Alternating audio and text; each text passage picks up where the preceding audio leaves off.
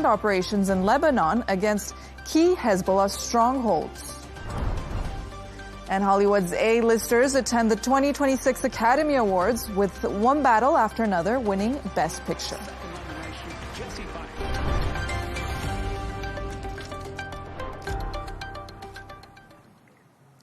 President Trump has warned NATO that it faces a very bad future if U.S. allies fail to assist and help open up the Strait of Hormuz.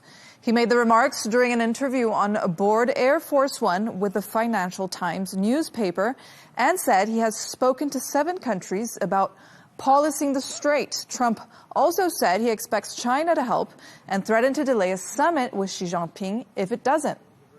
For more on this, I'm joined by former NATO Deputy Supreme Commander of Allied Forces, Europe, and Managing Partner at Strategia Worldwide, General Sir Richard Sheriff. Thank you for joining us today. Good afternoon, and very, very good to be with you. General Sir Richard, so President Donald Trump says NATO faces a very bad future if allies don't contribute more to securing the Strait of Hormuz. What would this very bad future look like, you think? Well, NATO has faced a very difficult future ever since President Trump was inaugurated for his second term. I think I would remind President Trump that not only did he threatened to attack the territory of a NATO ally, Denmark, over Greenland back in January, but last year his minions Vance and Hegseth made it very clear that America would not come to the aid of a NATO member if attacked, and that Europe was on its own. And that is absolutely endorsed by the recent national security strategy. So I think it is a bit rich for Trump to get himself into a problem over the Gulf of Hormuz, the Strait of Hormuz, in a war of his choice, a war of his making, a war of his timing, in which the Allies had no say, and now to come running for help. And you won't be surprised that there is a significant lack of trust in Trump's America as a consequence of Trump's actions. So as you've mentioned, because President Donald Trump has been pressuring NATO allies to step up, but at the same time, he's threatened, as you said, key ally Denmark with the whole Greenland debacle. How is all of this affecting the alliance right now, playing out with this war and this conflict between the U.S. and Iran? Well, I think NATO's main concern, I mean, the first point is, how does it play out? It plays out with a breakdown of trust. And you have to understand, NATO is an alliance built up over 80 years, and the key cement which has kept that alliance together, it's like a family, it's trust. And once trust is broken, it's very, very difficult to mend it. The other fact is that, of course, the real issue for NATO is Russia's war in Ukraine. And here, again, trust has broken down because Trump has aligned himself very closely with Putin. It's almost as if he's trying to do Putin's work for him by forcing a capitulation deal on Ukraine, which gives Putin all the ground he is trying to secure from Ukraine. As far as the future is concerned, I think the reality is this, that NATO has got to become an alliance of Europe and Canada. Yes, it has to maintain links with America. There will come a time when Trump is no longer the president of America. But even in a post-Trump regime in America, we won't see an America underpinning the NATO alliance in the way that it did before. So, again, this is yet another wake-up call for NATO allies that they have got to take steps to stop trying to appease Trump. That gets nowhere. And to Europeanize the NATO alliance. And that means serious spending and real sacrifice on the part of NATO electorates, European electorates. Well, Germany's foreign minister also says that he does not see a role for NATO in the Strait of Hormuz. So why is that? And is this yet another sign of strain between the U.S. and key NATO partners? Well, it's definitely a sign of strain between the U.S. and key NATO partners, because Trump is calling for their help, and NATO partners, understandably, are very reluctant. Now, on the face of it, yes, I mean, the war in Iran is not NATO's concern. This is Trump's war. And NATO countries know that if they align themselves with Trump, then they will be left holding they will become part of the problem, or they will own the problem. That said, of course, as you know very well, in Saudi Arabia and other Britain and other NATO countries have friends and allies in the Gulf, like Saudi Arabia, like Oman, like Qatar, UAE, Kuwait, Bahrain.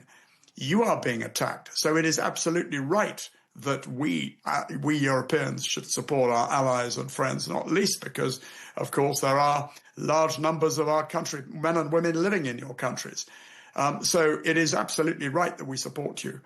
But we should distance ourselves from America, and there can be no blank checks given to America, because who knows what America will do with those blank checks in order to, if warships and other military capabilities are sent to the Strait of Hormuz to support the Americans.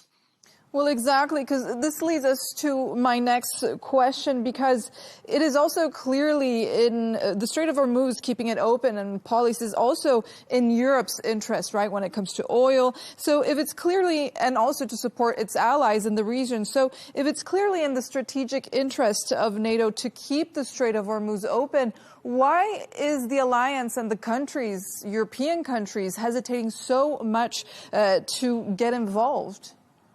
Well, simply because they don't trust Trump. As simple as that. They don't, and they know that if they sign up, if they sign up to a Trump-led campaign to free up the Straits of Hormuz, who knows where this might lead to? American landings, amphibious landings in Iran to secure the home bank of the Iranian coastline, and that way leads to yet another forever war. And Iran is, that would make it, that would be a nightmare, frankly.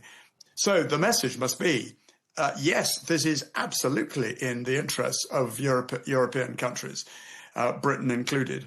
It is absolutely right that they take steps to open up the Strait of Hormuz, but much better to do it as an alliance between allies rather than to get into to bed with the Americans on this one.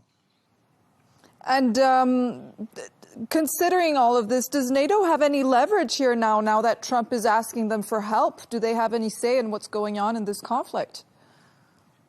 Well, NATO is an alliance based on consensus, and NATO will make no decisions unless all member states agree it. And I think you've already heard from the German Defense Minister Boris Pistorius that this is not, that Germany does not believe this is NATO war. So there's one country that is almost certainly would veto any NATO involvement, and I'm sure there will be others as well. Sir Richard Sheriff, thank you so much for your insight. Thank you very much for having me. Let's go live to Washington now and speak to Republican strategist Adolfo Franco. Thank you for joining us today. Thank you so much for the invitation. Adolfo, so President Donald Trump, we've said it, says NATO faces a very bad future if allies don't do more to secure the Strait of Hormuz. What do you think about these remarks? I think he's right. The problem with NATO and our European allies is they're freeloaders. There were freeloaders in NATO when they weren't paying their fair share of 2%. It took President Trump, despite the efforts of many American presidents, to get them up to not only 2%, but not 5%. I just heard your other guest advocating for NATO to spend more money. Well, that's rich, to use his term, since NATO has not been doing that to date. And it's caused U.S. pressure. So NATO wants the Iranian problem resolved. They just want to lie low and stay in the tall grass. Keep in mind that Iran's ballistic missiles can reach Europe today. So that's the fear. They want the U.S. to do the dirty work. And this is par for the course, whether it's with Ukraine or whether it's with the danger that Iran poses to the world, not just to the region. And it's shameful that NATO is not doing this. I heard the contradictory comments, too. We're not going to get involved, but we're going to get involved by helping our allies, meaning the Gulf states. How do you do that? Well, you help police the Strait of Hormuz. Now, to be clear with you, we can take care of the Strait of Hormuz militarily, but this is a brilliant ploy by President Trump to say, especially involving China, dare Iran to create obstacles or to fire at Chinese ships or NATO ships and have this become a global conflict. It's China that depends on this oil, and it's Europe that depends on this oil. We don't. So this is, again, you made a reference to Greenland being a debacle. I couldn't disagree more. as a consequence of President Trump's efforts, now Greenland is going to be fortified and more commitments are being made by NATO and no commercial ties with China. This is the art of the deal. That was a brilliant move by President Trump. Look at the Greenland situation before and after. The same thing applies here with this conflict with Iran. At the end of the day, Iran will be neutralized. That will be good for Europe. That will be good for the region. And that will come because of President Trump's leadership. And it's shameful that our allies are relying on us while they have this rhetoric and not coming up to the plate and doing what they should be doing, which is supporting the United States. It's in their interest. Indeed, Adolfo, because you've been mentioning China, for example, and allies who are relying on the U.S. President Donald Trump actually argues that because the U.S. now produces far more of its own energy, that countries that rely more heavily on the Gulf oil should be taking the lead here in securing the Strait of Hormuz. So if Europe and Asia depend more on the oil flowing through the strait, should they be the ones actually protecting it? Well, I think they have a role in doing this. I really believe, again, I'll repeat this, our Fifth Fleet is capable of neutralizing the Strait of Hormuz and we will end up doing this unilaterally. We're not there yet because Iran has still an inventory of ballistic missiles and drones that they would create dangerous situation, but that will come about. This conflict is only in its 15 days. The president said it would take 6 weeks. His advisors have said it's still 4 to 6 weeks away from its conclusion. So the Strait of Hormuz will be open. But the reason that President Trump has called on these countries is to call them out, whether it's NATO, which relies on the Iranian oil, or European countries, and China. Well, you want the oil flow, step up and police it. See if Iran will lob missiles at Chinese ships. See what happens then. So that creates a chilling effect on the Iranian regime, and another crack, I think, internally in its repressive dictatorship, holding the population in check if they see that there's an international effort. So President Trump is a master at these negotiations and these statements to shake up the Iranian regime, and I think that's the strategy here. But militarily, we can take care of this ourselves, and I venture to say we likely will. But to answer your question is, you're right. Europe needs this oil. So I would say to Europe, okay, let's withdraw our ships and see if you can get the job done, or China. And that's what the president is saying. Because, you know, when considering other countries getting involved here, Iranian officials have issued direct warnings that any countries assisting the United States or Israel in the Strait of Hormuz, even if it's defensive, will be considered legitimate targets. So are allies actually being asked to risk direct confrontation with Iran? Well, our allies depend more on oil and are more at risk today from Iranian missiles than the United States. So our allies should be stepping up to protect their interests. They want the United States to do the heavy lifting. But my question to you is this. Do you really believe the Iranian Navy will actually attack Chinese ships if they were to participate? I don't think China will. But if China were to participate, do you really believe that Iran would actually attack Chinese ships since it's receiving military aid from China? I doubt it. What it's doing is bullying Saudi Arabia, the United Arab Emirates, Qatar, Bahrain, Kuwait. That's true. Those can be bullied, but I'm not sure they can play that same card with China. And that's what the president is doing. And in that sense, putting enormous pressure on Iran to think, well, if this becomes an international effort, Iran will then be at war with the world. So what you're saying is that, for example, the U.S. and Iran, they will both hesitate, for example, to attack a Chinese ship. Do you think that China perhaps is the key here when it comes to opening up or liberating the Strait of Hormuz? Should they, and do you think will they step up to the task? Candidly here, I do not think China will participate, and I don't think anybody else will, but they don't need to. As I repeated, we can take care of the job, so to speak. So it's a question of President Trump calling these countries out. If it's in your interest, if you're so concerned about the Strait of Hormuz being open, then join us and put your ships in play. and to get the job done. I don't think China will do that. And again, I think ultimately the United States will take the necessary steps to either seize Karg Island. We could end Iranian oil production today. We can bomb those facilities on Karg Island. They represent 94% of their refinery capacity, and the Iranian economy would be ruined for decades. So we have that capacity. We have the military capacity to do anything. The reason we don't do this is because we're trying to save infrastructure for the future of a hopefully changed Iran. That's number one. And number two, what we want to do is minimize civilian casualties. But we have the capability to take care of the job. Again, we're just calling out those countries that, according to your other guests, that are freeloaded. By the way, before this conflict, they were doing the same thing in NATO. If you look at historically what the European countries were contributing, some were contributing zero despite their treaty commitments. So the other guest said a family and trust. Well, we don't trust NATO, and their record is there not to be trusted.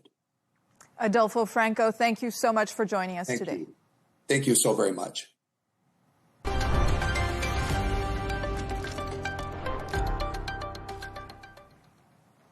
In a statement, Israeli forces say they've begun limited and targeted ground operations in Lebanon against key Hezbollah strongholds. It comes as Iran continues to strike Israel. Meanwhile, Israeli Prime Minister Benjamin Netanyahu has released a video statement dismissing viral online rumors, falsely claiming he had died.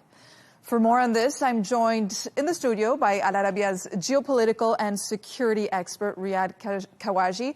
Riyad, thank you for joining us here today. So let's begin with this question. As we just mentioned, Israeli Prime Minister Benjamin Netanyahu had to appear on video to dismiss these false reports about his death. I saw it also all over Twitter. So because disinformation has played a major role in all of the wars, Ukraine and Russia, and now how is disinformation being used here as a weapon in this conflict? Well, Iran and its allies, they have a really good information and disinformation, misinformation campaign or capabilities, put it this way. And this was demonstrated on various occasions. In this case, again, you have the leader of this axis killed. Now it's trying to say that this real leader also is that this is like showing karma, showing that, this is also the Israelis have lost their leader. And Netanyahu has been associated to a lot of these wars since October 7, 2023. It's been Netanyahu who's leading this war after war after war against the Axis for Resistance, from Lebanon to Iraq to Yemen and now in Iran.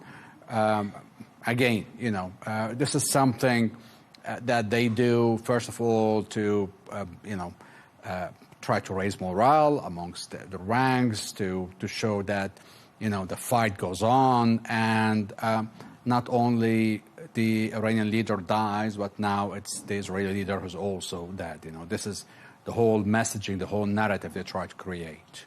That's right. And now moving on to the ground operations, because Israeli forces have begun, as they reported, limited ground operations in southern Lebanon, targeting, they say, Hezbollah positions. So how significant is actually this shift from airstrikes to ground operations?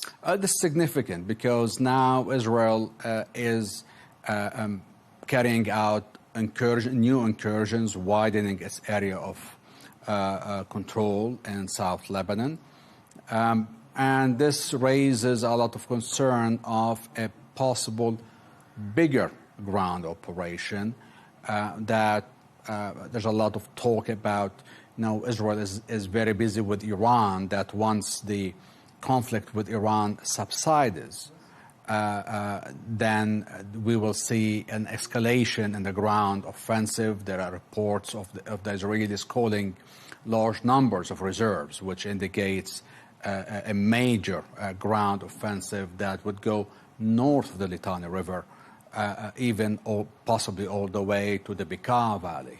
So these are big concerns that this new expansion of territory could be just a way to have to allow Israel to build more forces in the area south of Litani to carry out a bigger incursion north of Litani at a later stage.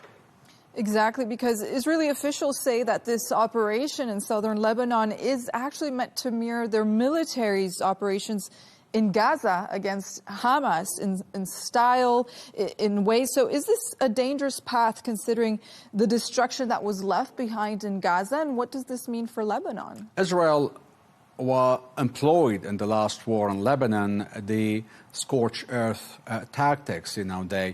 All the villages and towns they entered, were demolished completely. And now the intentions, based on the statements, is that further villages will be razed to the ground. As they advance, the more they advance, more villagers, more towns will be destroyed, demolished completely. So turning vast areas of South Lebanon and south of Litani, and later maybe north of Litani, with to look more like Gaza, meaning completely destroyed. That's right. And also, attention is on the Strait of Hormuz. We've talked a lot about it here on the show today, as well as Trump stepping up. He's asking allies to step up their support and help secure the Strait of Hormuz, which secures about 20% of the world's oil. So do you think allies would be wise in doing so, or do you think they're risking direct confrontation with Iran? Well, based on the rhetoric we're hearing from President Trump, at one point they might have a little choice about it, because the U.S. is the major player in NATO, and if the U.S. was going to play this card, these countries will have to come forward. Also, the U.S. Does not really rely on oil coming from this part of the world, unlike many European countries that do rely on this. And also the traffic in and out of the Hormuz, it's very essential for a lot of goods that come in and out of this region, coming or destined to Europe. So definitely the NATO countries, Europe in particular, has more at stake and the security of the Strait of Hormuz, and they will have to play a bigger role. Same applies to the U.S. Asian allies like South Korea and Japan. They also are at a fix over here. They really need to consider taking part in this so-called maybe coalition being established here, or alliance. And I think they all know that there is a price to pay for angering President Trump. So personally, I believe they will eventually come around, but I think we're going to see some bargaining back and forth happening now. And on another note, a Saudi source has strongly denied a New York Times report claiming that the kingdom encouraged war with Iran, emphasizing, they say, Riyadh's commitment to de-escalation and regional stability. So this source told Al Arabiya that this report is false, this New York Times report. So how is Saudi Arabia actively working with regional partners and international actors to actually reduce tensions with Iran? This report is strange in the sense that Saudis were actually accused before this conflict of working hard with other regional players to discourage the war, to prevent it, to stop it. So it will be quite mind-boggling now to see like the country that was working hard to prevent this war is now asking for prolonging the war. I don't think it makes any sense. All the regional countries are feeling the pain of this war, the side effects. They are coming under fire. Their trade, their commerce has been hindered terribly. their economy is in shock and will be feeling the consequence. So they want this war over more than any other player worldwide. Riyad Kawaji, thank you so much for joining us. Thank you.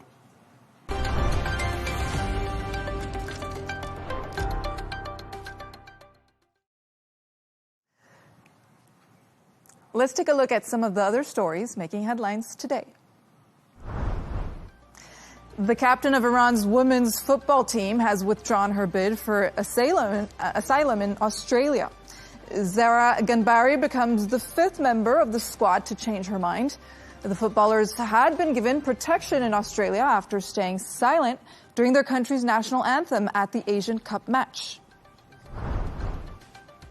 A Swedish court has detained a boat captain suspected of sailing under a false flag of a Russian Shadow Fleet ship.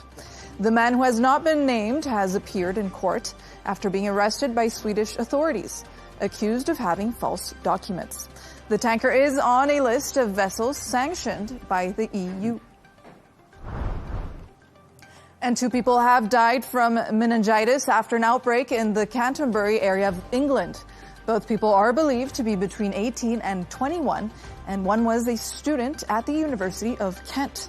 The UK Health Security Agency says people living and working on campus should receive antibiotics without delay. And organizations across the world are attempting to develop a recognized label for human-made products and services as a backlash against AI increases. Anti-AI slogans like "Proudly Human" have been appearing across films, books, and websites. It's over fears of job losses and AI automation.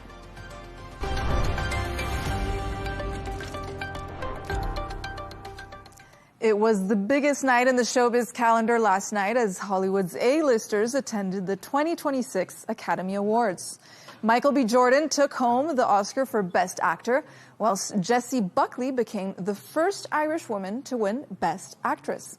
But it was the action-packed thriller One Battle After Another, which was the big winner of the night, taking home 6 gongs, including Best Picture. Take a listen. I really blew it when I won a Best Director award, and I forgot to thank my cast.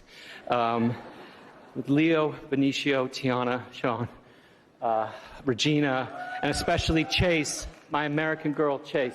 You are the heart of this movie, this entire team. What a night. You guys, let's have a martini. This is pretty amazing. Cheers. Thank you very much. Thank you. Thank you. Let's get all the details from journalist and film fan Gemma White. Gemma, thank you for joining us. Thank you for having me. So, Gemma, 4 films were expected to dominate the Oscars. That was Sinners with 16 nominations, One Battle After Another with 13, and Sentimental Value and Marty Supreme with 9 each. So how did they all do? Well, as you said, 4 films went into this year's Oscars with multiple nominations. So from their 16 nominations, Sinners won 4, including, as we've just heard, that popular Best Actor win for Michael B. Jordan. So One Battle After Another, their 13 nominations yielded 6 wins. Now, that included Best Picture and Best Director, as well as Best Supporting Actor. Now, that was for Sean Penn. Now, he's so cool, he didn't even turn up to the Oscars to collect his win. And it was actually his 3rd Oscar, so that was collected by Kieran Culkin for him instead. Now, the 9 nominations for Sentimental Value, that resulted in just 1 win. Now, that was for Best Supporting Actress. And Marty Supreme, as we will find out, came away completely empty-handed. And that was one of the biggest shocks of the night. So what were some of the biggest surprises and winners of the night, Gemma? You actually seem to have a crystal ball on this one, right? I did. And I did look at the last time I was on the show. Obviously, it was one of the first things I looked at. And I got 3 out of 6. So I got 50%. And I'm quite happy with those odds. So, yeah. But perhaps I'll do better next year. So some of the biggest surprises, what we had history made. So Jessie Buckley, she became the first Irish woman to win the Best Actress award, and that was for Hamlet. Now, the Sinners cinematographer, she's called Autumn Durald Arcaport. Now, she became the first ever woman to win the cinematography Oscar. And then this year, a new category was introduced, and that was for Best Casting. And that was also won by a woman. So the first ever award was won by Cassandra Koulakundis, and that was for One Battle After Another. So we've got some spectacular firsts across the board there. Now, interestingly, we also had a tie. Now, this was in the Best Live Action Short category, and that was between The Singers and Two People Exchanging Saliva.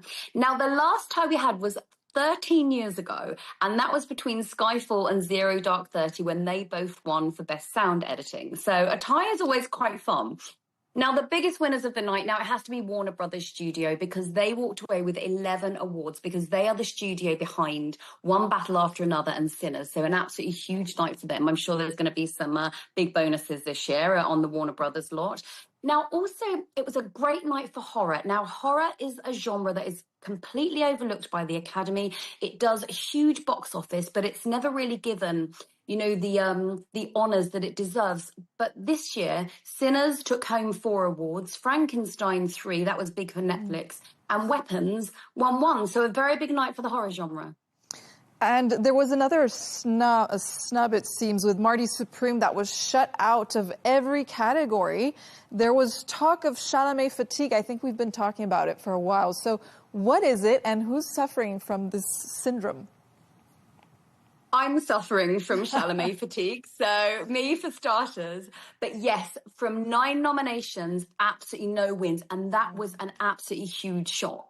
So yeah, Chalamet fatigue is a phrase I'm hearing over and over again. Now, he has been, Timothée Chalamet, who was the star of Marty Supreme, he has been front and centre for the press campaign. There was viral marketing. They flew a blimp, a giant orange blimp over New York. So much went into this film, and he was doing all the traditional press interviews as well. Now, in January, he won the Golden Globe for Best Actor in a Musical or Comedy. And so a lot of people thought, right, he's going to be a shoo-in at the Oscars for Best Actor. But then he kind of put his foot in his mouth and kind of didn't remove it for the rest of the press tour. He did an interview where he declared, and this is a quote, "It's been 7 or 8 years that I feel like I've been handing him really, really committed top-of-the-line performances." Mm-hmm. Now, the thing about Oscar, Timothy, is Oscar likes its winners to be humble. And this is perhaps something that you can think, but you shouldn't really say out loud. And then there was the interview in February where he upset a huge swathe of the artistic community by declaring that opera and ballet were dying art forms that basically no one wanted to see anymore. Forgetting that opera is 400 years old, and really, Timothy, you know, the industry that's perhaps most, in trouble from AI is probably film and Hollywood. So there was quite a big backlash. Now, interestingly, he did that interview before Oscars voting closed. So Oscars voting closed on March the 5th. So did that influence, the Academy? Who knows? But definitely one of the biggest shocks of the night. Gemma, because that was exactly my next question for you, because even before the Oscars, I saw there were a lot of headlines saying that his recent controversial comments or remarks on ballet and opera being a dead art or whatever he said actually is going to lose him his Oscar wins. He did lose the Oscar wins, but is this even correlated? Do personal views actually affect your performance, or if you win your Oscar or not? Do you know what I think it is? I think because, ballet, opera, acting, this is the artistic community. And I think there's a feeling in the artistic community that you don't hit out at other art forms, particularly things like opera and ballet, where people train for decades to perfect their art, and their paychecks are not even probably a quarter of big Hollywood paychecks. So the fact that this Hollywood actor who earns lots of money is it was seen as punching down at other artists. And the fact is that Timothée Chalamet comes from a long line of ballet dancers. His grandmother, mother and sister are all ballet dancers. So yeah, very much a feel that he was hitting out at other members of the artistic community when he should have been supporting them. Yeah, I don't know if you saw it. There was also a live ballet performance for Sinners, this ballet dancer there at the ceremony. I wonder if that was a snub directed to Timothy. Now on to... I mean, yeah, they got Misty Copeland. She's one of America's, most incredible ballerinas. So she was on stage there. But yeah, you do have to wonder. She was incredible. The camera pan to Timothy, while that... I was waiting for that pan. I was waiting to see his reaction. Now on to the next question. In the past, we've seen winners and presenters that get political during award season. Was this year's Oscars any different? I think I saw at least one political statement going on that's a bit viral. Yeah, it wasn't overtly political. We've certainly seen more political Oscars in previous years, but statements were still made. Now, probably the biggest one, or the most visible one, was done by presenter Javier Bardem, himself a former Oscar winner. Now, he wore a badge saying "No to War" in Spanish. And then during his presentation, he declared "No to War and Free Palestine." And that was delivered to quite rapturous applause across the theatre. Now, also, there were a lot of filmmakers from the Middle East who got their chance to speak out, which was marvellous. Now, the team behind Best International Feature nominee, the voice of Hind Rajab, they were all wearing pins in demand for a permanent ceasefire to the war in Gaza. And now, interestingly, the film's Palestinian lead actor, Motaz Malhiz, now he was unable to attend the Oscars because of the US travel ban. So he took to social media to say, you can block a passport, you cannot block a voice. Now, finally, with Middle Eastern Voices, you have the Iranian directors of the Best Documentary Feature Film nominee, Cutting Through Rocks. Now, they expressed their solidarity with the people of Iran. They said, change is possible from within, not the other way round. We are here to stand by the rights of our people. So, yes, there were a lot of voices, very much minds on the region. And, it's a bit inevitable to not get political with today's ongoing conflicts, right? So there was also some controversy over who was left out of the in memoriam section. What's that about? Yes, this definitely comes up every Oscars because everyone's looking for their, favorite actor or actress. So the in memoriam is obviously the actors and also behind the camera people who have passed away that year. Now, this year was an extended one due to the sheer number of heavyweight actors and producers and directors who've passed away. Now, this included Catherine O'Hara, Diane Keaton, Robert Redford, and Robert Duvall. And there was also a very big onstage tribute to Rob and Michelle Rayner. Now, Rob Rayner is, of course, the Hollywood film director who was murdered in his home along with his wife on December the 14th. And he's the man behind The Princess Bride, When Harry Met Sally, A Few Good Men, This Is Spinal Tap, just to name a few. So that was given quite a lot of time. Now, this means that the likes of Brigitte Bardot, James Van Der Beek, who recently passed away, and Eric Dane were omitted from this segment. Now, obviously, James Van Der Beek and Eric Dane were known a little bit more for their television work in their late years, but they have also appeared in film. So their omission, especially given that their deaths are quite recent, that has hurt quite a lot of fans. And one has to wonder if Brigitte Bardot was omitted because of her far-right political views in later life, an anti-immigration stance. So in famously liberal Hollywood, one has to wonder if that might have been one of the reasons. Well, unfortunately, it was a big in memoriam section this year. We lost a lot of good ones. Gemma White, thank you for joining us. Thank you so much.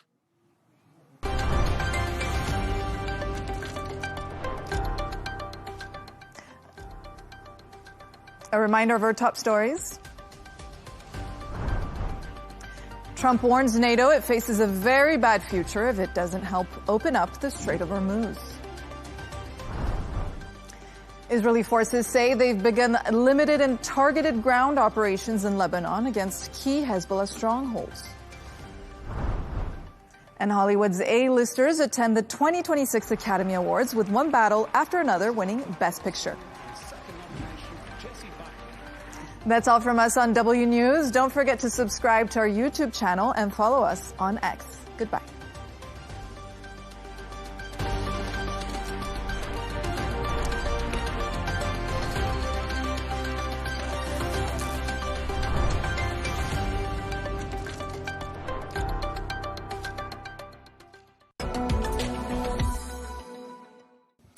Now, as Saudi Arabia continues to invest heavily in infrastructure, manufacturing and trade corridors, the ability to move goods efficiently across borders has become more critical than ever, making logistics absolutely central to the kingdom's economic transformation. We're going to find out more now about GWC, a major logistics and supply chain solutions provider, expanding its footprint across the region, including with significant new facilities in Jeddah and soon in Riyadh as well. Well, Matthew Cairns is the CEO of GWC. We can cross to him now. Thank you very much indeed for joining us, Matthew.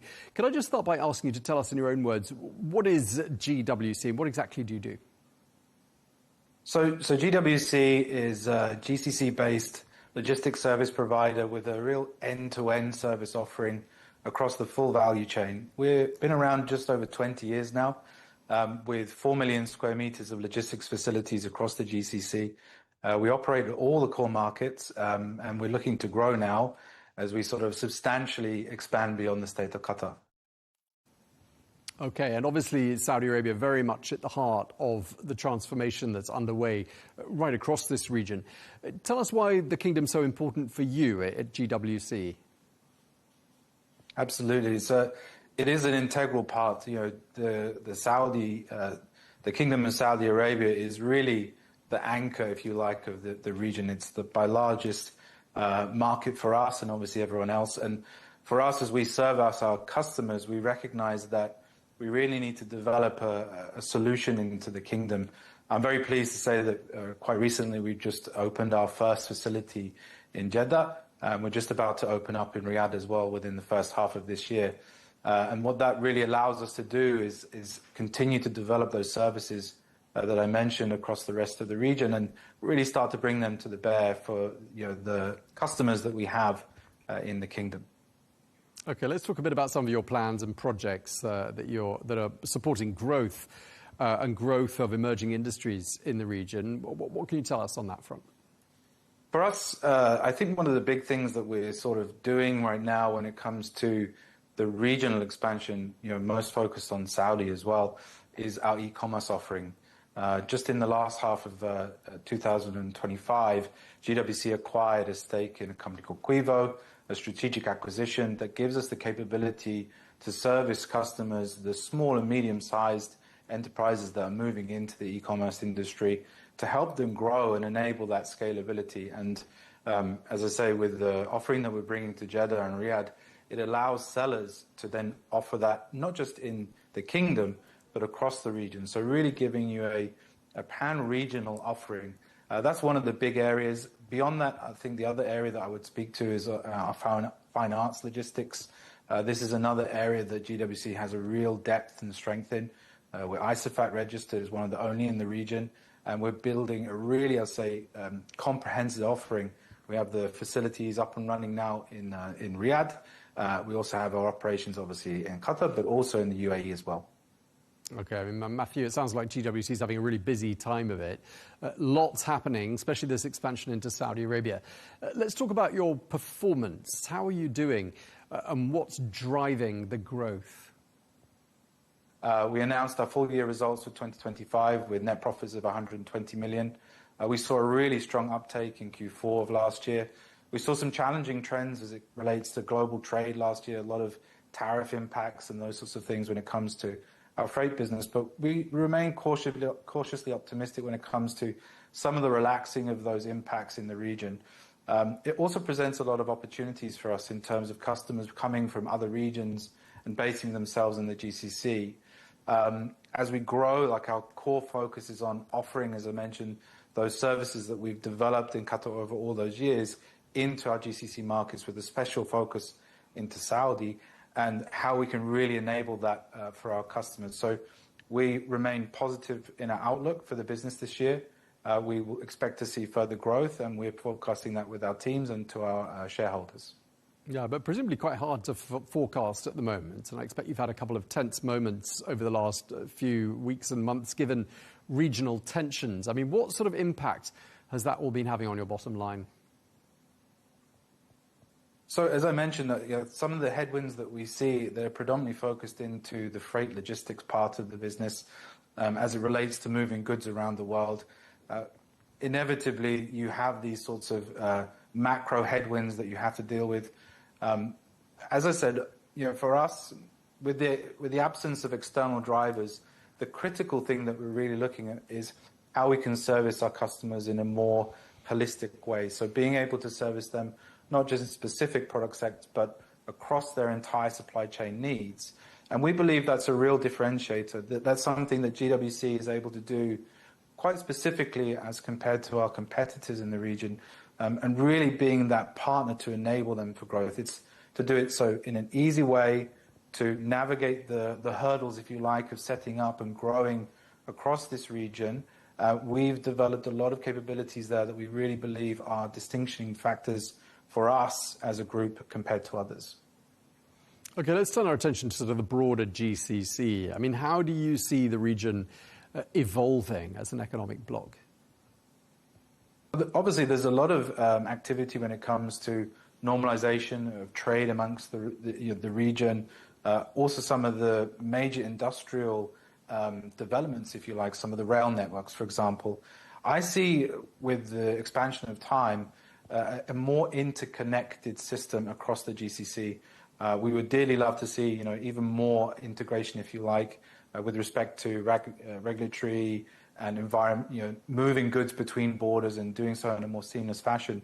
But I think if you look back over the last 10 years, there's been huge progress, and we expect that to continue. So when we develop our strategy and we think about how we can service our customers, it's with that mindset in the frame. It's how do we build solutions that really scale across that region, knowing that it will become more interconnected with time, leveraging really the critical infrastructure points that we have access to. We're very fortunate, for example, here in Qatar to have access to one of the best ports, not only in the region but globally.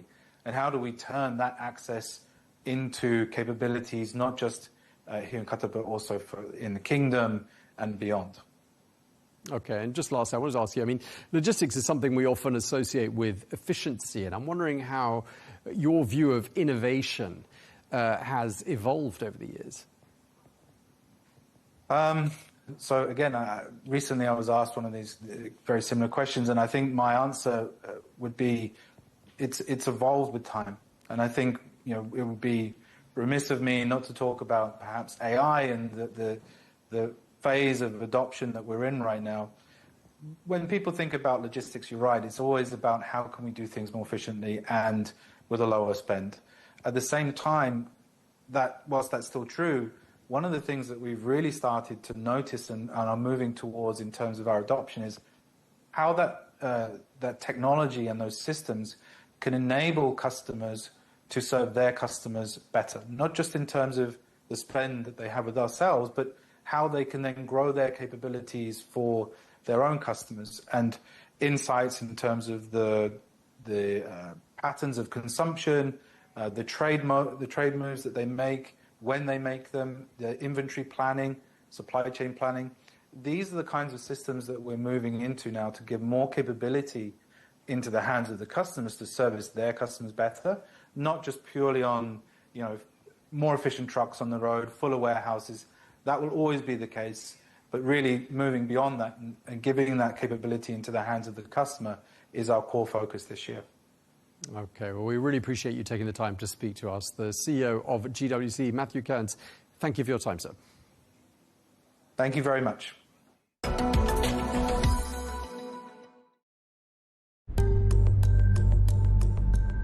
This place might control the future. Welcome to Greenland.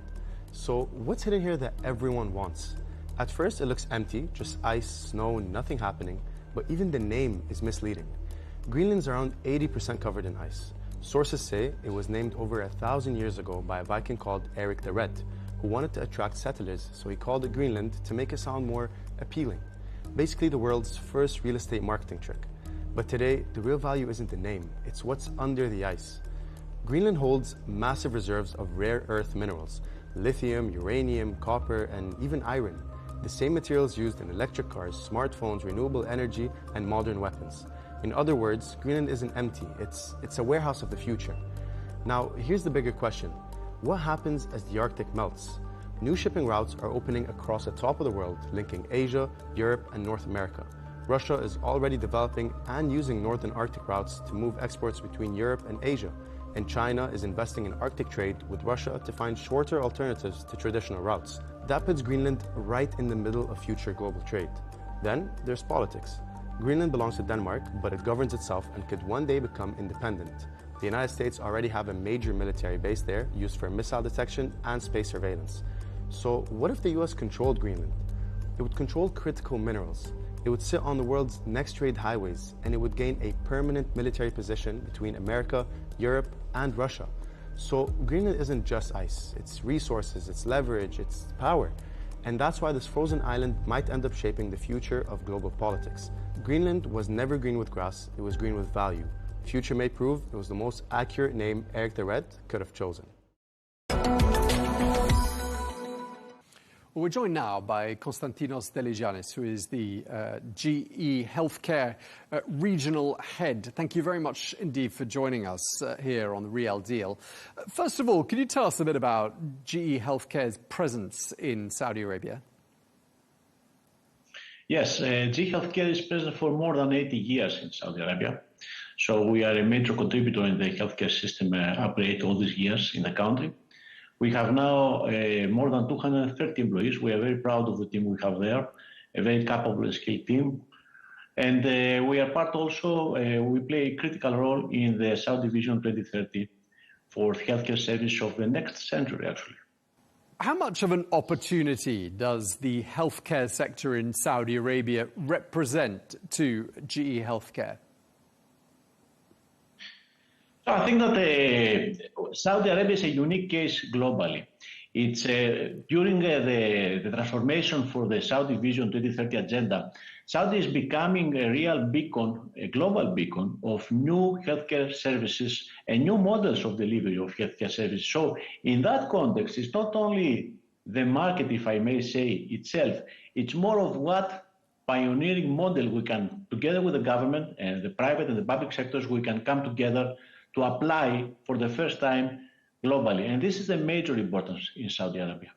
The government is very open to changes. Actually, I have to say, Tom, that when I first came in Saudi, I was really surprised by this country.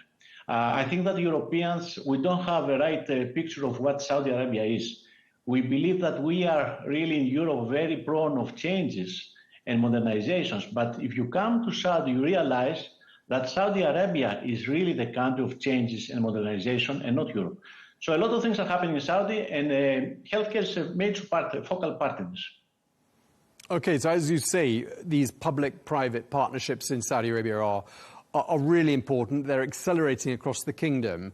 And you're saying that basically GE Healthcare has a really important role supporting this transformation of the Saudi healthcare sector. It's our technology, exactly. It's our technology that's in the core of this piloting partnership between public and private sector. I have to say that globally, there is no formula how these two pillars of the healthcare system can collaborate. So usually one is detrimental to the other. In Saudi, it's a unique case where the two sectors are collaborating in the best way. So we see that healthcare imaging services are now run in major hospitals by private operators, who also run the primary healthcare centers that are satellite to these major hospitals. And the technology of GE Healthcare, the clinical expertise of our people who train the users, the technical support is a major part in the best performance of this pilot program. Doing my research, I was reading about how, the goal is to have a more digital, integrated healthcare ecosystem. And I'm wondering, what does that mean for a patient? A lot of things. So we have to go a bit back and see how healthcare system was in the past and still is in many cases, in most of the cases. A patient was intersecting with facilities, with doctors at different points of his lifetime. Data was created at every such intersection. The data was here and there. So at no point any patient has a total registry of what he or she has done during his or her lifetime in healthcare facilities and with clinicians. With digitization, everything comes around the patient. So the patient sits in the center of this ecosystem. The data is integrated in his registry, in his file, and decisions, and that's the real part, that's the real benefit for the patients. Decisions can be taken by clinicians in a much faster and much more confident way. Right, so presumably that translates into measurable and better outcomes for the patients, does it? Exactly, this is it. The idea is a value-based, outcome-based healthcare system. So the patient is much more confidently referred to the next steps. Decisions have much less error in their own capability. And finally, we have recoveries, we have better outcomes, we have better productivity in the society. Everything is beneficial. Where is GE Healthcare investing most heavily in particular in Saudi Arabia? So since we are talking about digitalization, I have to say that part of the Saudi Vision 2030 is a very ambitious plan for digitization of the healthcare services. And I'm really proud that my team, our company in Saudi, are again a protagonist in this. We have several projects, mega projects of digitization of such of healthcare system. One is the National PACS, Picture Archiving Communication System in Saudi, which brings together the imaging backbone of every patient's diagnostic examinations so that they are accessible and they can really be securely and instantly shared across any cluster. We have the Tele-ICU project, which is a globally unique project. It's the first time that we connect 60 hospitals almost, more than 300 beds of ICU. The data of the patients are connected, digitized, so they can more efficiently handle it, monitored, and decisions can be again faster and of better quality. And plus, this will give a big benefit to the rural and remote areas. We have the cardiology digitization program, where we connect more than 25 departments of cardiology across the country. A lot of things are happening. Saudi is moving very fast in a connected care era, where, as we said in the beginning, patient will be in the center of ecosystem, linking facilities, technologies, clinicians, and data, all this to the benefit of faster and better quality clinical decision-making. I'm surprised I haven't heard you say artificial intelligence yet in this conversation, because, of course, that's an area in which Saudi Arabia is investing very heavily. How is AI improving and changing the healthcare sector? I didn't mention it because I was sure it will be mentioned. So I think it's the next big thing in healthcare. It's already happening. Actually, we have to be proud also in the healthcare industry because it's one of the major, if not the first industry that AI is so heavily applied.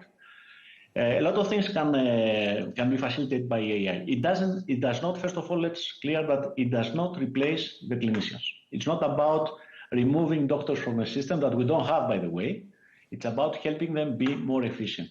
So before I say a couple of things for AI, let me say, Tom, that one of the main global challenges everywhere in the planet is the lack of doctors. We don't have enough medical professionals.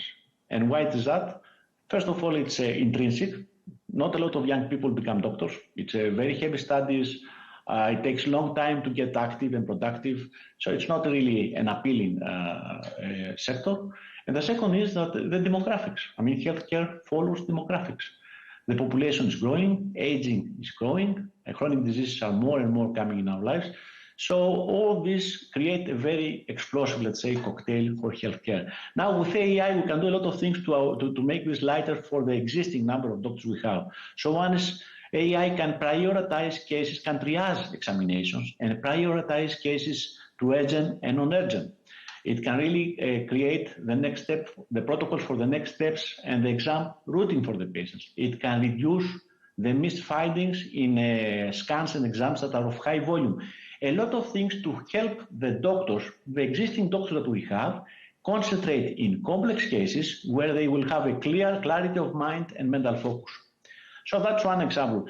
Other examples, which are also relevant to what we are doing at GE Healthcare, is embedding AI technology in the scanning process so that our scanners, an MR scanner, a CT scanner, can become much faster, or they can have a much better resolution leading to what we refer to in the industry as precision imaging. Right, so multiple ways you've already described there, and I can think of others as well, like diagnostics and pathology, where AI is making the doctors that we have, and you said there's a shortage of them, more efficient and essentially giving them better visibility. Does that sort of roughly sum it up? Better visibility and speed. Speed is very important. Everywhere there are queues. And you know something, Tom? I don't see any difference between the healthcare challenges that a country like in Africa, let's say somewhere in a remote location, is facing because there is a lack of facilities, with the challenge that a modern European country is facing because there is a facility, but the queuing to do an MR exam is 2 or 3 months. It's the same thing. So AI can help on the speed also. Right, and that ties up into my final question, because, of course, prevention is a big part of the Vision 2030 pillar that relates to healthcare, prevention of illness. And I'm just wondering where you see GE Healthcare playing a part in meeting the targets there and achieving that goal. We play a part by intrinsically. This is our strategy. This is our core business. Healthcare is moving away from the hospitals. It's becoming more a situation where we would like to have prognostics, or we would like to have early diagnosis. So it's going more to be the role of primary healthcare centers is going to be more protagonistic. The role of implementing, for example, in oncology, screening programs is going to be really fundamental. And this is what the company does. We have, let's say, for example, we have breast screening examples, best practices across the globe that we can share with a lot of countries, and we discuss also in Saudi. Breast screening is vital. We know that it reduces the mortality critically. So a lot of things can happen with early diagnosis, and that's just one example. Okay, we're going to leave it there. We really appreciate you taking the time to speak to us. Kostas Deligiannis, the President of Eurasian African Growth Markets at GE Healthcare. Thank you. Thank you so much for the invitation. Thank you.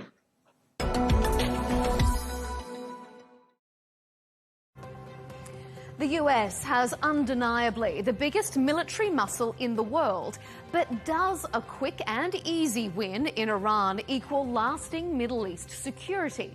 The White House is sowing seeds of victory.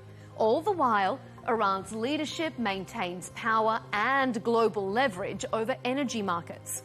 I'm Melinda Nucifora. We'll debate the cost of a quick win here on Counterpoints.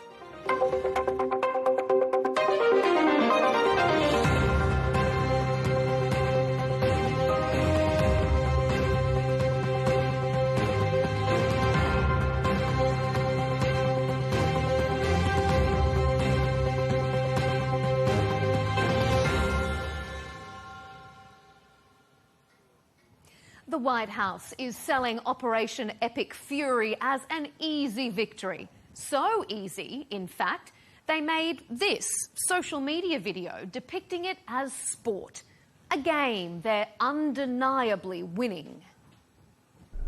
The main thing is we have to win this thing, win it quickly, but win it. And there are many people, I'm just watching some of the news, most people say it's already been won. It's just a question of when. When do we stop? A prolonged conflict would politically be damaging for President Trump, but would a premature victory be just as damaging for his regional allies? The interaction between Gulf states, the US, Israel and Iran is undoubtedly changed as a result of this war. But how deep will those fractures be when it's all over? The president is confident the region and its oil are in safe hands. And now we're going to look very strongly at the Straits. The Straits are in great shape. We've knocked out all of their boats. They have some missiles, but not very many. I think we're in very good shape. But are US regional allies convinced? Coming up, we'll ask, can the US win a quick and easy war without boots on the ground? Has this war handed Iran more geopolitical leverage rather than weakened it? And Could Russia emerge as a winner as this war rages on? This discussion is Arash Azizi, lecturer at Yale University and author of What Iranians Want, Women, Life, Freedom. Brandon Weichert is back with us, senior national security editor at 1945.com and author of the book The Shadow War, Iran's Quest for Supremacy. And rounding out our panel, we welcome back Mushahid Hussain Sayed, former Pakistani senator and information minister, who is head of the Pakistan-China Institute. Gentlemen, welcome to Counterpoints. President Trump is selling this war as a quick and easy victory. He says there's practically nothing left to target in Iran. But a quick win doesn't necessarily mean a decisive win. Vessels are still being targeted in the Strait of Hormuz, and by all reports, the US still hasn't completely dismantled all of Iran's nuclear capabilities, one of its stated goals for the entire operation. So, Arash, let's start off this debate with you. Can the US win this war quickly and easily without boots on the ground? The short answer appears to be no, because it doesn't. It all depends on what are US's goals. Donald Trump has moved the goalpost a few times. He said at the beginning that he basically wanted to change the leadership in Iran. He made clear that Mojtaba Khamenei won't be an acceptable successor to Ayatollah Khamenei after he killed him. And he made it, he said basically that he wanted a very different leadership in Iran. Perhaps a different Islamic Republic, or at the very least, a leadership that would play ball with him on some of his main goals. None of that has happened, of course. And it doesn't seem like he has a very easy way of getting there. So if that's the goal, the United States has no way of victory in anytime soon. However, if the goal at other points is, especially in the last little while, the president seems to have moved the goalpost. Now he says his goal was degradation of Iran's capabilities. And he can always claim, in fact, he already said, some people say we've already won, but we want to win more, or something like that, which is sort of how he speaks. But, so if that's the goal, then you can declare any victory anytime you want. Yes, he's degraded Iran's capabilities a little bit.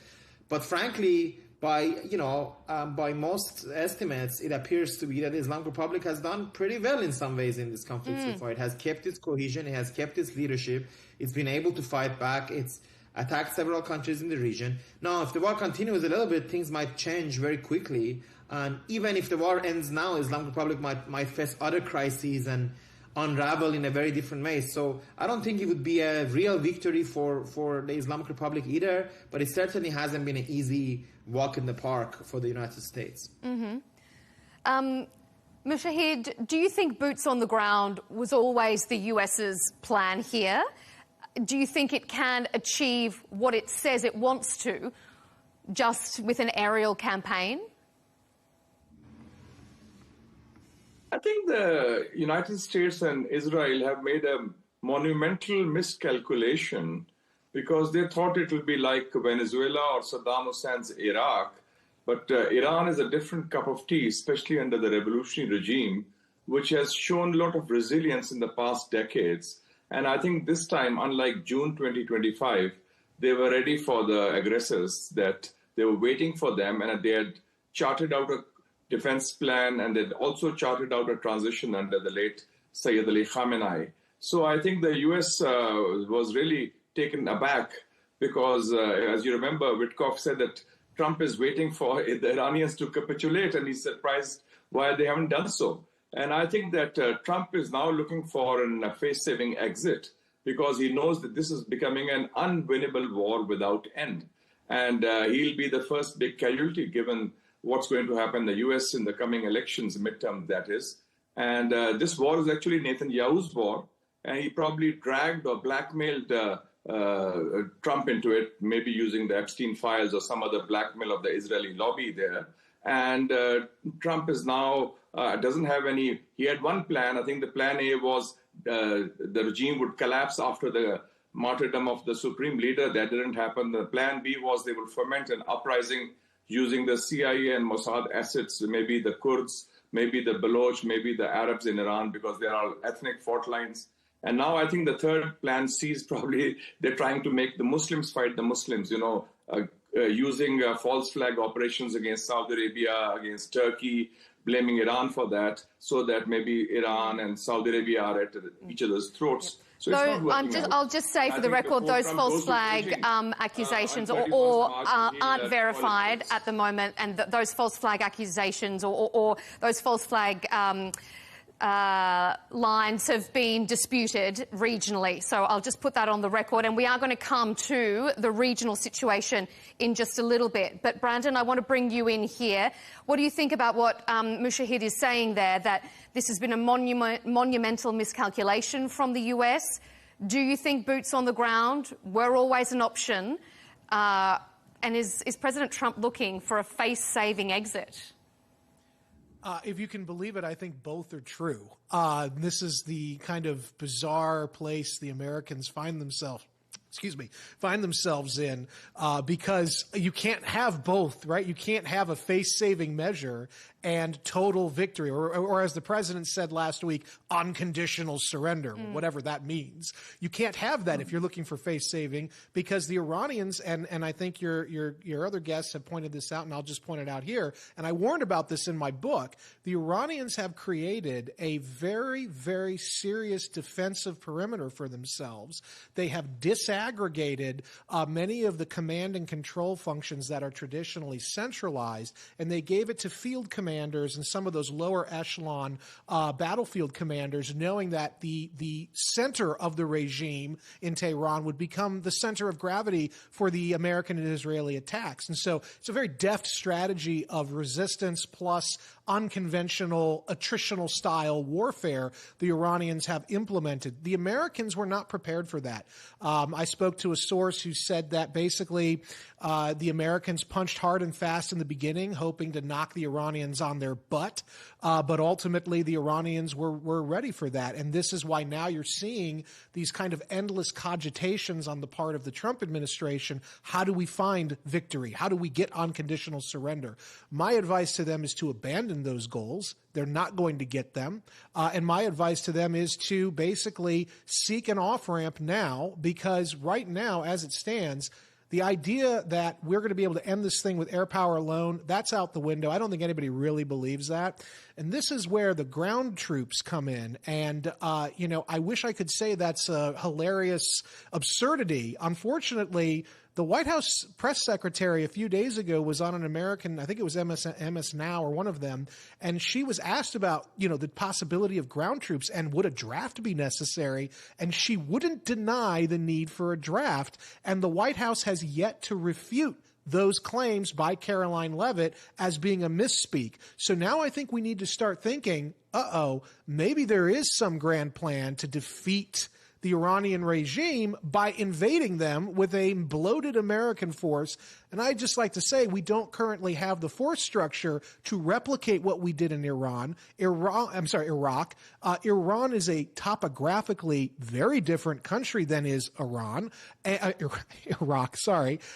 the Islamic Republic of Iran will be able to resist in much the same manner that the Mujahideen did to the Soviet Union in Afghanistan, and the way the Viet Cong did against, and the North Vietnamese did against the Americans in the Vietnam War. This is shaping up, if Trump doesn't get an off-ramp, this will be the single greatest strategic disaster of modern American military history. And I think this is going to end one way or the other with U.S. military force projection no longer viable in the Middle East for at least a generation. Arash, what do you make of that, the fact that this could be the biggest strategic disaster, but also something that you also alluded to? Iran's leadership has survived so far, which could be seen as a victory in itself, and it's been able to wreak havoc on oil markets, another success. So, Arash, do you think this war is at all going to plan? It doesn't seem to go to plan for the U.S., although they might have other cards up their sleeves. There appears to be an attempt since last night for some sort of a social, instability in Iran. There's been attacks by armed militias. There seems to be, strategically, Iran believes that in the coming week there might be attempts to create chaos on the Iranian streets. Some Iranian security leaders, very alarmingly, including Ghalibaf, as Speaker of the Parliament, the man effectively running the war effort, have asked their supporters to take to the streets. Usually it's the opposition leaders who have asked people to take to the streets. Now he is asking people to take to the streets. So it means that they might be preparing for something like that. And the fragilities of the Islamic Republic are not going to be solved by it having done a little bit well in this war. These fragilities are based on the fact that economically it's very much ruined. It is a very unpopular government. If you see Mojtaba Khamenei's message today, his first ever message, there's not a new idea in there. There's no attempt. There's no energy. There's no vitality. All you hear is hackneyed old messages about, destroying America, fighting the countries in the region. I should say the regional countries are very important.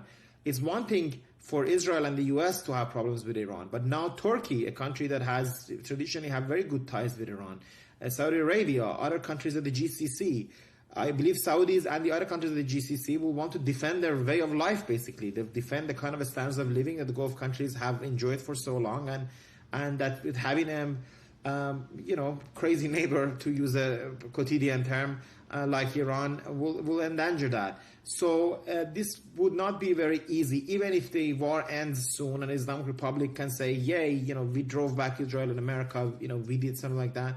It will have a very hard day after, and I believe it will have to go through serious challenges and even transformations for it to be able to survive.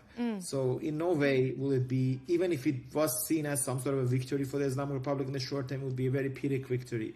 And it would have a lot of problems on its hands. It would really need to change tack.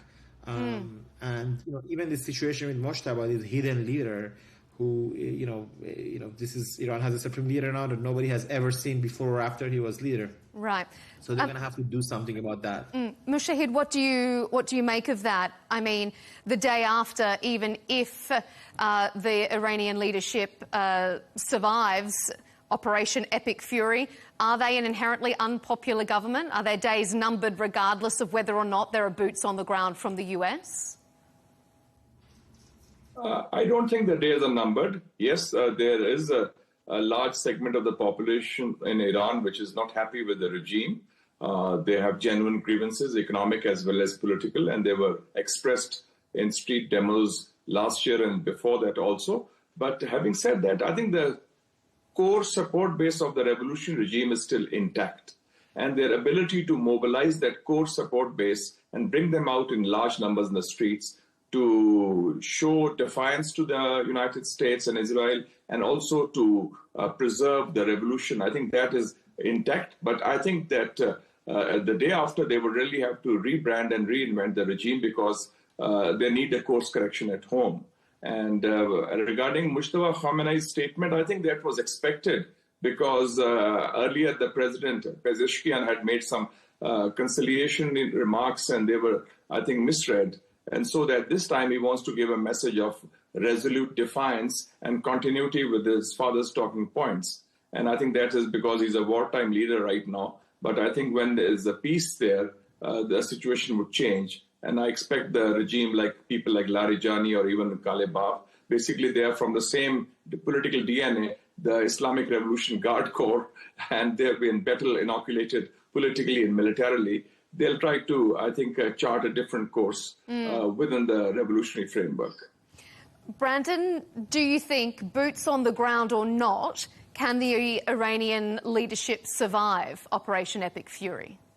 I think they've survived very well so far. I think they have proven that they are hardened against the kind of decapitation strikes that President Trump was convinced by Netanyahu's team could be conducted. I would remind everybody that 4 or 5 days before the war began, I laid out on Steve Bannon's show the fact that the U.S. CENTCOM had about 8 days of stockpiles for the kind of operational tempo that we would be seeing. And I know for a fact that this was briefed to the president right before he ordered the war to initiate. He was briefed by Dan Kane, the chairman of the Joint Chiefs of Staff, his handpicked general, and he ignored General Kane. And I think the reason was because Trump assumed we kill Khamenei, we get rid of the man at the top, and the whole thing will collapse like it did in Maduro, in Venezuela, rather, with Maduro. We didn't kill Maduro, we got him. But still, the whole idea was that it would become a more malleable regime. regime at best. Or at worst. But ultimately, this is not Venezuela. This is a very hardened ideological power, and they have the understanding that they basically are surrounded by enemies, including the supposed sole remaining superpower. So they've spent 47 years preparing their leadership for being able to survive the initial waves of American and Israeli strikes. And I would just like to comment also on the Arab states. Part of this strategy that Iran has embraced, and again, I say this objectively speaking, it's actually quite an effective strategy, is they have identified the economic underpinnings of the Arab states as being perfectly ripe targets, because the logic in Tehran is if we go after the oil and the shipping near the Arab states, there's no way the Arabs will be able, they think, to tolerate that because their economies rely on that, and so they will buckle first under the immense strain, and in so doing, they will force the Americans and eventually the Israelis to desist from this state of action that we've taken. And I think their assumption might be right, not because the Arabs are weak or anything, but it's just because the Arabs rely on trade and tourism and energy flows to keep their magnificent cities going, and that's been cut off to them now. We're going to drill right down, for want of a better term, on the impact on the Gulf states coming up. But before we get to that, I just want to put one last question to you, Arash, in this segment. President Trump says he's been briefed on Iranian sleeper cells inside the US. Would and could Iran take that step? Or do you think this is a line being fed from the White House to justify the fear of Iran that the White House needs to justify this war? Look, if I speak very cool-headedly, it's entirely possible that the Islamic Republic would at some point plan on terror attacks in the Western countries and in the U.S. homeland. It's something that it has definitely done since day one in 1979. It hasn't consistently done it. It's not an easy thing to do. You pay a very high diplomatic political price for it. But now that Iran finds itself in an all-out war, all bets are off the table. It faces effectively what it considers to be armed destabilizing actions on its own territory. It would not. It's entirely possible that it would blow up a building in the U.S. or something like that. It's entirely possible. It would. There's no evidence that it's planning to, but there's no reason to think it couldn't. It's entirely possible. And in Mojtaba Khamenei's message, there was a very ominous line today, which he basically said there are ways of warfare being studied, that the enemy, cannot contract so easily. So it suggested some sort of unconventional warfare that that Iran is seeking. Now, is it perhaps a nuclear issue? Is it is it a bluff? Is it a threat? But so I can't speak to the intelligence the president has, obviously. But it would just as a very cool-headed analytical view is that it's entirely possible for Iran to want to plot a terror attack on the U.S. homeland or other countries. Although I imagine this would be contested inside the Iranian regime itself. Iran would, of course, lose a lot of. This could backfire really badly on Iran. It could lose a lot of goodwill that it has, and it could either lead to, its effects on the U.S. public opinion would be unpredictable. It might increase or decrease the support for the war effort. If I can just quickly add some context here, the FBI and the Department of Homeland Security are briefing POTUS on the idea that, yes, this is a probability now. I know my local police department has even apparently been briefed on the possibility of some kind of terrorist wave. I would just like to throw in a little cautionary tale here and piggyback on what I believe Arash was saying, which is that the Iranians have demonstrated a very firm grasp of the escalation ladder. They've been very even measured, I would say, in their reactions to U.S. and Israeli provocations, almost legalistic. They are basically counterpunching, and they're doing it very well. So in my opinion, while the capability is certainly there, and we know that, for instance, Iran has the largest consulate in Mexico City, that's not because of all the Shiites living in Mexico. It's because they're probably conducting covert operations of some kind in the United States. We know that capability exists, and we know in the past such attacks have occurred elsewhere. But I think the Iranians actually are going to save that for the worst case scenario, because they understand, I think, very deftly that the U.S. public is not, contrary to what public polls say, is not on board with this war. But if they do a series of terrorism attacks here in the heartland, that's going to change very fast. And so, in my opinion, I think that capability is there. I know the president's being briefed on this. But just be careful, because, there's also the prospect, and I don't want to get too far down this rabbit hole, but there's also the prospect of false flags or even misinterpretation of events to trigger something like a ground force invasion of Iran, which would be, again, a disaster for the United States and this president.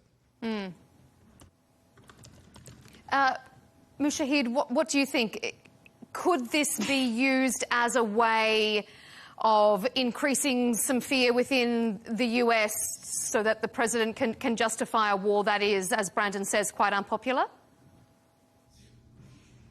I would dismiss what Trump is saying about Iranian so-called terrorism within the US as absolute propaganda, because they don't need to do that. They've already given a bloody nose to the Americans in their own backyard in the Gulf. So why do they have to go to the United States where, as Brendan is right, the majority of Americans oppose this war?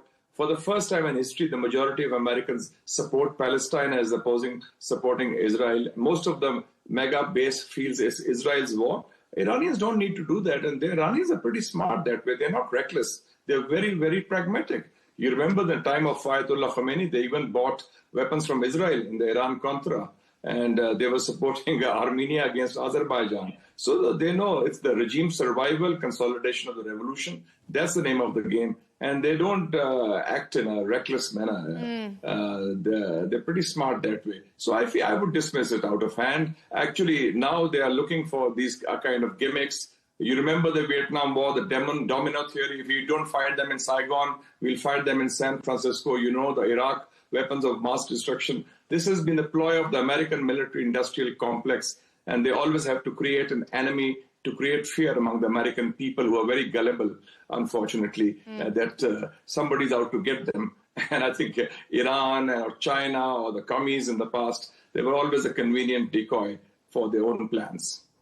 We are getting close to running out of time, so I just need to move us on to our final section, because I just want to take us one step more broadly here, away from the region, and look at things more globally, because in this increasingly interconnected geopolitical world, what happens in the Middle East doesn't stay in the Middle East. And one country that we'll be watching on with great interest is Russia. One Pulitzer Prize-winning oil expert likened the Iran war to President Vladimir Putin winning the lottery, because oil prices are up and that's helping him fund the war in Ukraine. Brandon, could Russia emerge as the first winner in this conflict? Unfortunately, this is, like I said, the greatest strategic blunder the United States, I think, has made in its modern history. Yes. And in fact, now you have Vladimir Putin calling Trump and saying, I can help you. And I believe he can, actually. I think it was a sincere offer. I can help you resolve this war because of my connections with the government of Iran.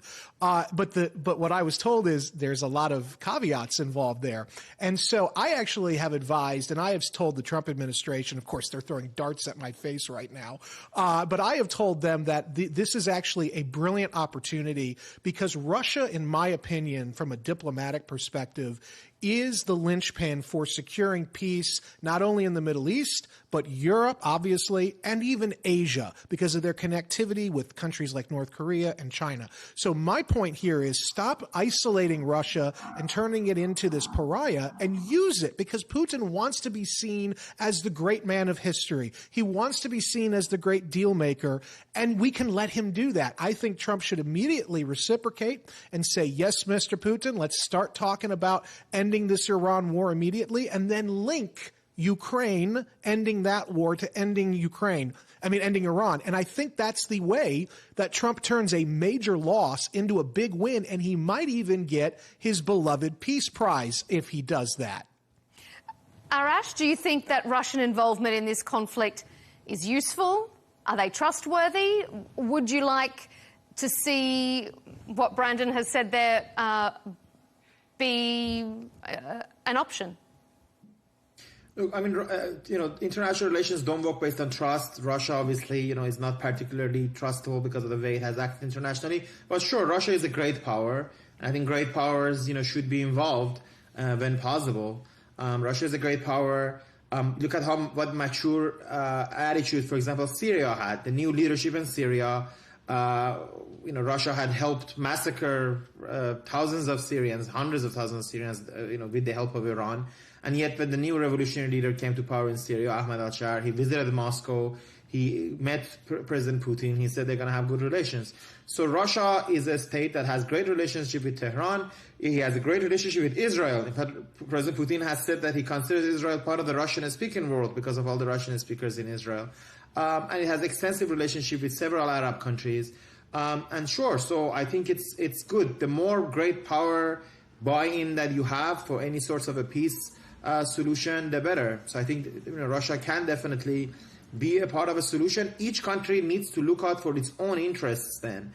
Iran, for example, traditionally, a lot of people in the Iranian foreign policy circles believe that Iran has relied too much on Russia and China. We saw that they didn't even veto the Bahraini-led resolution at the Security Council against that, at the detriment of others. This is the point that I'm trying to get across, that different countries, this is a multipolar world in which countries need to build relationships with everybody. So what doesn't make sense, again, about the insistence of your other guest of this, anti-Americanism, the America has been terrible for these countries, is that, as I said, this is not true. If you could say they relied too much on America, that's one thing, and that they would diversify, sure. But as I tried to show, these countries are not like the U.S. I brought the example of Russian invasion. This is a very obvious example. This was during President Biden's time, where Russian invasion in Ukraine was a central concern, whereas not Emiratis, not Saudis, none of these countries joined in even the most minimal way. They didn't even enforce sanctions against Russia the way U.S. wanted it. It shows they're independent countries. But this alliance with the U.S. has obviously been central to them, important to them, based on decades. And the example that the other guest brought is very interesting. They said, the Saudi Arabia was unhappy because the U.S. had taken some of the air defense out. That's not a complaint of someone who wants to cut a relationship with someone. It's a complaint of someone who values that relationship and has complaints inside it. Mushahid, I want to ask you, do you think that Russia could emerge as the first winner in this war? And is it cynical to think that any involvement they have has an ulterior motive? I think that Russia and China both actually working together and separately have tremendous clout and leverage in the Gulf countries and the Arab and the Muslim world. You could see the difference in the reception accorded to Biden by MBS and then Xi Jinping and MBS in 2021 and 2022. And yesterday also the Russian resolution, which did not pass, by the way, which was supported by China, Russia itself, Pakistan and Somalia, 4 countries, was a very balanced resolution. They asked for a ceasefire, they asked for mediation, they asked for a peaceful settlement without naming any country. So I think Russia and China, in my view, have more credibility than the United States of America in the Gulf region right now. And you will see this outreach. And by the way, that's true, as Mr. Azizi says, that they already have a very good relationship with most of these countries because of energy and because of geopolitics as well. So the footprint of Russia will emerge stronger. And that's why the Syrian regime is also being pragmatic. They've allowed the Russian naval base in Tartus to stay on. And the Chinese have, I think, were the ones who brokered this rapprochement between Iran and Saudi Arabia in 2023. So, but I still see that this was America's last hurrah in the region. And I see the decline of the U.S. clout and leverage. And already the West is now split. The so-called West, as we knew it, has ceased to exist. The Europeans have broken ranks with the United States on this issue also and on other issues as well, especially under the Trump administration. So I think that it's going to be a whole new ballgame. And yes, Israel wanted to reshape the Middle East, but it's going to be reshaped in a manner which they may not like. I agree. It's going to be interesting to see how it plays out, not just obviously in the Middle East, but regionally and globally as well. Unfortunately, we're out of time, so we will have to leave it there. Arash Azizi, lecturer at Yale University. Brandon Weichert, Senior National Security Editor. Mr. Azizi, I'm reading your book. Oh. on Shadow Commander. Thank you so much. There you go. Thank you so much. I'm very grateful. Wonderful. A lot of mutual Very interesting, respect. very informative. Thank you, Brandon Weichert, National Security Editor at 1945.com, and Mushahid Hussain Saeed, our avid reader there, former Pakistani Senator and Information Minister. To all of you, gentlemen, thank you for your points of view here on Counterpoints. And thank you for tuning in to this episode. Keep up to date with our latest debates and interviews by subscribing to Al Arabiya English on YouTube. And of course, don't forget to follow us on X and TikTok. We'll see you next time.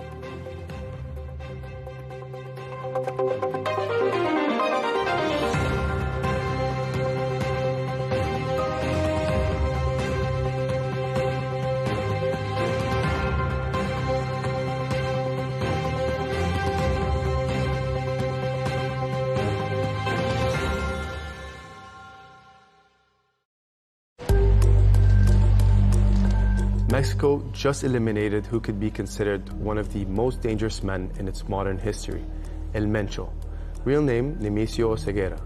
He was the head of the Jalisco New Generation Cartel, one of the most violent criminal organizations in the world. This wasn't some low-profile drug boss hiding in the mountains. He built a cartel that operated like a private army, armored vehicles, heavy weapons, drone attacks, even public shootouts with Mexican forces. He controlled massive fentanyl and meth routes into the United States. The US even had a $15 million bounty on him.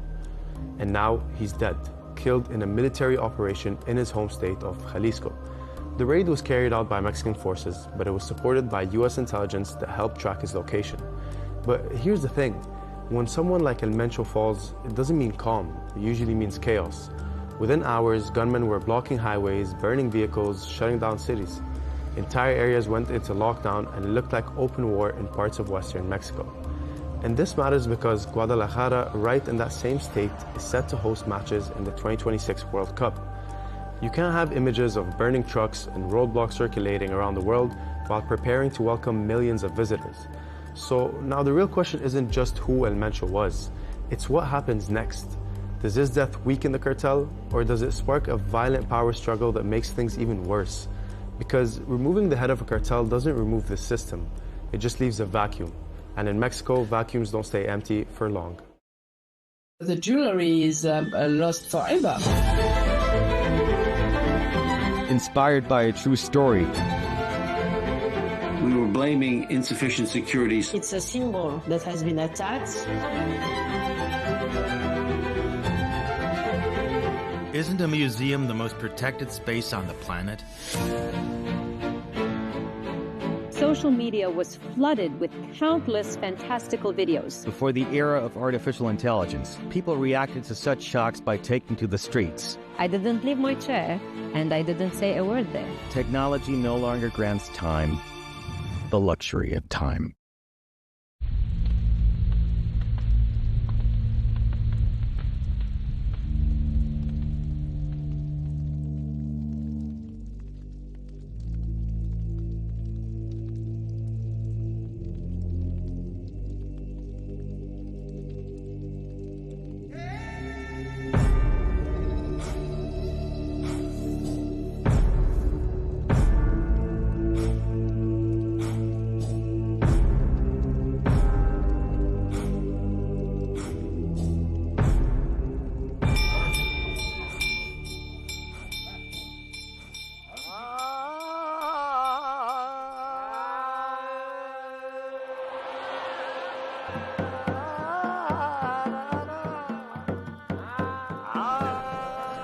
The first democracy in the world, the descendants of Alexander the Great, an isolated village.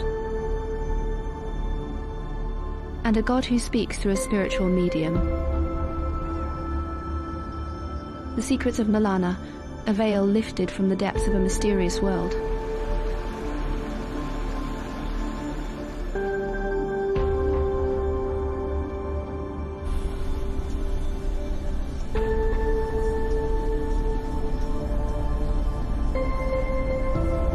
The village of Malana, nestled in the enchanting Himalayas, sits at a high altitude of about 2,652 meters above sea level in India's Himachal Pradesh state, surrounded by breathtaking beauty.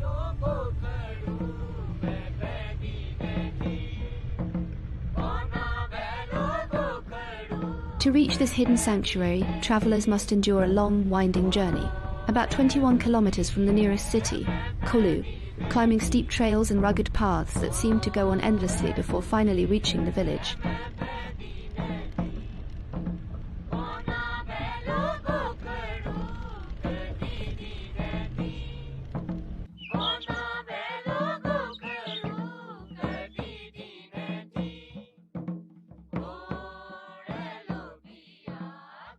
Tourists endure great hardship to reach this village due to its remote location, which modern transport cannot access. The only challenge which I felt was like trekking to Malana village from the parking, which is quite a lot. For me, it was around, it took me around an hour to reach over here. In this distant valley, there lies a rich history that stretches back thousands of years, a way of life deeply bound by its own unique traditions and laws. The beliefs of the Malanese, which often conflict with their economic needs, mean that although they strictly forbid physical contact with outsiders, they are nonetheless forced to rely mainly on tourism, a blessing, yet also a curse for them.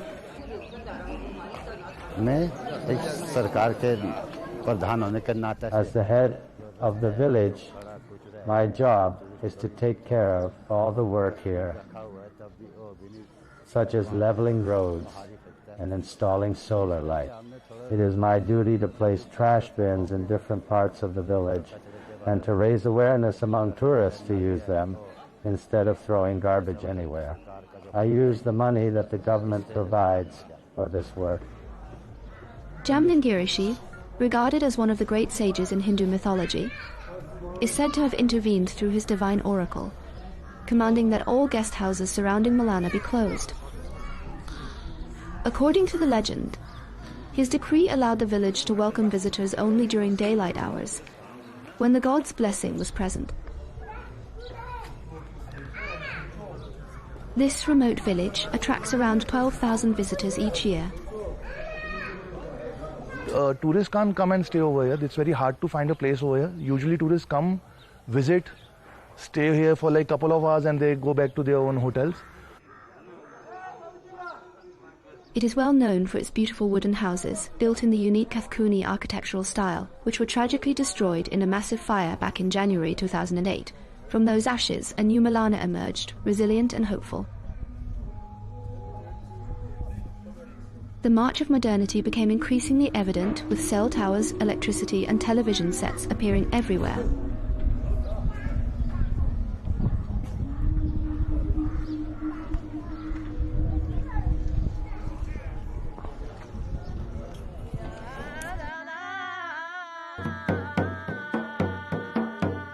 Throughout Himachal Pradesh, people will tell you that the residents of this ancient village, known for their deeply rooted customs, avoid even the lightest physical contact with outsiders.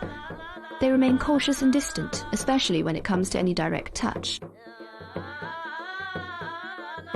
The children of the village do not hesitate to hug or shake hands. But most of the people here still firmly uphold the rule of no physical contact with foreigners.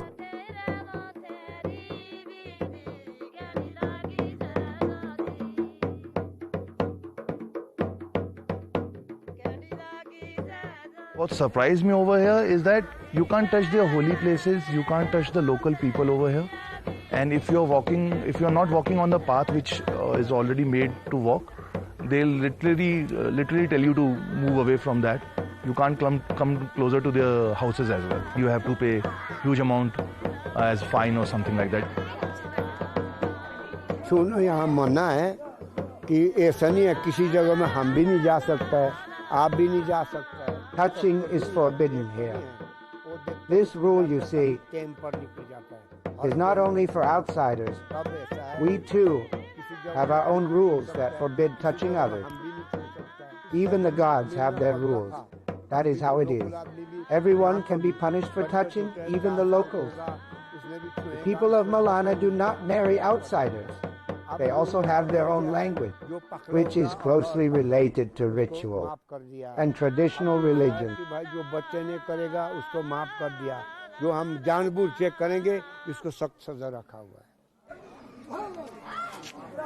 The people of Malana do not marry outsiders. They also have their own language, which is closely tied to their rituals and traditional faiths, deeply rooted in their culture.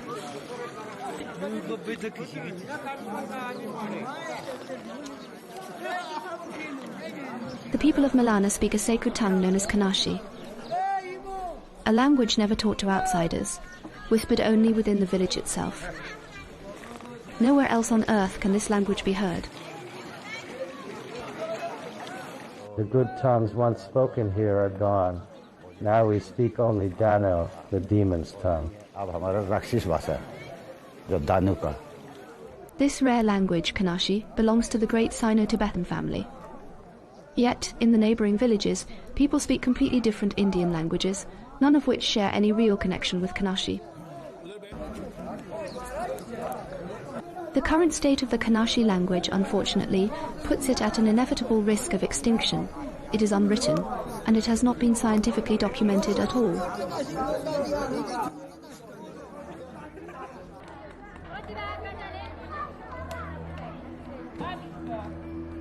The people of Malana are distinguished by their light brown hair and eyes. Their noses are long. Their skin is wheat-coloured. They resemble the inhabitants of the Mediterranean basin more than those who live in Himachal. Many stories and legends surround this mountain village. One ancient tale tells how soldiers from Alexander the Great's army sought refuge here in 326 BC, wounded after fierce battles with King Porus, ruler of what is now Punjab in India. Their memory still lingers in the myths of Malana.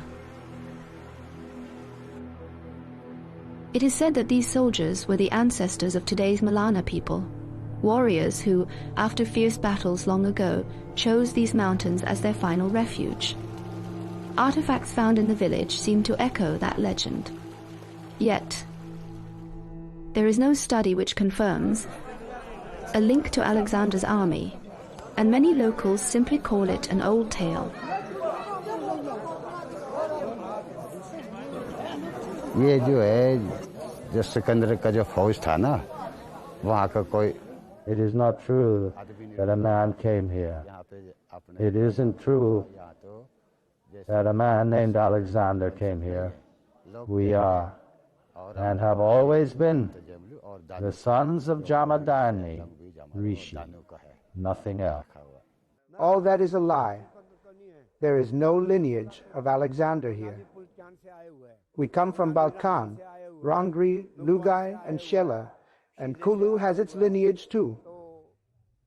It makes no sense for there to be a link to Alexander. In fact, Alexander's descendants also came, but none of them remained as we wiped them out.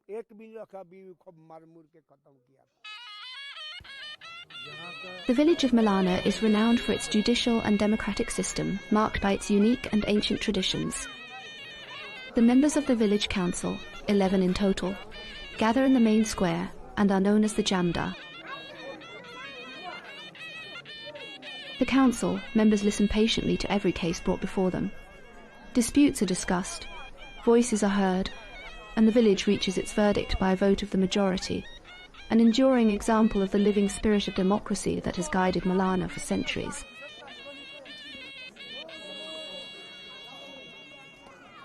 This scene reflects the village's adherence to its own laws and its independence from India's formal judicial system.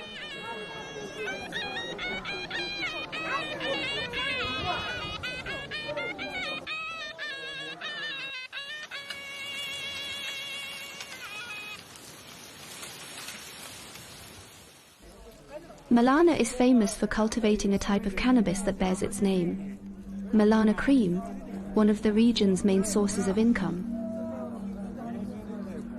Yet this crop brings not only legal challenges but also social consequences.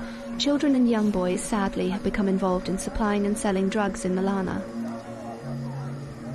थोड़ा सुधरेंगे यहाँ पे थोड़ा problem थी नशे मतलब ऐसे ही Families that live here believe that people fall into drug addiction at a young age. The village is very small, so education is poor. and only a few of the villagers can read or write. Still, we live a simple life by farming the land, welcoming travelers, sharing stories by the fire, laughing together and finding happiness in the quiet rhythm of our days. Guest houses can be opened, but not inside Malana. I studied until the 10th grade, yet family troubles forced me to stop. According to our culture, we no longer take outside jobs. We follow Rishi's path, growing vegetables, tending apple trees, gathering herbs from the forest. This work is inherited from our ancestors. This is the rhythm of our lives. It keeps us close to our land, to our mountain, and to the silence that protects us, and collecting herbs from the forest. This is how we earn our living.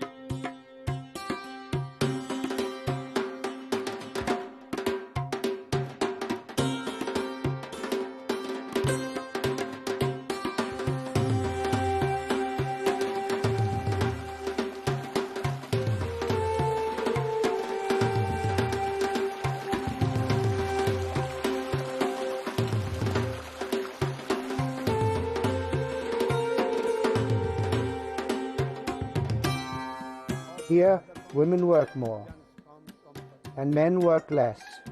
Women do many tasks like collecting honey and going to the forest to gather earth.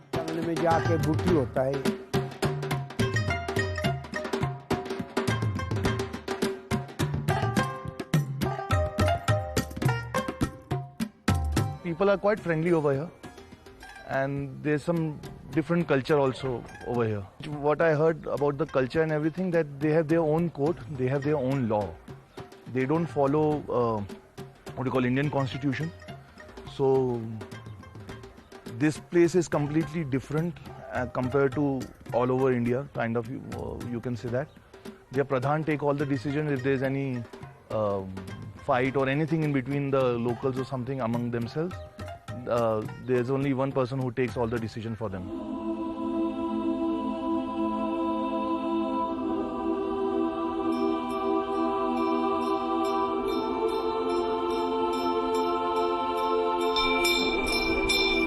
The unique democratic system practiced in Malana is considered one of the oldest in the world.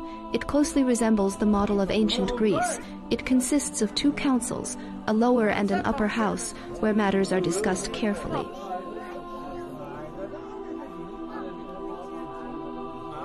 Final authority always rests with the upper house, which includes 3 respected figures, one serving as the voice of the local deity. The village's oral tradition tells of a sacred figure named Jamadan Girishi. He lived in this mountain village centuries ago, known for his wisdom and deep contemplation. He is believed to have helped establish the laws and customs that the people of Malana have followed through the ages. ऋषि आया ना इधर, जमदग्नि ऋषि आ गया तो इस करके इधर तपस्या की है इन्होंने. दानु का राज था. हाँ, दानु ने हार माना. When the Rishi Jamadagni came here and meditated in this place, Danu ruled this region. Danu agreed to hand the village over to Jamadagni. In Hindi, we call him Jamadagni. We call him Jamlu. 2 brothers first came and ruled here.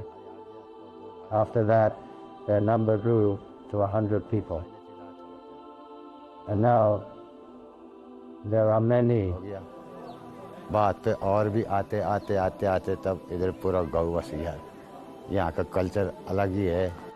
The story of Jamadan Girishi forms an inseparable part of Malana's rich cultural heritage. New generations are constantly reminded of the importance of wisdom and a deep reverence for history and tradition. This divine figure truly symbolizes a guiding spirit within Malana's unique system of governance. This political framework indeed has raised many questions among researchers and visitors alike, who often struggle to understand how such an advanced form of governance can exist in this remote yet peculiar village. Jamadan Rishi, he worshipped Shivji for a long time, and Shivji came and gave Vardhan to Rishiji to stay here or something like that. It was here. That drew my attention, And if you can see there's there's a railing which ground is there, so they said that Rishi ji used to worship over here. Over here only Shivji gave him darshan and gave him the vardhan to stay over here and all that.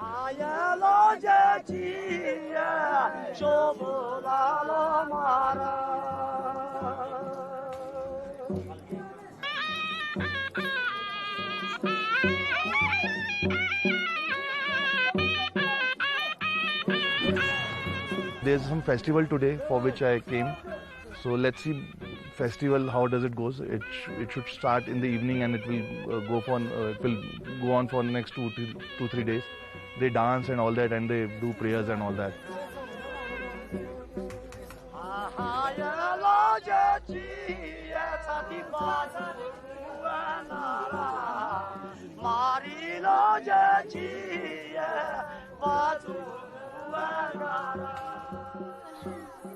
The young women adorn themselves with bright clothes and jewellery as they prepare for Phagli, the joyful festival celebrated across Himachal Pradesh. It marks the end of winter's chill and the warm, colourful arrival of spring. It is an important and colourful celebration of music and traditional dance that unites the community.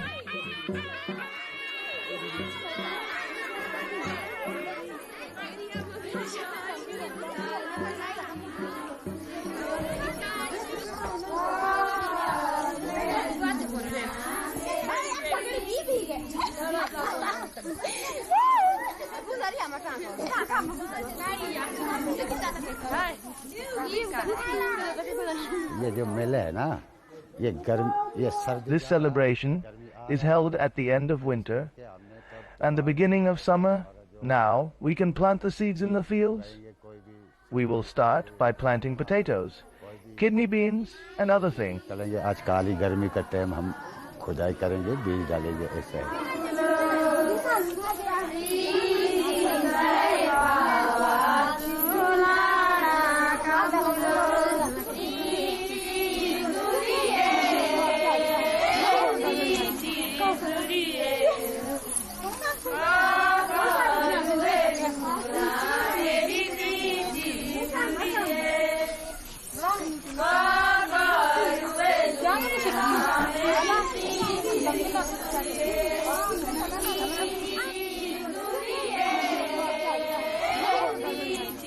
Girls will come from all the villages wearing their best dresses. And there will be dances in many places, and everyone will visit each other's homes to eat together.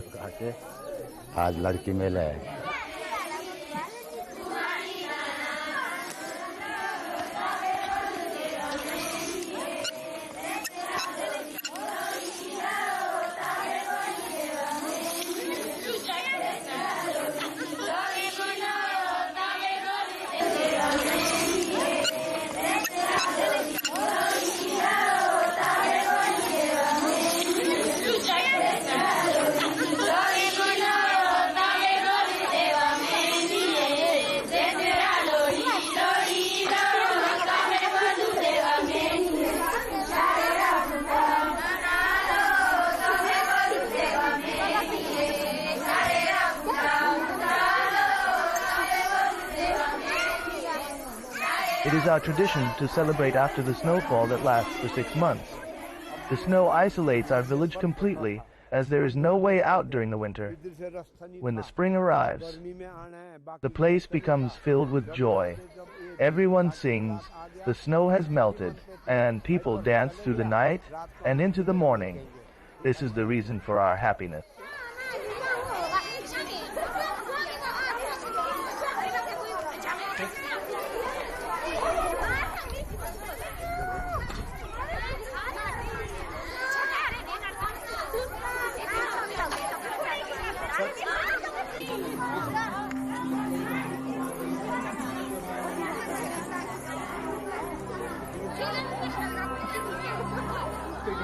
I guess the village has to take care of the things. There are lots of garbage on the entrance of the village, and there are lots of stuff is scattered over here and there. So I guess it can get much better.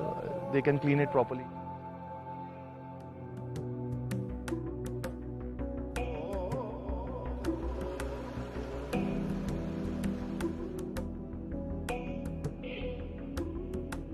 नहीं हमसे तो कोई परेशानी नहीं है फिर भी है जरूर पर we have no problem with tourists. The only problem we face with them is that when they come here, they throw litter on the roads like chocolate wrappers, biscuits, and empty bottles.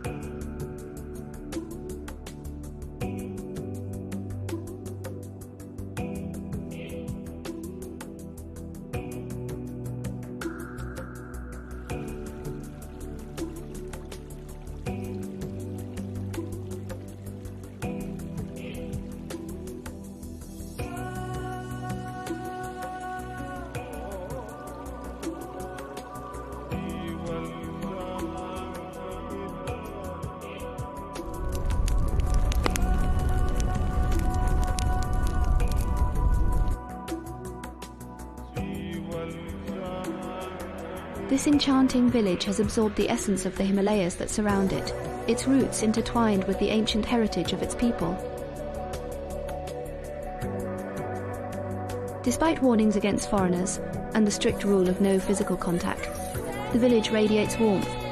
It remains a mysterious haven for many adventure seekers. Yet one wonders, could the villagers' joy in welcoming tourists ultimately become the very cause of their village's ruin?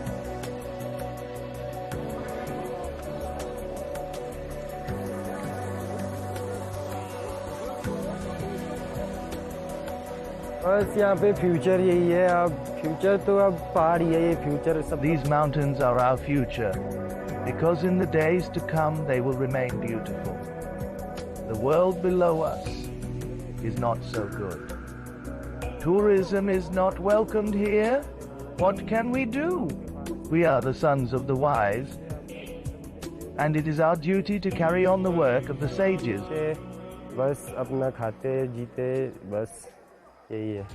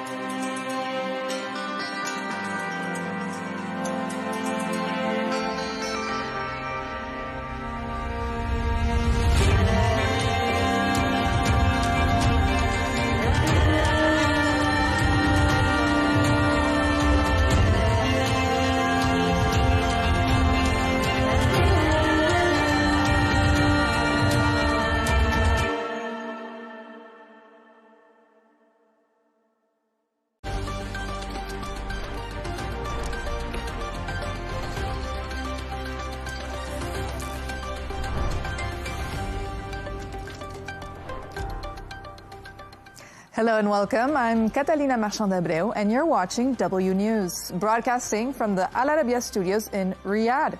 These are our top stories. Trump warns NATO it faces a very bad future if it doesn't help open up the Strait of Hormuz.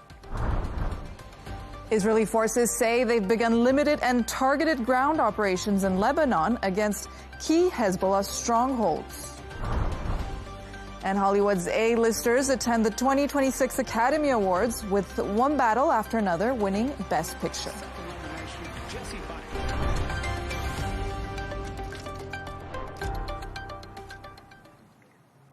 President Trump has warned NATO that it faces a very bad future if U.S. allies fail to assist and help open up the Strait of Hormuz. He made the remarks during an interview on board Air Force One with the Financial Times newspaper and said he has spoken to 7 countries about policing the strait. Trump also said he expects China to help and threatened to delay a summit with Xi Jinping if it doesn't. For more on this, I'm joined by former NATO Deputy Supreme Commander of Allied Forces, Europe, and Managing Partner at Strategia Worldwide, General Sir Richard Sheriff. Thank you for joining us today. Good afternoon, and very, very good to be with you. General Sir Richard, so President Donald Trump says NATO faces a very bad future if allies don't contribute more to securing the Strait of Hormuz. What would this very bad future look like, you think?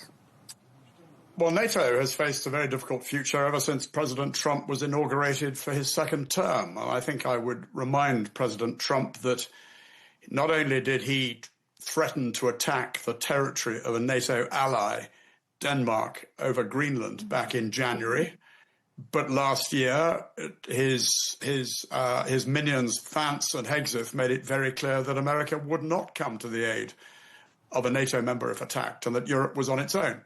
And that is absolutely endorsed by the recent national security strategy. So I think it is a bit rich for Trump to get himself into a problem over the Gulf of Hormuz, the Strait of Hormuz, in a war of his choice, a war of his making, a war of his timing, in which the Allies had no say, and now to come running for help. And you won't be surprised that there is a significant lack of trust in Trump's America as a consequence of Trump's actions. So as you've mentioned, because President Donald Trump has been pressuring NATO allies to step up, but at the same time, he's threatened, as you said, key ally Denmark with the whole Greenland debacle. How is all of this affecting the alliance right now, playing out with this war and this conflict between the U.S. and Iran? Well, I think NATO's main concern, I mean, the first point is, how does it play out? It plays out with a breakdown of trust. And you have to understand, NATO is an alliance built up over 80 years, and the key cement which has kept that alliance together, it's like a family, it's trust. And once trust is broken, it's very, very difficult to mend it. The other fact is that, of course, the real issue for NATO is Russia's war in Ukraine. And here, again, trust has broken down because Trump has aligned himself very closely with Putin. It's almost as if he's trying to do Putin's work for him by forcing a capitulation deal on Ukraine, which gives Putin all the ground he is trying to secure from Ukraine.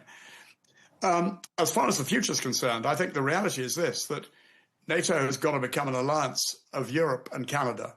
Yes, it has to maintain links with America. There will come a time when Trump is no longer the president of America. But even in a post-Trump regime in America, we won't see an America underpinning the NATO alliance in the way that it did before. So again, this is yet another wake-up call for NATO allies that they have got to take steps to stop trying to appease Trump. That gets nowhere. And to Europeanize the NATO alliance. And that means serious spending and real sacrifice on the part of NATO electorates, European electorates. Well, Germany's foreign minister also says that he does not see a role for NATO in the Strait of Hormuz. So why is that? And is this yet another sign of strain between the U.S. and key NATO partners? Well, it's definitely a sign of strain between the U.S. and key NATO partners, because Trump is calling for their help, and NATO partners, understandably, are very reluctant. Now, on the face of it, yes, I mean, the war in Iran is not NATO's concern. This is Trump's war. And NATO countries know that if they align themselves with Trump, then they will be left holding they will become part of the problem, or they will own the problem. That said, of course, as you know very well, in Saudi Arabia and other Britain and other NATO countries have friends and allies in the Gulf, like Saudi Arabia, like Oman, like Qatar, UAE, Kuwait, Bahrain. You are being attacked. So it is absolutely right that we Europeans should support our allies and friends, not least because, of course, there are large numbers of our country, men and women living in your countries. So it is absolutely right that we support you. But we should distance ourselves from America, and there can be no blank checks given to America, because who knows what America will do with those blank checks in order to, if warships and other military capabilities are sent to the Strait of Hormuz to support the Americans. Well, exactly, because this leads us to my next question, because it is also clearly in the Strait of Hormuz, keeping it open and policies also in Europe's interest, right, when it comes to oil. So if it's clearly, and also to support its allies in the region, so if it's clearly in the strategic interest of NATO to keep the Strait of Hormuz open, why is the alliance and the countries, European countries, hesitating so much to get involved? Well, simply because they don't trust Trump. As simple as that. They don't, and they know that if they sign up, if they sign up to a Trump-led campaign to free up the Straits of Hormuz. Who knows where this might lead to? American landings, amphibious landings in Iran to secure the home bank of the Iranian coastline. And that way leads to yet another forever war. And Iran is, that would make it, that would be a nightmare, frankly. So the message must be, yes, this is absolutely in the interests of European countries, Britain included. It is absolutely right that they take steps to open up the Strait of Hormuz, but much better to do it as an alliance between allies rather than to get into to bed with the Americans on this one. And considering all of this, does NATO have any leverage here now that Trump is asking them for help? Do they have any say in what's going on in this conflict? Well, NATO is an alliance based on consensus, and NATO will make no decisions unless all member states agree it. And I think you've already heard from the German Defense Minister Boris Pistorius that this is not, that Germany does not believe this is NATO war. So there's one country that is almost certainly would veto any NATO involvement, and I'm sure there will be others as well. Sir Richard Sheriff, thank you so much for your insight. Thank you very much for having me. Let's go live to Washington now and speak to Republican strategist Adolfo Franco. Thank you for joining us today. Thank you so much for the invitation. Adolfo, so President Donald Trump, we've said it, says NATO faces a very bad future if allies don't do more to secure the Strait of Hormuz. What do you think about these remarks?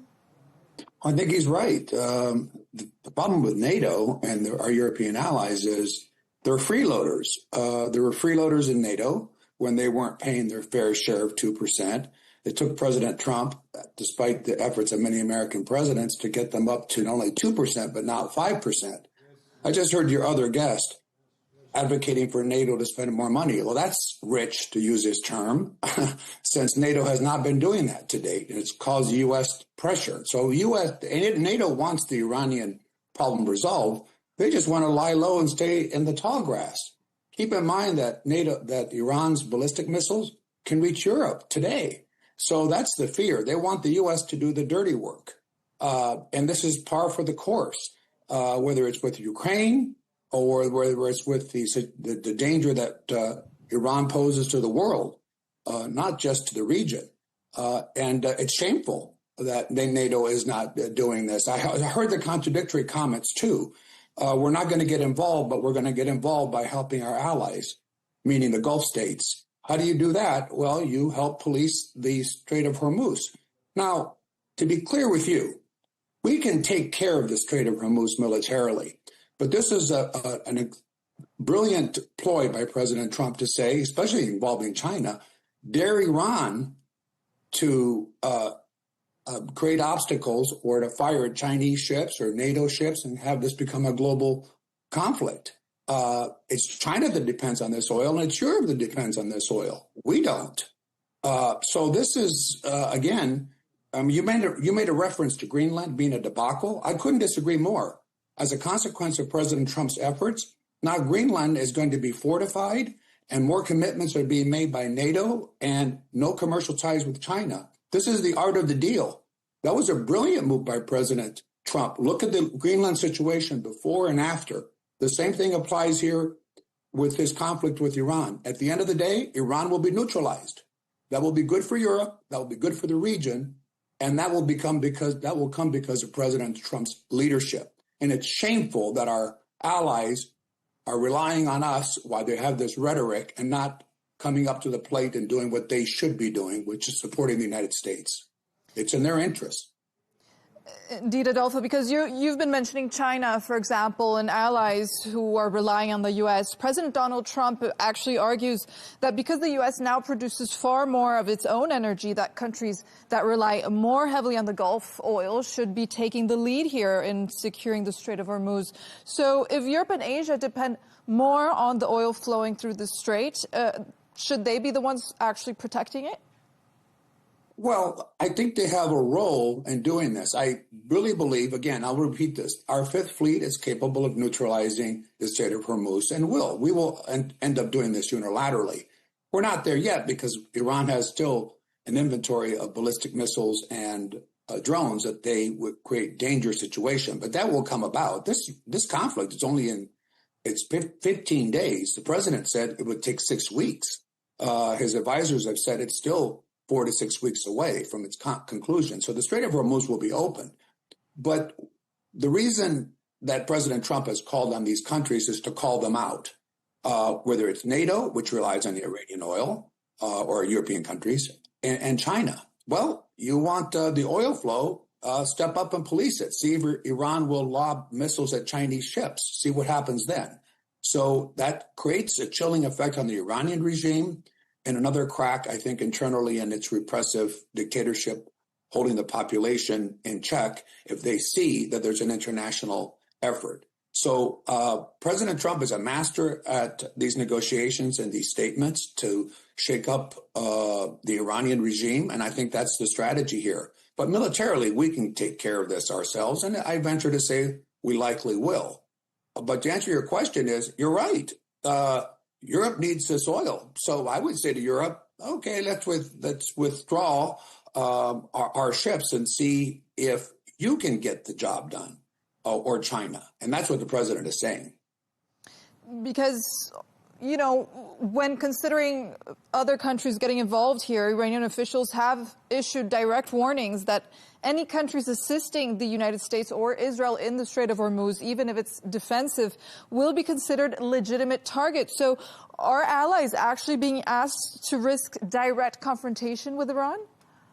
Well, our allies depend more on oil and at more risk today from Iranian missiles than the United States. So our allies should be stepping up to protect their interests. They want the United States to do the heavy lifting. But my question to you is this: do you really believe the Iranian Navy will actually attack Chinese ships if they were to participate? I don't think China will. But if China were to participate, do you really believe that Iran would actually attack Chinese ships since it's receiving military aid from China? I doubt it. What it's doing is bullying Saudi Arabia, the United Arab Emirates, Qatar, Bahrain, Kuwait. That's true. Those can be bullied, but I'm not sure they can play that same card with China. And that's what the president is doing. And in that sense, putting enormous pressure on Iran to think, well, if this becomes an international effort, Iran will then be at war with the world. So what you're saying is that, for example, the U.S. and Iran, they will both hesitate, for example, to attack a Chinese ship. Do you think that China perhaps is the key here when it comes to opening up or liberating the Strait of Hormuz? Should they, and do you think will they step up to the task? Candidly here, I do not think China will participate, and I don't think anybody else will, but they don't need to. As I repeated, we can take care of the job, so to speak. So it's a question of President Trump calling these countries out. If it's in your interest, if you're so concerned about the Strait of Hormuz being open, then join us and put your ships in play and to get the job done. I don't think China will do that. And again, I think ultimately the United States will take the necessary steps to either seize Karg Island. We could end Iranian oil production today. We can bomb those facilities on Karg Island. They represent 94% of their refinery capacity, and the Iranian economy would be ruined for decades. So we have that capacity. We have the military capacity to do anything. The reason we don't do this is because we're trying to save infrastructure for the future of a hopefully changed Iran. That's number one. And number two, what we want to do is minimize civilian casualties. But we have the capability to take care of the job. Again, we're just calling out those countries that, according to your other guests, that are freeloaded. By the way, before this conflict, they were doing the same thing in NATO. If you look at historically what the European countries were contributing, some were contributing zero, despite their treaty commitments. So the other guest said a family and trust. Well, we don't trust NATO, and their record is there not to be trusted. Adolfo Franco, thank you so much for joining us today. Thank you so very much.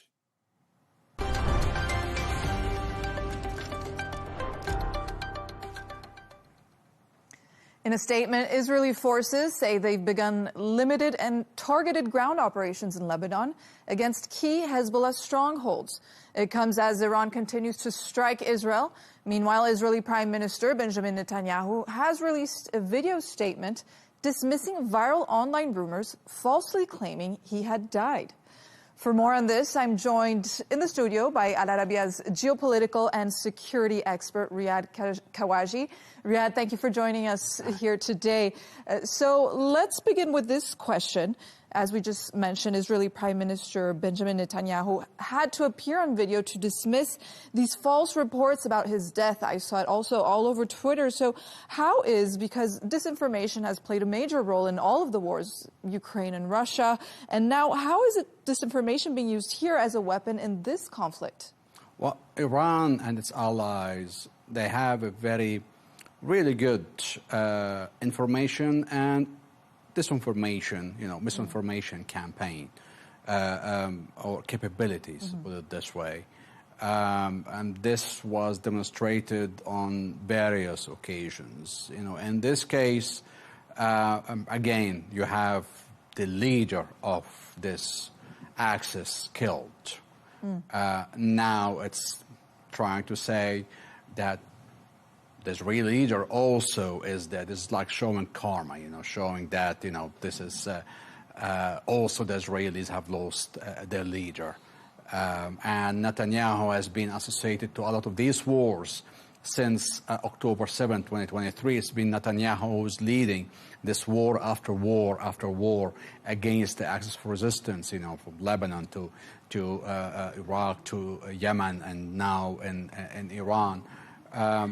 Again, this is something that they do, first of all, to, try to raise morale amongst the ranks, to show that, the fight goes on, and not only the Iranian leader dies, but now it's the Israeli leader who's also dead. This is the whole messaging, the whole narrative they try to create. That's right. And now moving on to the ground operations, because Israeli forces have begun, as they reported, limited ground operations in southern Lebanon, targeting, they say, Hezbollah positions. So how significant is actually the shift from airstrikes to ground operations? This is significant because now Israel is carrying out new incursions, widening its area of control in South Lebanon. And this raises a lot of concern of a possible bigger ground operation that there's a lot of talk about. Israel is very busy with Iran, that once the conflict with Iran subsides, then we will see an escalation in the ground offensive. There are reports of the Israelis calling large numbers of reserves, which indicates a major ground offensive that would go north of the Litani River, even or possibly all the way to the Bekaa Valley. So these are big concerns that this new expansion of territory could be just a way to have to allow Israel to build more forces in the area south of Litani to carry out a bigger incursion north of Litani at a later stage. Exactly, because Israeli officials say that this operation in southern Lebanon is actually meant to mirror their military's operations in Gaza against Hamas in style, in ways. So is this a dangerous path considering the destruction that was left behind in Gaza? And what does this mean for Lebanon? Israel were employed in the last war in Lebanon the scorched earth tactics. All the villages and towns they entered, were demolished completely. And now the intentions, based on the statements, is that further villages will be razed to the ground.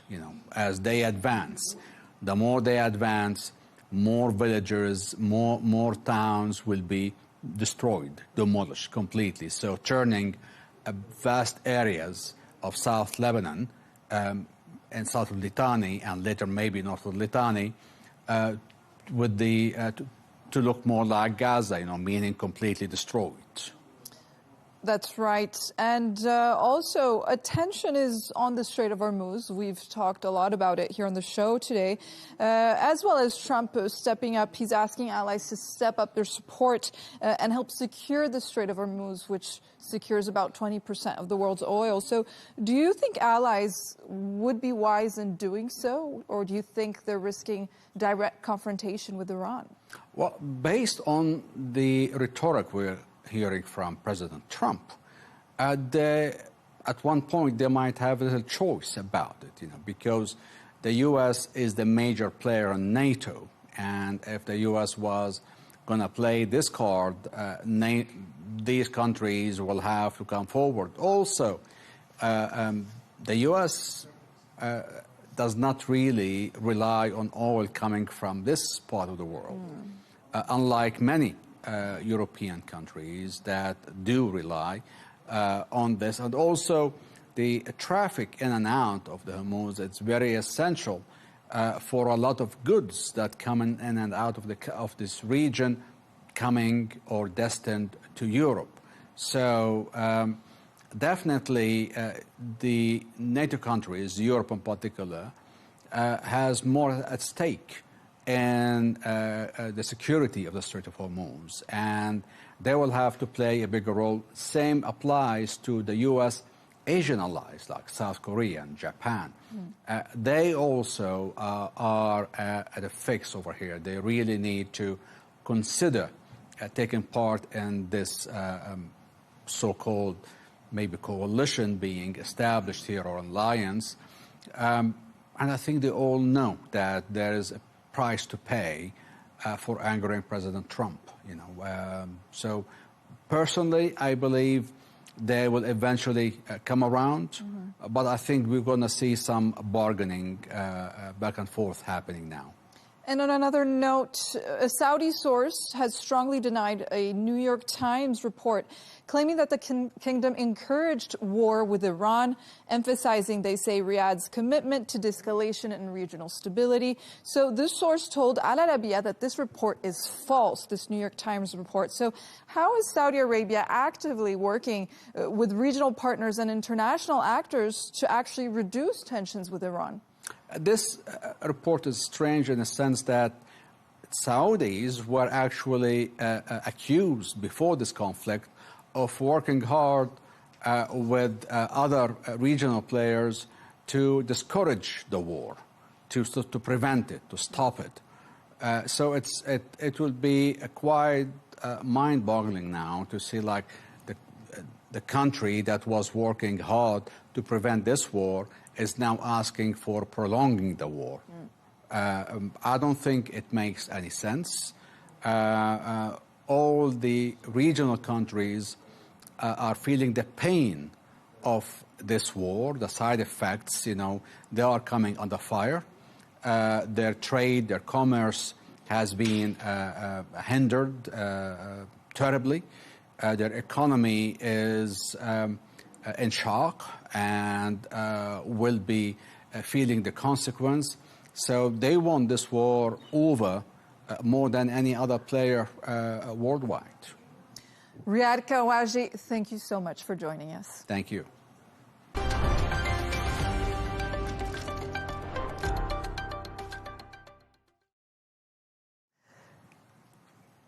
Let's take a look at some of the other stories making headlines today. The captain of Iran's women's football team has withdrawn her bid for asylum in Australia. Zara Ganbari becomes the 5th member of the squad to change her mind. The footballers had been given protection in Australia after staying silent during their country's national anthem at the Asian Cup match.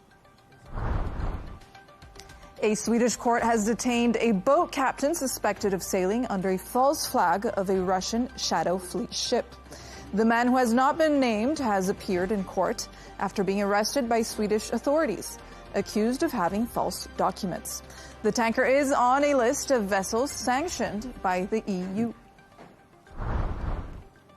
And 2 people have died from meningitis after an outbreak in the Canterbury area of England. Both people are believed to be between 18 and 21, and one was a student at the University of Kent. The UK Health Security Agency says people living and working on campus should receive antibiotics without delay.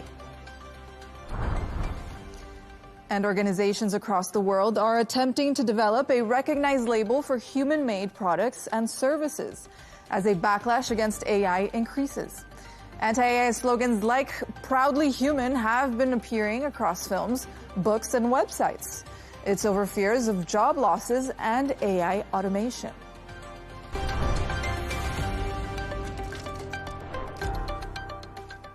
It was the biggest night in the showbiz calendar last night as Hollywood's A-listers attended the 2026 Academy Awards. Michael B. Jordan took home the Oscar for Best Actor, whilst Jessie Buckley became the first Irish woman to win Best Actress.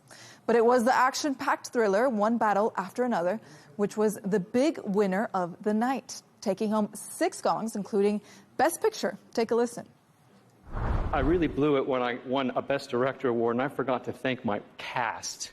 With Leo, Benicio, Tiana, Sean, Regina, and especially Chase, my American girl, Chase. You are the heart of this movie, this entire team. What a night. You guys, let's have a martini. This is pretty amazing. Cheers. Thank you very much. Thank you. Thank you. Let's get all the details from journalist and film fan Gemma White. Gemma, thank you for joining us. Thank you for having me. So, Gemma, 4 films were expected to dominate the Oscars. That was Sinners with 16 nominations, One Battle After Another with 13, and Sentimental Value and Marty Supreme with 9 each. So how did they all do? Well, as you said, 4 films went into this year's Oscars with multiple nominations. So from their 16 nominations, Sinners won 4, including, as we've just heard, that popular Best Actor win for Michael B. Jordan. So One Battle After Another, their 13 nominations yielded 6 wins. Now, that included Best Picture and Best Director, as well as Best Supporting Actor. Now, that was for Sean Penn. Now, he's so cool, he didn't even turn up to the Oscars to collect his win. And it was actually his 3rd Oscar, so that was collected by Kieran Culkin for him instead. Now, the 9 nominations for Sentimental Value, that resulted in just 1 win. Now, that was for Best Supporting Actress. And Marty Supreme, as we will find out, came away completely empty-handed. And that was one of the biggest shocks of the night. So what were some of the biggest surprises and winners of the night, Gemma? You actually seem to have a crystal ball on this one, right? I did, and I did look at the last time I was on the show. Obviously, it was one of the first things I looked at, and I got 3 out of 6, so I got 50%, and I'm quite happy with those odds. So yeah, but perhaps I'll do better next year. So some of the biggest surprises, what we had history made. So Jessie Buckley, she became the first Irish woman to win the Best Actress award, and that was for Hamlet. Now, the Sinners cinematographer, she's called Autumn Durald Arcaport. Now, she became the first ever woman to win the cinematography Oscar. And then this year, a new category was introduced, and that was for Best Casting. And that was also won by a woman. So the first ever award was won by Cassandra Koulakundis, and that was for One Battle After Another. So we've got some spectacular firsts across the board there. Now, interestingly, we also had a tie. Now, this was in the Best Live Action Short category, and that was between The Singers and Two People Exchanging Saliva. Now, the last tie we had was 13 years ago, and that was between Skyfall and Zero Dark 30 when they both won for Best Sound Editing. So a tie is always quite fun. Now, the biggest winners of the night, now it has to be Warner Brothers Studio, because they walked away with 11 awards, because they are the studio behind One Battle After Another and Sinners. So an absolutely huge night for them. I'm sure there's going to be some big bonuses this year on the Warner Brothers lot. Now, also, it was a great night for horror. Now, horror is a genre that is completely overlooked by the Academy. It does a huge box office, but it's never really given, you know, the honours that it deserves. But this year, Sinners took home 4 awards, Frankenstein 3, that was big for Netflix, and Weapons won 1. So a very big night for the horror genre. And there was another snub, it seems, with Marty Supreme that was shut out of every category. There was talk of Chalamet fatigue. I think we've been talking about it for a while. So what is it, and who's suffering from this syndrome?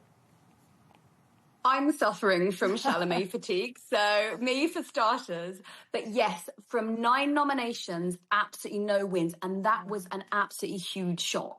So yeah, Chalamet fatigue is a phrase I'm hearing over and over again. Now, he has been, Timothée Chalamet, who was the star of Marty Supreme, he has been front and center for the press campaign. There was viral marketing. They flew a blimp, a giant orange blimp over New York. So much went into this film, and he was doing all the traditional press interviews as well. Now, in January, he won the Golden Globe for Best Actor in a Musical or Comedy. And so a lot of people thought, right, he's going to be a shoo-in at the Oscars for Best Actor. But then he kind of put his foot in his mouth and kind of didn't remove it for the rest of the press tour. He did an interview where he declared, and this is a quote, "It's been 7 or 8 years that I feel like I've been handing him really, really committed top-of-the-line performances." Now, the thing about Oscar, Timothy, is Oscar likes its winners to be humble. And this is perhaps something that you can think, but you shouldn't really say out loud. And then there was the interview in February where he upset a huge swathe of the artistic community by declaring that opera and ballet were dying art forms that basically no one wanted to see anymore. Forgetting that opera is 400 years old, and really, Timothy, the industry that's perhaps most, in trouble from AI is probably film and Hollywood. So there was quite a big backlash. Now, interestingly, he did that interview before Oscars voting closed. So Oscars voting closed on March the 5th. So did that influence, the Academy? Who knows? But definitely one of the biggest shocks of the night. Gemma, because that was exactly my next question for you, because even before the Oscars, I saw there were a lot of headlines saying that his recent controversial comments or remarks on ballet and opera being a dead art or whatever he said actually is going to lose him his Oscar wins. He did lose the Oscar wins, but is this even correlated? Do personal views actually affect your performance or if you win your Oscar or not? Do you know what I think it is? I think because, ballet, opera, acting, this is the artistic community. And I think there's a feeling in the artistic community that you don't hit out at other art forms, particularly things like opera and ballet, where people train for decades to perfect their art, and their paychecks are not even probably a quarter of big Hollywood paychecks. So the fact that this Hollywood actor who earns lots of money is it was seen as punching down at other artists. And the fact is that Timothée Chalamet comes from a long line of ballet dancers. His grandmother, mother and sister are all ballet dancers. So yeah, very much a feel that he was hitting out at other members of the artistic community when he should have been supporting them. Yeah, I don't know if you saw it. There was also a live ballet performance for Sinners, this ballet dancer there at the ceremony. I wonder if that was a snub directed to Timothy.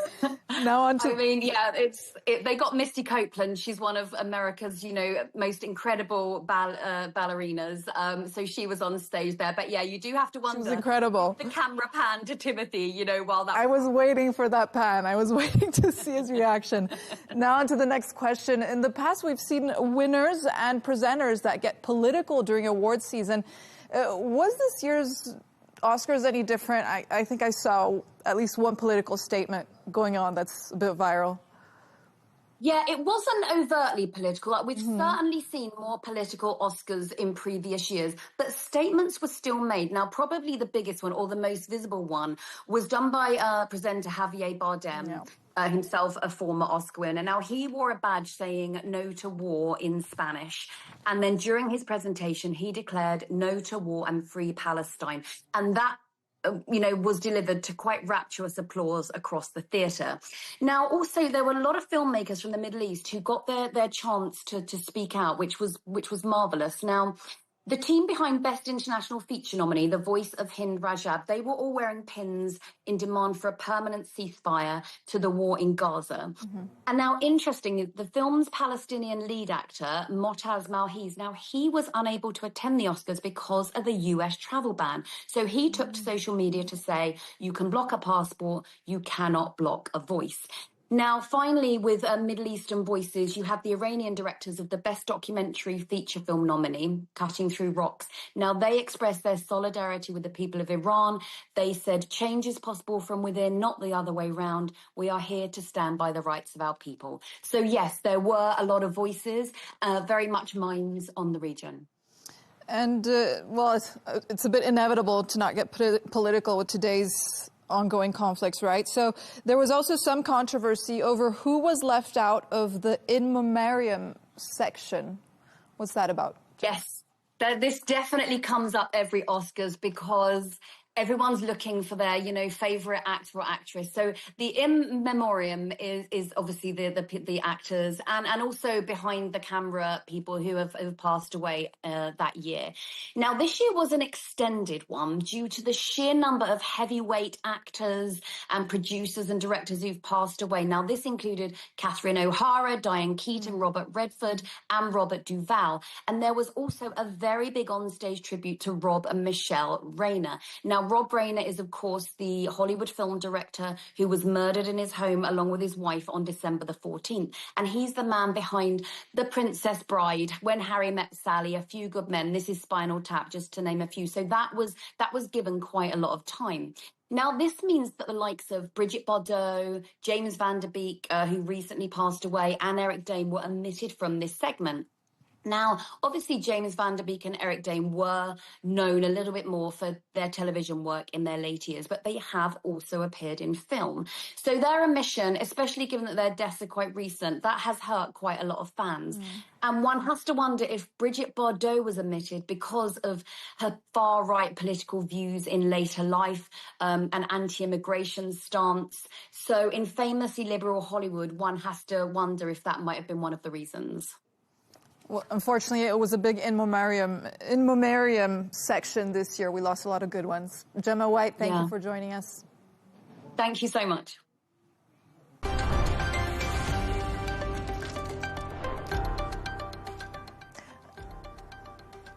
A reminder of our top stories.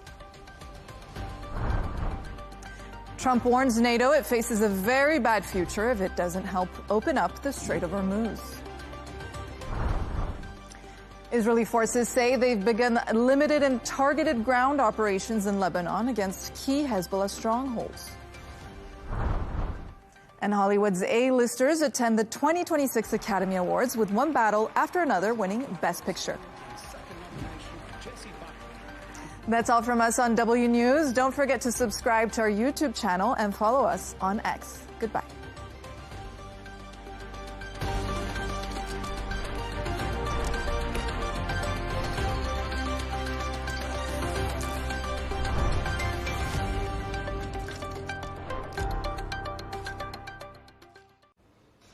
Well, we're joined now by Dr. John Sfakianakis, who is the Chief Economist and Head of Economic Research at the Gulf Research Centre in Riyadh. He's also an Associate Fellow with Chatham House's Middle East and North Africa programme. Thank you so much for joining us, Dr. Sfakianakis. It's been 17 days since this conflict began. The markets have been rattled, energy supplies have been disrupted. Trade routes and oil markets have been clearly affected, and Gulf countries have essentially been drawn into a war, economically speaking, and in other ways, that they didn't start. Just tell us, first of all, how serious is the damage that's been done to the region so far? Well, I mean, there is no denial that this is a big event, and this is a quite important event for the region's well-being, for the economies, for the way the region perceives the world, the way the world perceives the region. It's a big event, no doubt. It's a big event because it takes out not just the geopolitics out of the genie, but also the economics. And the big question mark is how resilient are the economies to withstand this? And also how resilient is the global economy able to withstand this? So I would say this is a very significant event. Right, and how resilient are the economies of the GCC, would you say? So there is always a tendency, I've been doing this for 25 years now, there's always a tendency, and I've seen quite a few Middle East Gulf wars, so to speak. So Gulf War I, 2003 Iraq invasion, 2006 Israel invasion of Lebanon, then the Arab Spring, now this. There's always a tendency to perceive crisis as catastrophic. That we are not going to be able to recover. This is kind of a very difficult event. Markets go down, stock markets go down, people leave. They leave the region, there is an exodus and so forth. I, from a personal standpoint, believe that the region will do very well. They will recover. It has been proven before. But also, whenever myself have said that the region is going to do okay, the region has proven to do better than okay. There is no doubt that over the short term, the region will have certain difficulties in all kinds of ways, because people go, because oil prices will have an impact on the global economic trend and trends, because we tend to overreact for all these reasons. So there is this kind of short-term view of things. The impact of this will be felt negatively. But over time, the region has proved to me and others they behave quite well. They're sitting on huge assets, an asset pool of more than $8 trillion invested in the region and outside. The world still wants oil and needs oil, and hence why we have now an oil crisis. And also the region is a very important geographic location for the supply chain. And the supply chain has become very important since COVID. And that makes the region not necessarily unique, but in some ways, when it comes to energy, oil and natural gas, the region is very important. So I would say that, yeah, there are short-term, as economists call it, first-round effects, but then over time, things will recover and the region will do quite well, no doubt. Okay, so while you were talking there, I was thinking about the parallels you were drawing with other geopolitical shocks. And I was reading a piece in Foreign Policy, and they said this is the first conflict since the Second World War to directly impact cities and facilities that serve as hubs in the globalized economy. Would you agree with that we haven't seen anything like this, nothing like this impact on the world economy since the Second World War? Not exactly. Where I will agree is that we have seen for the first time the Gulf being impacted with direct hits. And hits meaning from Iran. This is the first time where the region is feeling the impact of the war in terms of attacks on infrastructure, on airports, and so forth. But it's not the first time we've seen an economic crisis result from an energy crisis. 1973 is the case in point. There was an oil embargo, and we had at that time far greater dependency on oil than we have today.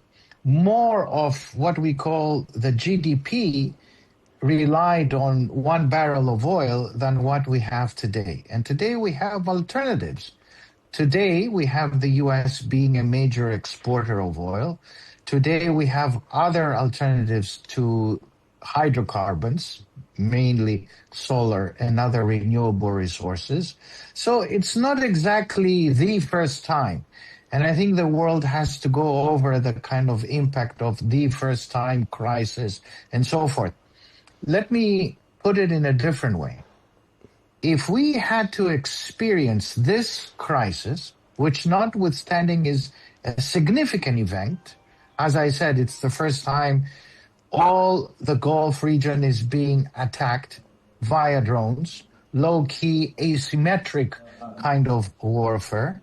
If we had this attack 20 years ago, 30 years ago, without the U.S.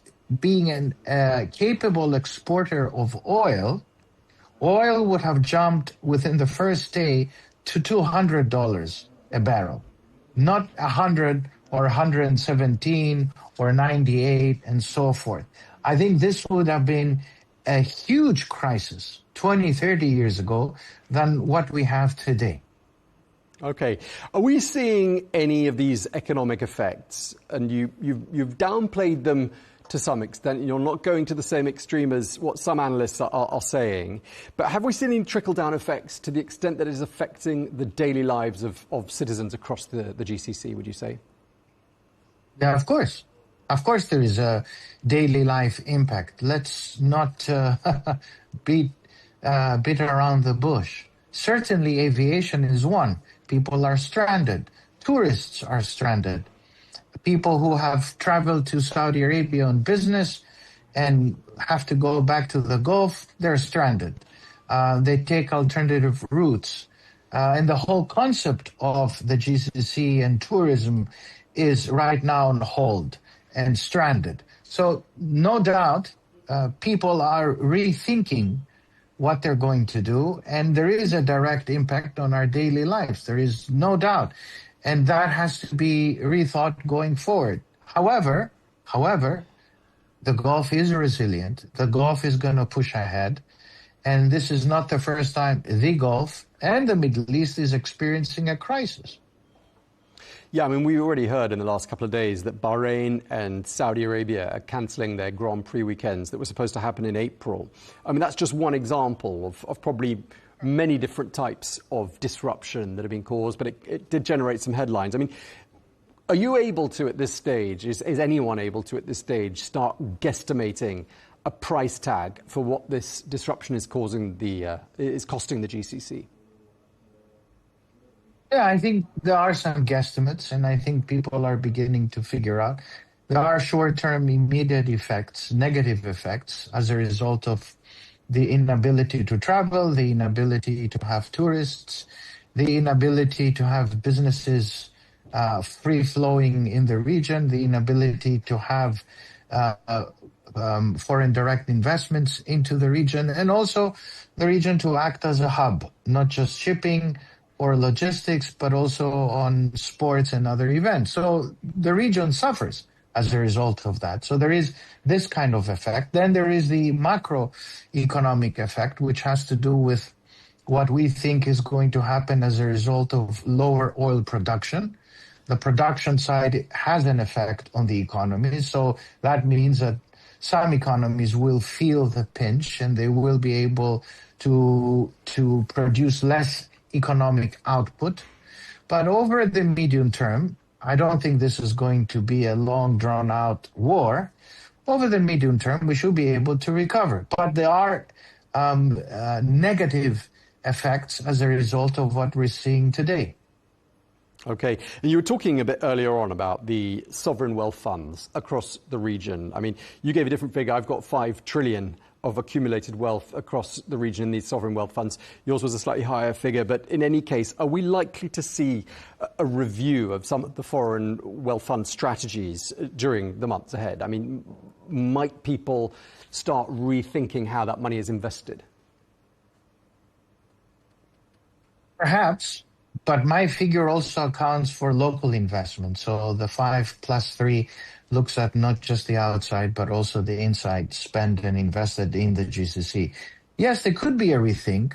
It depends on also the longevity of the crisis. If this is a 5-month crisis, there will be some serious impact on the global economy. Trade flows, output, GDP, investments will be impacted, and also inflation.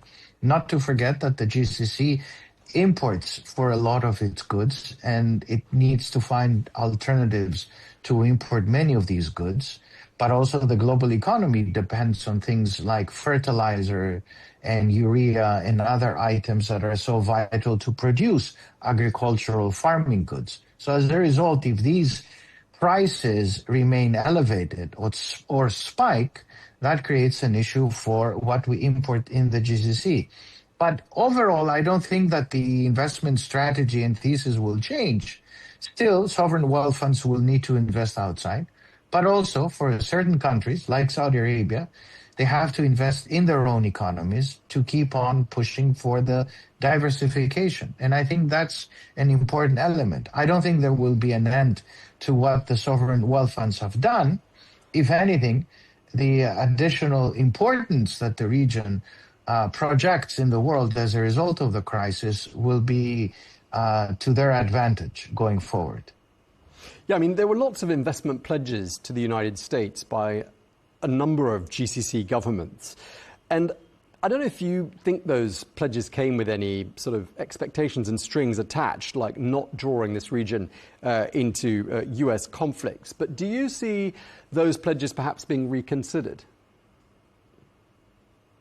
Well, some of them should be, and some of them have to, because oil prices, if they are able to remain at these levels, we have to reconsider what gets spent inside. Because remember, there is a defense side to all of this, a military angle to all of this. Some of the defense equipment that are being used today to defend the GCC will have to be replenished. So that money that would eventually go as a result of sovereign wealth fund investments into the U.S., let's say, will have to be, some of it instead invested towards defense equipment. And some of it will have to be reconsidered because, as we've seen, the asymmetric warfare has necessitated a different type of response. You cannot be fighting drones with Patriot missiles. You cannot be using a $3 to $4 million missile to counter $7,000 to $10,000 Shaheed that comes into your country. So there has to be a difference in terms of the responses, but also a reallocation of priorities. And I think defense will be one of those. I mean, clearly what Iran is doing right now is applying pressure aimed on the GCC economies, aimed at forcing the US and Israel to end the war. Is this working? I don't think it's working. Definitely not, because it seems both sides are not relenting. The US needs to keep on pushing, because at the end, they have to come out with results.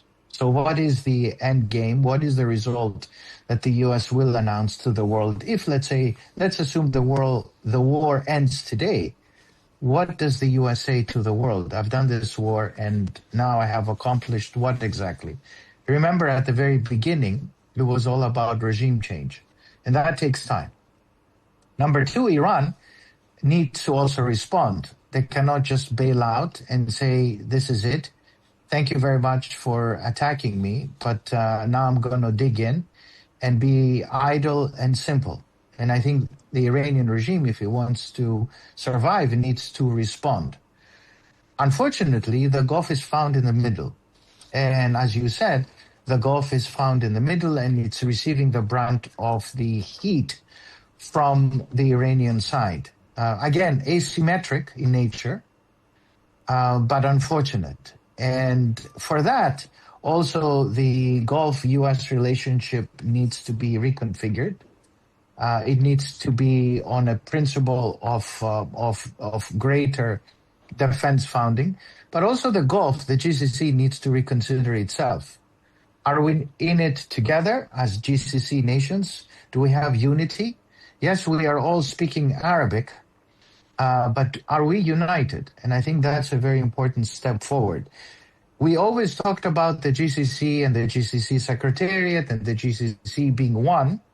And often enough in economics, we've talked about the customs union and so forth, and how the EU acts as an institution that the GCC learns a lot and would aspire to be like one.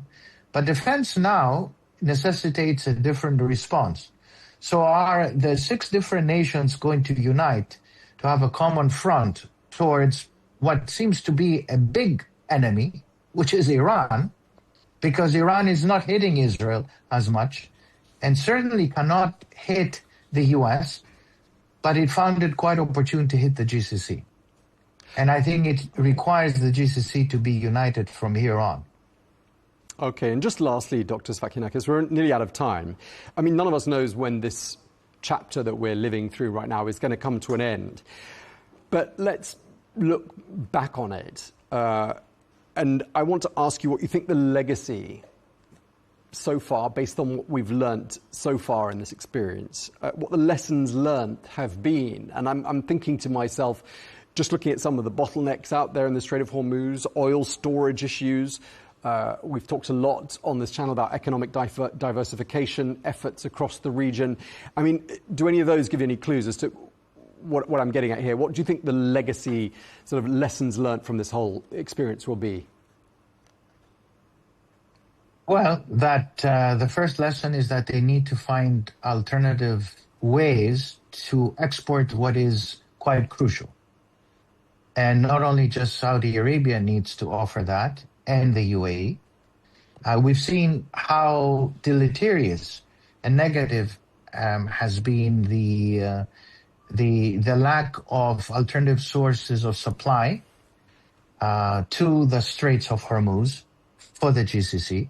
So we need to think quite united as to how we're going to get the oil out of the Gulf.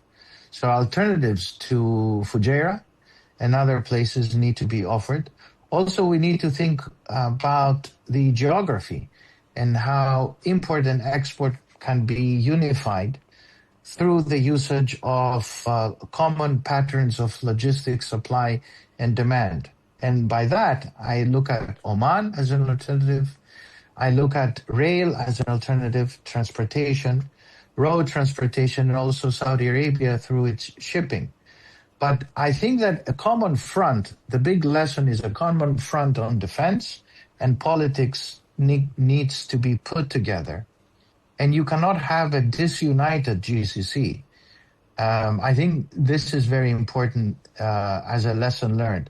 Also, we need to think of alternatives to how we cater for our population. So let's take the example of water, desalination plants. What if, for instance, the future demands that we need to find alternative sources to water? And it's not just the Gulf that desalinates water. We need to see if the Red Sea or the Arabian Sea can provide alternative supply sources of water. And how we can put together a unified decision-making thinking around that. I think there are many lessons learned. And the lesson also is that a friend that appears as a friend could be an enemy, and the enemy is real. And I think the enemy is across the Gulf, which is today called Iran. And Iran is a real enemy for the Gulf countries. And we see it in none other ways than the attacks we have experienced. And remember, today we have, or until today, we have witnessed roughly 3,000 or 4,000 drones and missiles hitting the Gulf. Maybe my math is wrong because I'm not a military expert, but we haven't seen a huge amount. What if we end up seeing what the Ukraine-Russia war experiences on a daily basis, in the thousands? What will happen to the Gulf? And that requires a common defense policy rather than being theoretical and notional at the end of the day. Okay, we're going to have to leave it there because we're out of time, but really appreciate you speaking to us. Dr. John Sfakianakis, Chief Economist and Head of Economic Research at the Gulf Research Centre in Riyadh. Thank you very much indeed, sir. We're joined now by Tom Warwick, who is a non-resident senior fellow at the Atlantic Council and a former Homeland Security Deputy Assistant Secretary for Counterterrorism Policy. He joins us from Washington. Mr. Warwick, thank you very much indeed for taking the time to join us. We're 17 days into this conflict. I want to ask you, first of all, what's been achieved militarily from a US point of view, and are we any closer to finding an end to this crisis? Well, it's good to be with you. So far, the military operations have succeeded in completely eliminating Iran's air defenses, striking leadership targets, including the late now former Supreme Leader Ali Khamenei and other top Iranian generals. Much of Iran's ballistic missile capability has been destroyed. much of the drone capability has been destroyed, though some remains. The Iranian Navy has largely been eliminated, but Iran still retains the ability to launch small boats to harass merchant shipping in the Gulf. So from the offensive perspective, the war is going well, says President Trump, but from a political perspective, it's much more open-ended. Iran, on the other hand, can also claim some offensive successes, having succeeded in, putting a hold on commerce going in and out of the Gulf, obviously arousing the anger of the Gulf Arab countries. And at this point, it's clearly going to be an endurance contest to see which side's defenses can eventually prevail.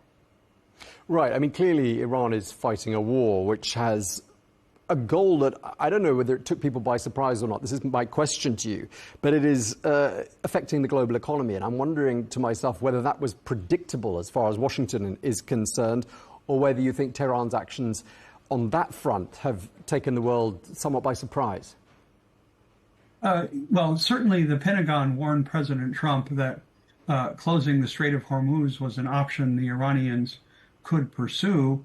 But President Trump and his team thought they would not do that because it would affect Iran's own ability to export its crude oil. To some extent, that may have been a miscalculation.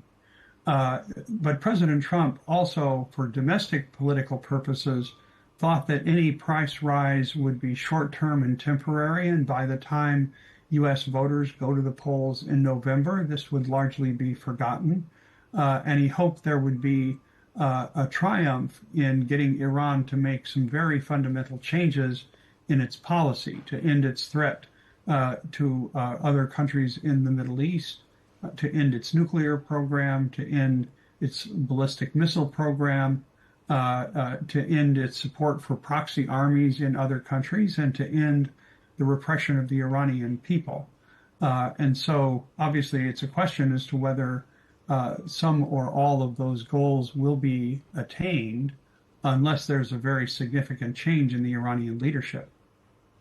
Let me ask you a question I've put to a couple of our guests today. I mean, clearly what Iran is trying to do is to put pressure on the United States by drawing in GCC countries into this conflict and striking them. And it's obviously a pressure tactic. And I want to ask you, do you think it's working? Well, this is the irony on the Iranian side. So whatever miscalculations there have been on the U.S. side, Iran's have been worse. The United States gets very little oil through the Strait of Hormuz. And so for the United States, Canada, and other Western Hemisphere countries, yes, there are effects on the global price of oil, but there is no supply risk since North America's supplies come from North America. The real risk of supply disruption is China, India, South Korea, Japan, and other countries of East Asia, because they're the ones who are actually the most affected if there are disruptions in supply coming through the Strait of Hormuz.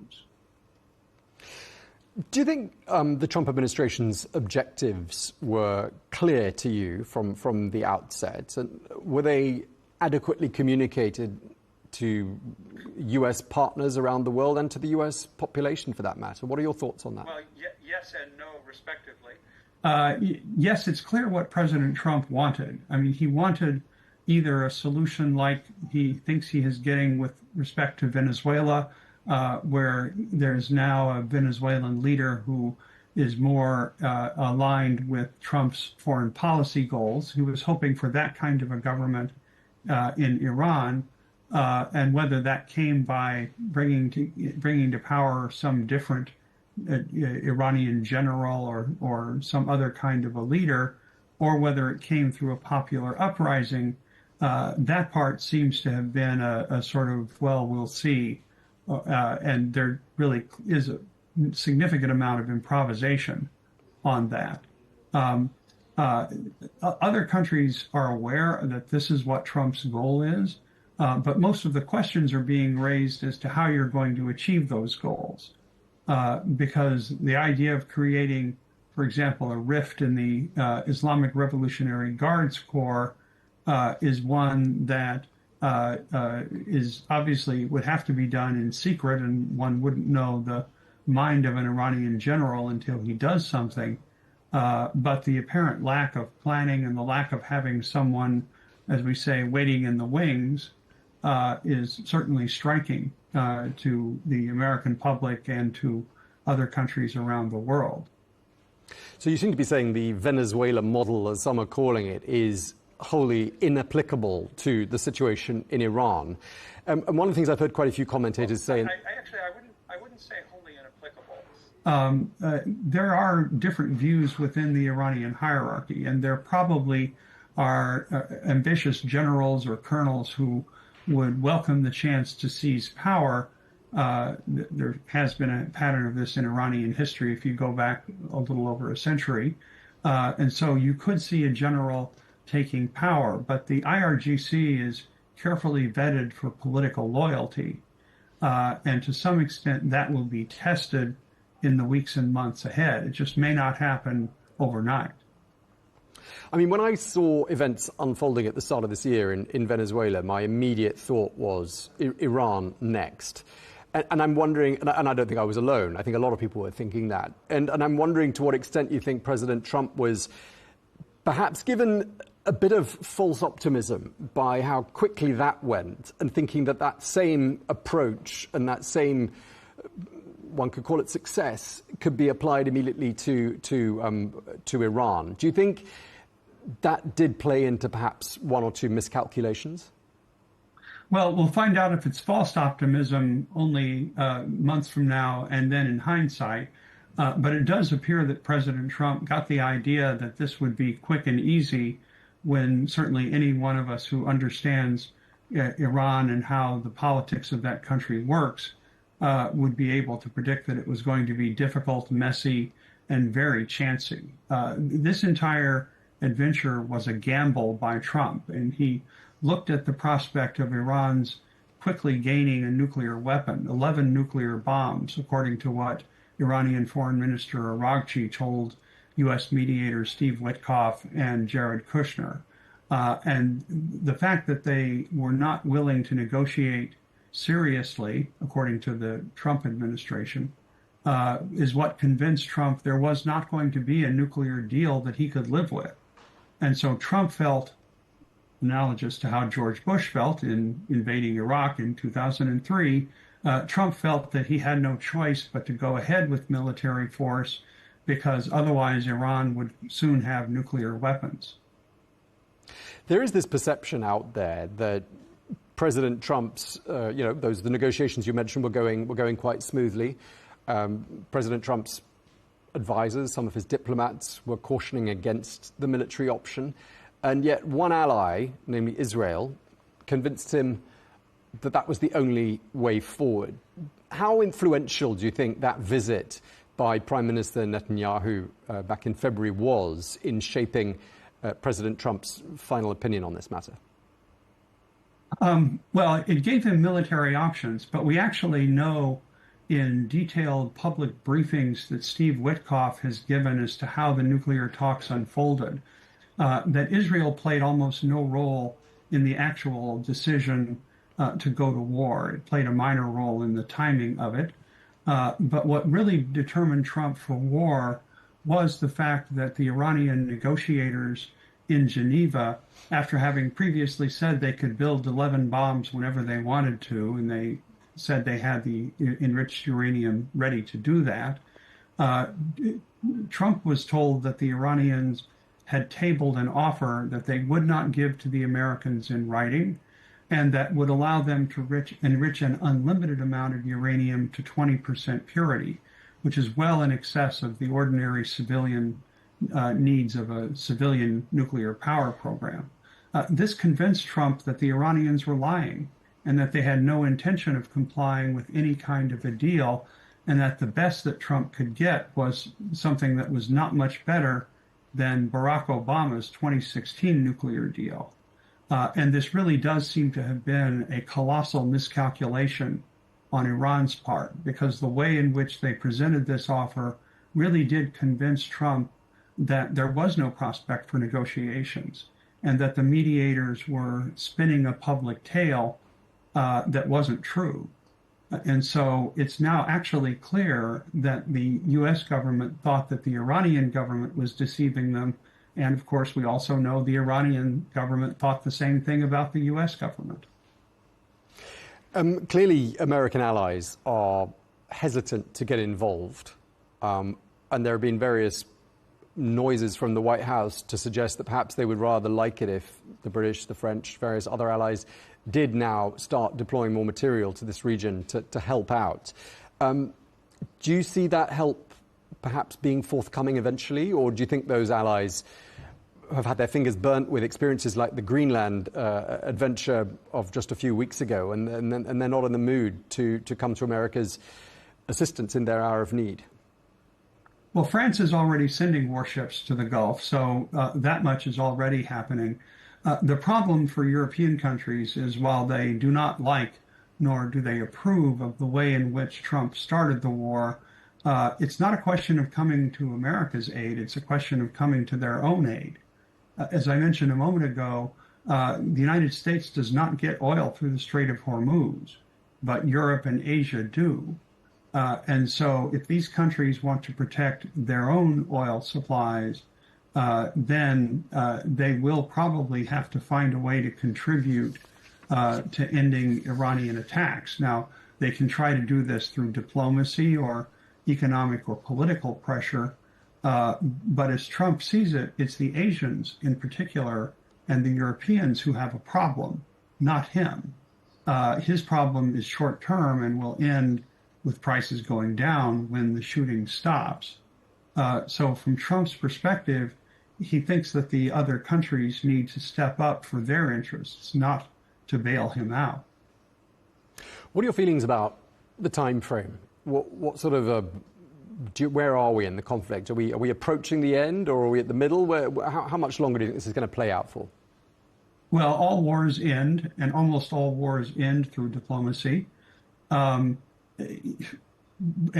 furthermore, both sides in this war are, there's another front, which is the war for international public opinion, and both sides are trying to project how tough they are, how long they can keep going. And yet, as we know from studying military history, behind the scenes, that's not always the case. And so for right now, you have to take both American and Iranian statements with a large grain of salt. You have to be skeptical about all of these claims. But President Trump could offer a ceasefire any day. And then the question is, what will Iran's leaders do? Will they accept it, or will they try to continue the war? Okay, and just to wrap up, a comment that really struck me, and we were talking about the negotiations brokered by the Omanis a little earlier on. Oman's Foreign Minister, Badr bin Hamad al-Busaidi, who was a mediator in those talks, gave some very strong comments. He said that Oman's view is that the military attacks against Iran by the United States and Israel are illegal. He also argued that the US-Israeli offensive is aimed at reshaping the Middle East and promoting normalization with Israel while weakening efforts to establish a Palestinian state. When you hear comments like that coming from, the regional Switzerland, the mediator that is Oman, very hard to imagine that when all of this blows over, it's going to be business as usual between the United States and its GCC allies. What are your thoughts? Well, very clearly, when this ends, this is going to reshape the security of the Middle East. The question is how. Part of the problem is this is a war that could go either way with radically different outcomes. The same thing could be said of Israel's fighting in Lebanon and, of course, the Palestinian situation. Part of what President Trump did in launching these attacks against Iran was to say the status quo is unacceptable and unsustainable.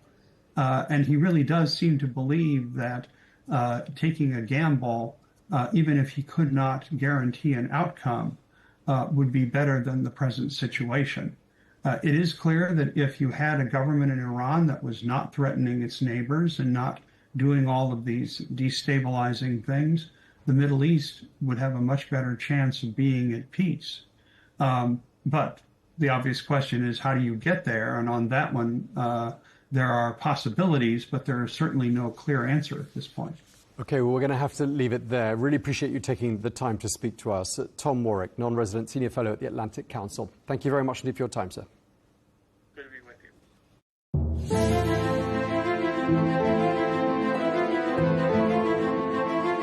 you. It is the oldest crop known to humanity.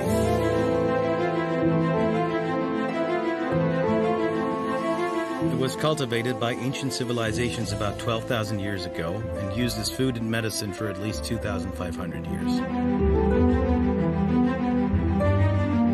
Cannabis was once believed to be a natural remedy for pain, nausea, and muscle spasms, and was sometimes used as an appetite suppressant and for post-traumatic stress disorder.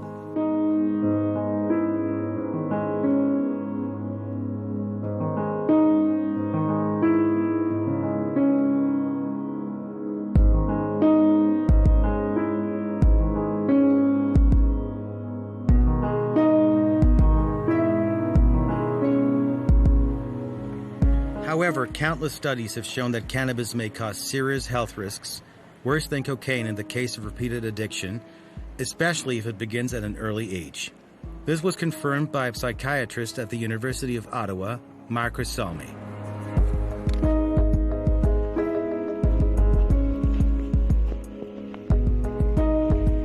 Dr. Salmi says that some people believe that cannabis is a plant that comes from Mother Nature and cannot cause any harm. But this is refuted by studies published in the British Medical Journal. People don't die from cannabis overdose, but it can have other serious consequences for physical and mental health, says epidemiologist Deborah Hazen of Columbia University. According to a study published in the Journal of the American Heart Association, people who regularly use cannabis are more likely to suffer heart attacks and strokes. Some of the risks of regular cannabis use include drug use psychosis, where a person experiences delusions or paranoia, severe depression, dry mouth, fatigue, and a temporary loss of touch with reality.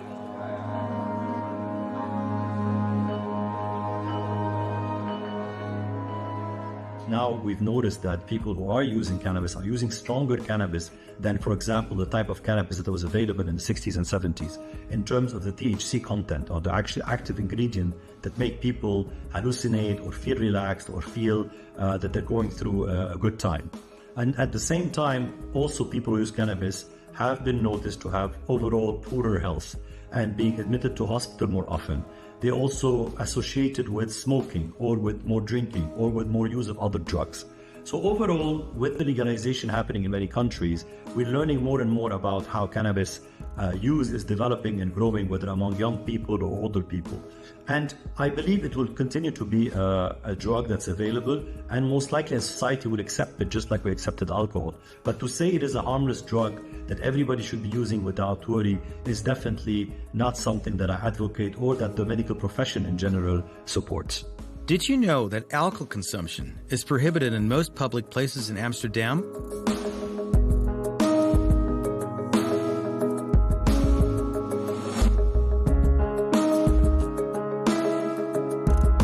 Contrary to popular belief, cannabis is not legal in the Netherlands, but since the 1970s, it has been tolerated to a certain extent. Coffee shops may not store more than 500 grams of cannabis, and they may not sell more than 5 grams per day to the same customer. The cultivation and supply of cannabis are also illegal, meaning coffee shops are technically operating outside the law when they receive stock. Sometimes the suppliers are opaque and may even be affiliated with criminal gangs.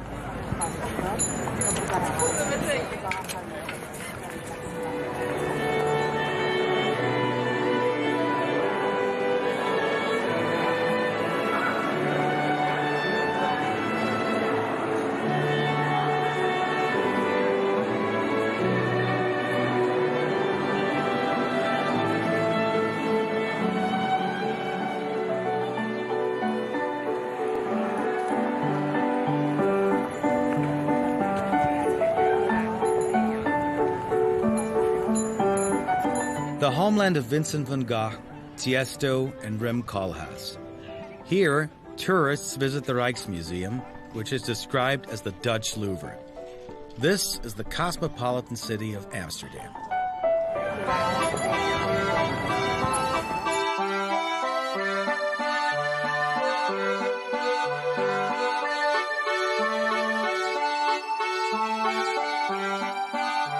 The Netherlands, despite its small size, is a global agricultural powerhouse and a major exporter, earning it the nickname the grocery store of Europe. The country serves as a major gateway to Europe, with the port of Rotterdam being the largest port in Europe and a key logistics hub.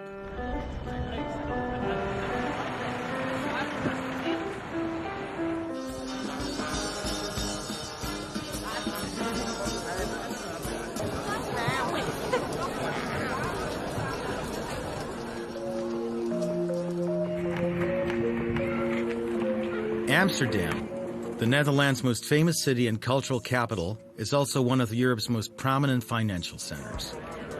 The city of canals, museums, and theaters is visited by millions of people every year. But what percentage of these tourists visit for the smoking freedom in its coffee shops? While the Netherlands was the first country in the world to allow the free use of cannabis in public since the late 1970s, with conditions and restrictions, this policy was intended by the government to limit the risks of hard drug addiction. However, in recent years, the Netherlands has been plagued by the growing influence of powerful drug gangs and the violence of organized crime.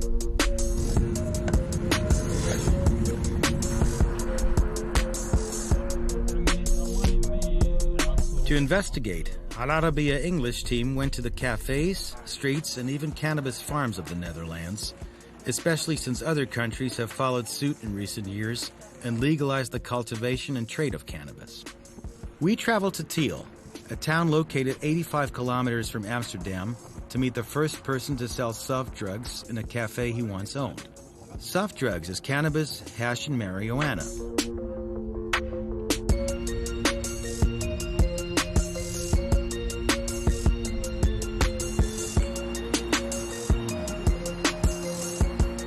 Werner Bruning, who opened Malo Yalo in 1973, the first coffee shop in Amsterdam to sell soft drugs. This coffee shop system partially was set up as such that one of us would pretend he was just a visitor, sitting in front of the bar and selling hash grass.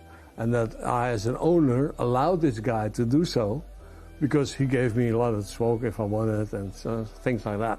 You can suggest a kind of a fairy tale. And that made it impossible to close the shop down because they could arrest the dealer, but they couldn't arrest me. I was the owner who was saying, "Oh, I don't know, I don't care either," and that was it. And then they made it combined the two things, and said anybody in that shop who is selling hash and grass is supposed to be one of the employees of that shop. So there is a link. And they said, okay, we'll leave all the shops that are existing open. We give them sort of a permit, but only under certain rules. And if you don't obey those rules, we'll shut you down anyway. While Jari studied hotel management at one of the most famous universities in the Netherlands and follows a modern approach in managing cannabis cafes that he and his brother inherited from their family in Amsterdam, Jari also confirmed Warner's words. And it wasn't really allowed, but it was the 80s, it was the 70s, and the government was looking the other way. And since it didn't do really much harm, then came the decriminalization policy of the Netherlands. Ever since, they've never changed this policy, which is weird because the conditions are very different now than they were 40 years ago. Cannabis was first criminalized in the Netherlands in 1953, following previous laws against its import and export in 1928. In 1972, the Dutch government classified drugs into two categories: more dangerous and less dangerous, with cannabis falling into the less dangerous category. Accordingly, possession of 30 grams or less was considered a misdemeanor. This approach aims to keep cannabis trafficking out of the hands of criminals and reduce users' exposure to hard drugs.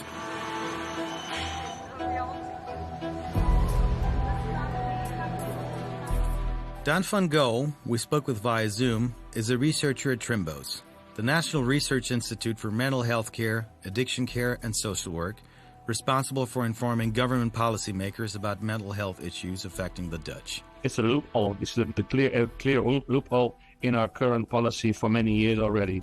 You are allowed to buy cannabis from a coffee shop, but nobody knows what actually it is that you are buying, since there is no control whatsoever or criteria whatsoever, and this needs to be improved, of course. And this is why other countries, they have moved forward. They are doing that already from the start. You can buy and sell small amounts of cannabis without fear of prosecution in the Netherlands, but its commercial cultivation remains illegal.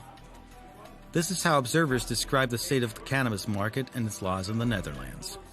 We went to meet Saeed, a second-generation Moroccan in the Netherlands who has run a cafe selling soft drugs for 20 years in a suburb of Amsterdam. We asked him about the difficulties he faces in his business and how drugs are purchased and sold to customers. The thing with coffee shops, one of the things, you can only have 500 grams inside. If you have 501 grams and they come inside to check your business, they will close you for like 2 weeks. The second time, you have more than 500 again, they will close you definitely. They come and they check some people's pockets and somebody has drugs, they shut you down. So it's a really delicate business. If you sell a customer more than 5, you're breaking the law. If they find out, they close you. Now, we can sell this, we can sell the weed, we can sell the hash, we can buy it, but if they see us buying it, we're trafficking. So that's against the law. We can buy it, but they cannot see us buying it.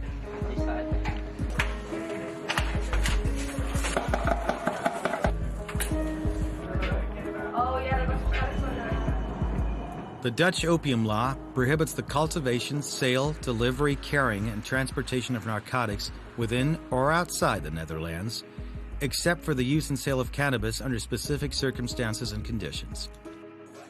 These conflicting laws in the Netherlands mean that a cafe owner cannot obtain a bank loan, as can a bar owner who sells alcohol. This policy forces them to convert their white money into black money. Everything that happens in the coffee shop, completely transparent. There's a stigma. People think that we launder money, but actually nowadays we make money black. Because what happens, 70% of everybody that comes in here, they pay with a debit card, with online money. But all the weed that we buy, or all the cannabis we buy, we need to do cash. So I cannot go to a grower and pay with my bank card. So what do? We go get 10 bank cards and every day go to the ATM, get the money from the ATM. So I have white money on my account. I take it out of the ATM with thousands at a time, and then it's black again, right? It's because it's disappeared. And then I can use it to pay the grower or the supplier for the cannabis.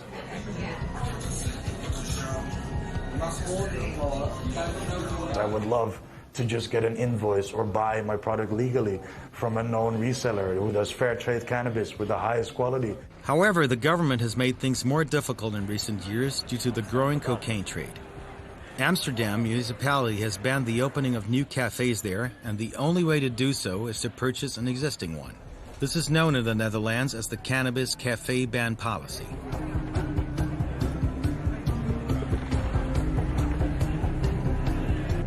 For years, they tried to extinct coffee shop. So the last big extinction, the mass extinction in Amsterdam, was I think it was around 2013, 2014. Now, instead of 600 coffee shops in Amsterdam, we only have 160 left. So of course, the coffee shops that remain, their business increases, and that also means that nuisance or problems for the neighborhood also arise. Suddenly, a coffee shop with 100 guests now has 500 guests.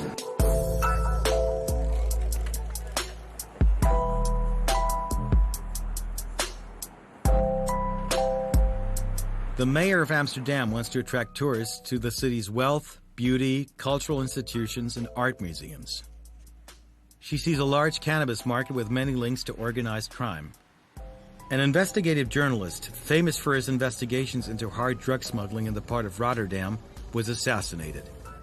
In full view of everyone, he was shot dead in the middle of Amsterdam.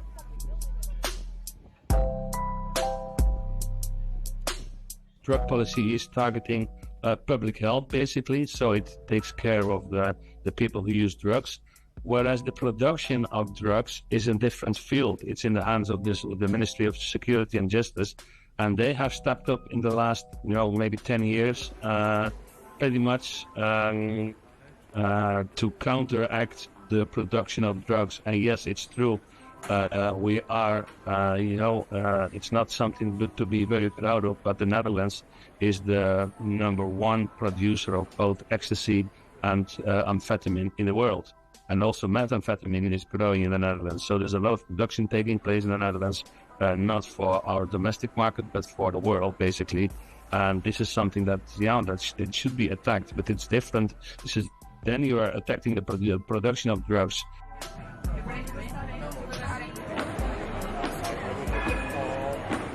Nightlife in Amsterdam is distinguished and noisy in the city center. Although smoking cannabis is prohibited on the street, those walking here often smell the lingering odor of drugs emanating from the ubiquitous cafes. As we wandered around the city, we found numerous shops selling smoking paraphernalia, narcotic mushrooms, and cannabis oils. We also found several private museums that chronicle the history of cannabis smoking tools throughout the ages. At the end of the visit, visitors could purchase seeds of various varieties.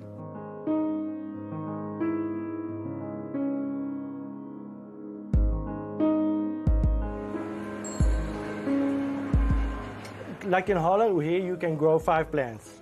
Yeah, but there is a but. You can grow the 5 plants, but you can grow them in your garden.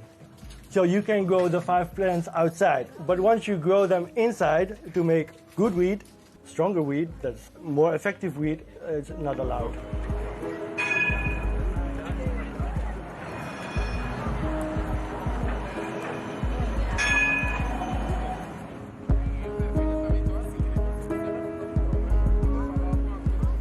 The Al Arabiya English team attempted to visit one of these illegal farms and interview one of the farmers.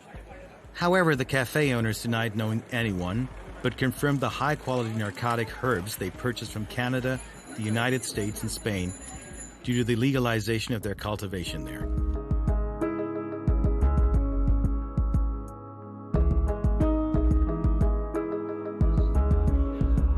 Why is it interesting to buy weed from Canada or from the United States or from Spain? Because the quality there is getting higher. If you can do it legally, the quality will automatically rise. But because of the law, we can sell a space cake here in Holland, but that's about it.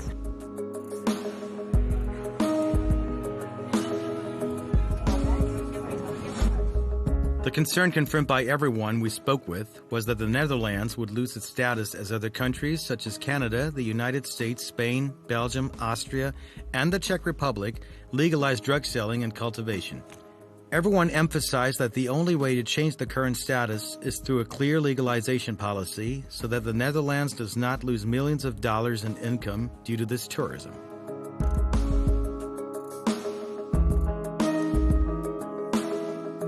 So how can a coffee shop have 30 strains on the menu with only 500 grams? It's not like people come in and bring 10 grams all the time. No, a coffee shop needs to buy kilos. So somewhere the weed is being stashed, and all of a sudden it drops out of the sky in the shop and it's legal. And all the steps that happened before that, we don't talk about in Holland. We don't want to know. But I think it's important that we do come to know and that we do check all these steps and make sure that the right steps are being taken and there's no more contamination. It's for a safer product, better for the client, more income for the government, and also for us as an entrepreneur. I don't want to have the risk of closing down my business by a single mistake. It's a weird law. They call it gedoogbeleid, like this, and that is the law. There's no store where you can go buy it. You just buy it from the growers. Yeah, we have to buy it from the growers. We cannot buy it from the store. And so they say, okay, buy, but don't let us see you. We didn't go far from the city center to meet a foreigner who lives in Amsterdam and enjoys going to the only bar in the suburb that allows smoking and drinking alcohol at the same time. It's close to home. I live quite close. It's good. You can smoke and have a drink here, which is relatively unique. I enjoy the fact that it's legalized here and that I can smoke when I want and whatever. That's great. That's how I believe it should be. But I think I probably prefer a system where I know the supply chain better, right? Like, where has this come from? Who's grown it? Has everyone along the supply chain been equally paid, and for their labor and for how's it got here?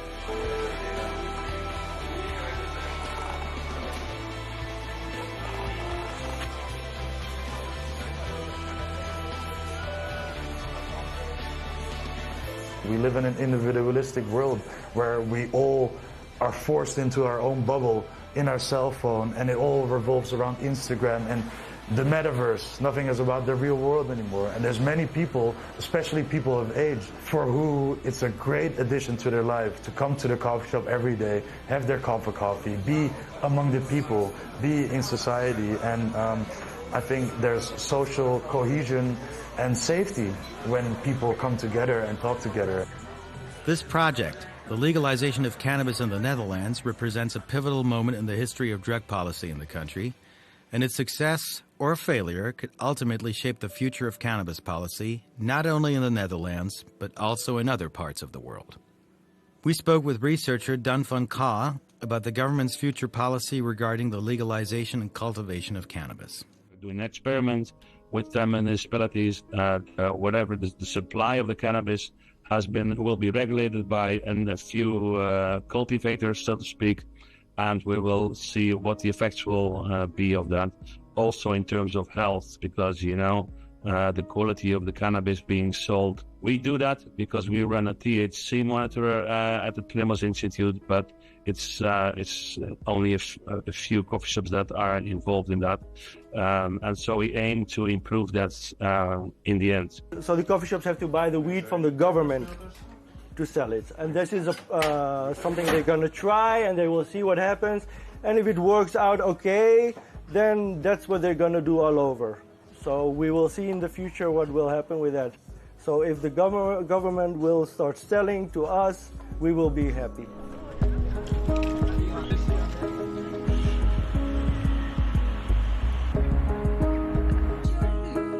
The Dutch Cannabis Legalization Project, which launched its pilot phase in late 2023, required regulating the sale of permitted cannabis. Farmers and traders demanded a law that would protect them and regulate their work in this field, but the project was full of challenges. Warner, who gave up his coffee shop business and importing herbs and bulbs for cultivation, now confines himself to treating people with cannabis oils and teaching them how to make THC oil. I do medical marijuana, and I promote the usage of medical marijuana oil because these people don't do it for fun. They do it because they have no other regular solution. This place is a place where we train people to make their own THC oil. I developed an apparatus, a machine, that's called the cannulator, and we teach people how to make it themselves. The course is 2 hours. People come to this course. We tell them to go to the coffee shop first, buy 5 grams of grass, and process it while we're here during the class. Then they've made their own oil for the first time in their life.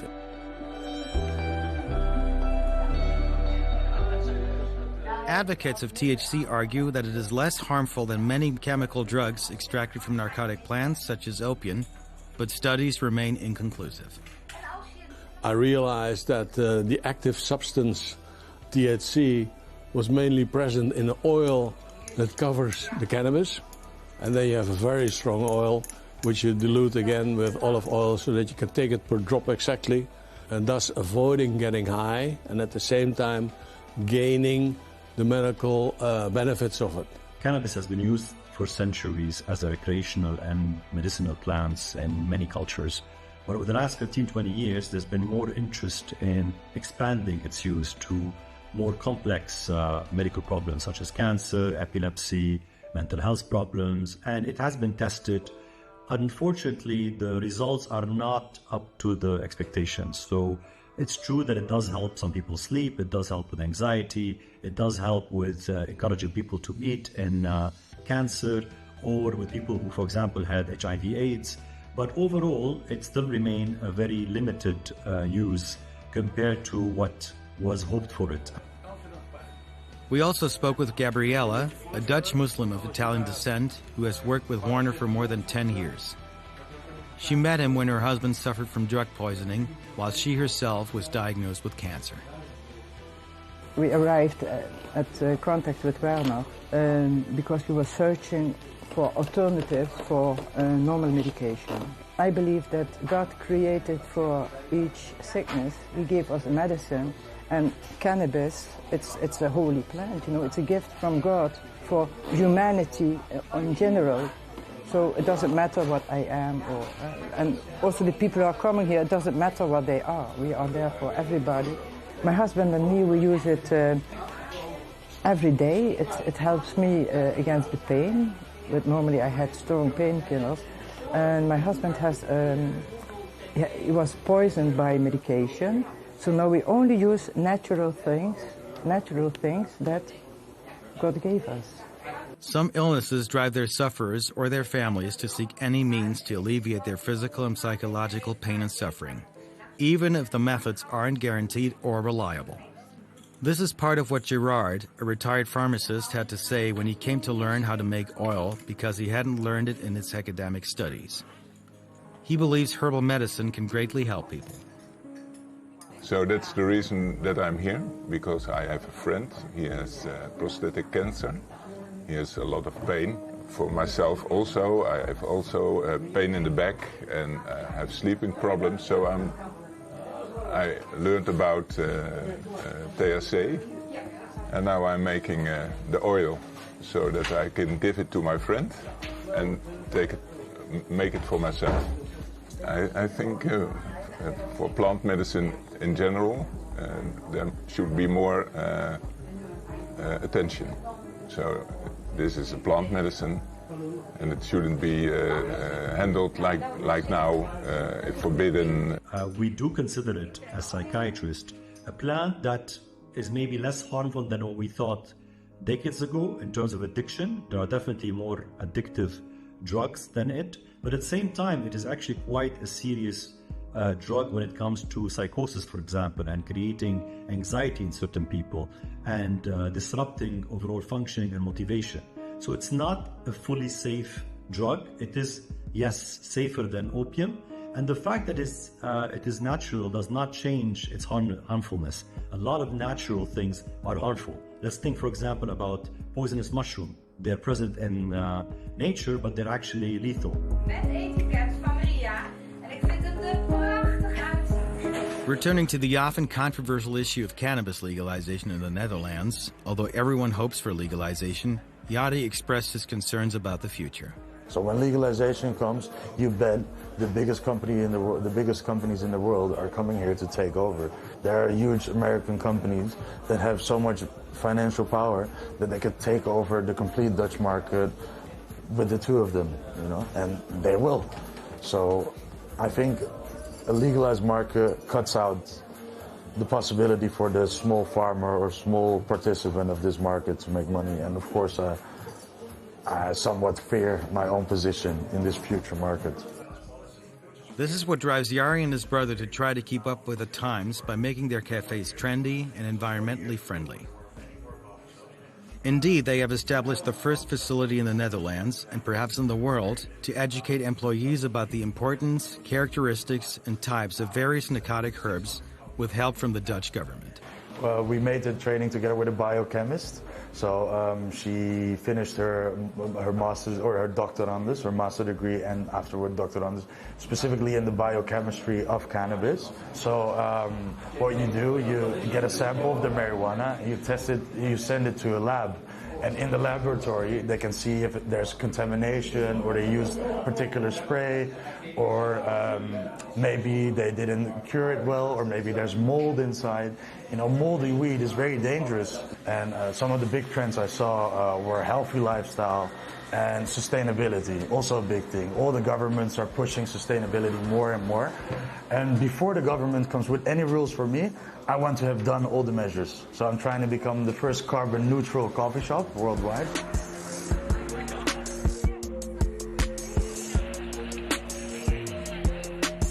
We try to meet with our contact officials at the Ministry of Justice, but were unable to do so. We only communicated via email and received a response from the minister's media office several weeks later. However, we did not receive conclusive answers to all our questions. In Mr. Halshauer's response, he stated that the Netherlands has tightened penalties for hard drug offenses in recent years and emphasized that the government does not encourage such trafficking. This is why we wanted to reduce the number of people coming from abroad to our coffee shops, because we believe it's a national problem, and we cannot be the supplier of drugs for Western Europe or something like that.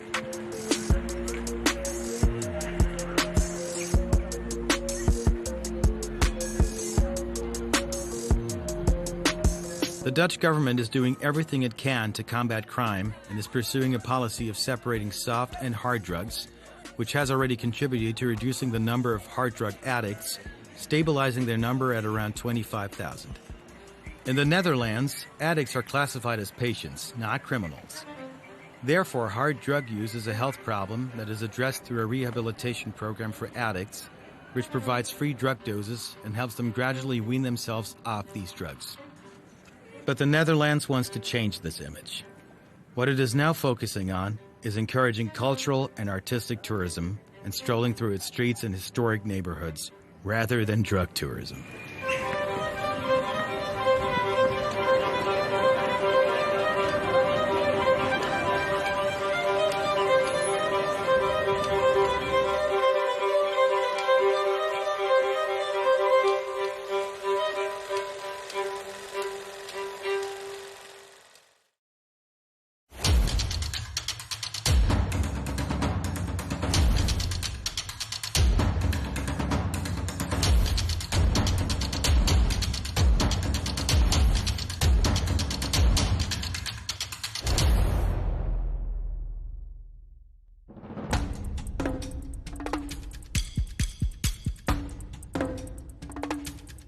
Here lies the homeland of the Khasi tribe, the largest remaining matrilineal society in the world.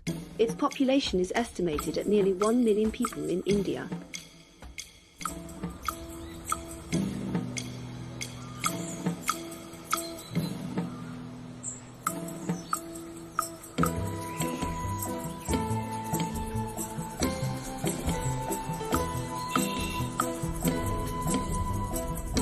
Our travel team set out on a long journey. There, through small villages and narrow roads more than 2,000 kilometers from India's capital, New Delhi, to explore the nature of this unique society.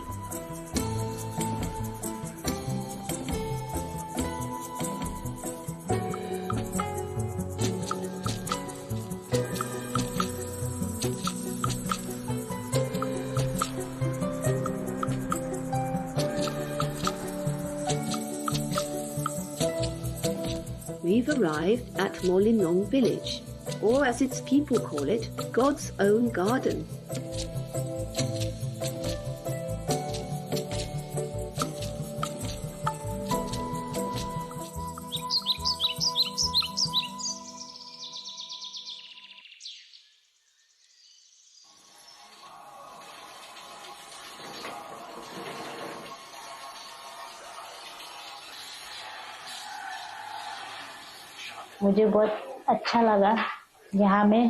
I truly love this place so very much. I love it because it is a Maisi.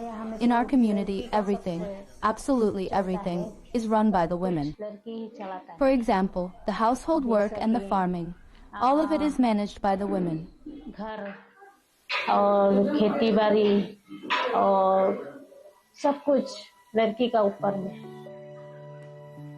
We met Selsalitha, who told us more about being the youngest daughter in a family belonging to the matrilineal Khasi community.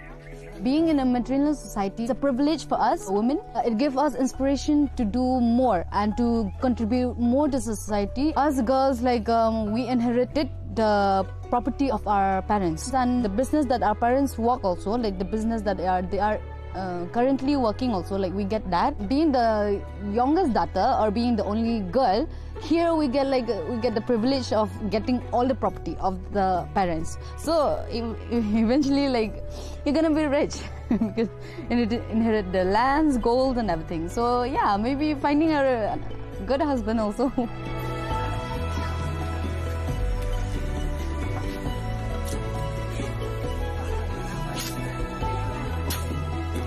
get the help, get the support from the men also. Even the surname also to our mother, like to the woman, not to I mean, not like other place in India.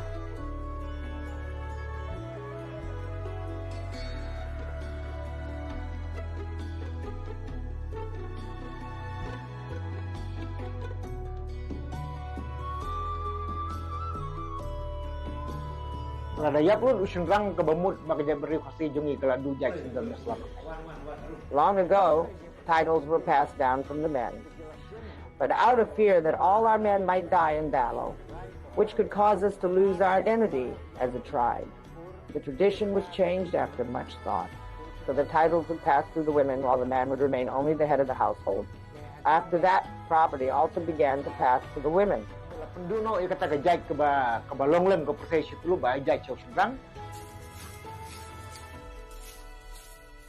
title goes to the mother. We don't come up so much. Other people know those who have the title to the father, they become rich. Because his man, he takes the responsibility to make his family come up. Here, women hold power, property and wealth, raising many questions about the men's role. How do they view the matrilineal system they belong to? And what part do they play in it? The structure of the matrilineal society is still going on very good. Like actually, we support it. We have been following this system for a long time, like in this, like in Kasi, and then in this village also. For me, it's like we have been following this tradition, so it's okay for me. The Kasi believe that daughters are the continuation of the family, which deepens the community's desire to have many girls, unlike most other Indian society.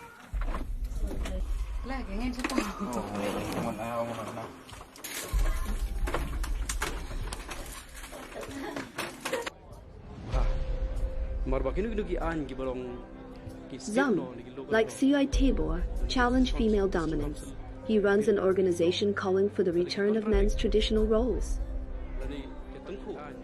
Men are not really made or born to be like that. They're born to lead, they're born to control, they're born to have authority on something. But he cannot be under authority of someone. So that itself hurts the ego of man. Till this date, as we have done some research, the lifespan of a general Khasi man is about 35 to 45 years age. Very low. Because most of them die of desperation. Most of them die of irresponsibility, we call. So his roles, his responsibility, his dedication is dispersed. For women here, choosing to remain unmarried carries no social stigma at all. Many do so proudly, taking comfort in their independence. And in this place, it is often the husbands who move in with them, joining their families and their homes, rather than the other way around. The Kasi community holds firmly to its historical roots and traditions deeply tied to nature. Some of its legends reflect this matrilineal spirit. On our journey, Cecilia takes us to the Molinong waterfalls. Legends tell of a widow named Kalikai who lived near one of the waterfalls in the Kasi region. She had a beautiful daughter. After her husband's death, people urged her to remarry, to ease her burdens. She did, to a selfish, cruel man. One day, while Kalikai was away from home, the husband killed her daughter and cooked part of her body. When Kalikai returned home and discovered the horrific crime, she collapsed in grief and ran to the edge of the cliff, leaping into the unknown. Her story became a symbol of women's independence in Kasi culture and their refusal to depend on men. There are many Kasi legends like it, yet they do not conflict with Christianity, which most of them follow today.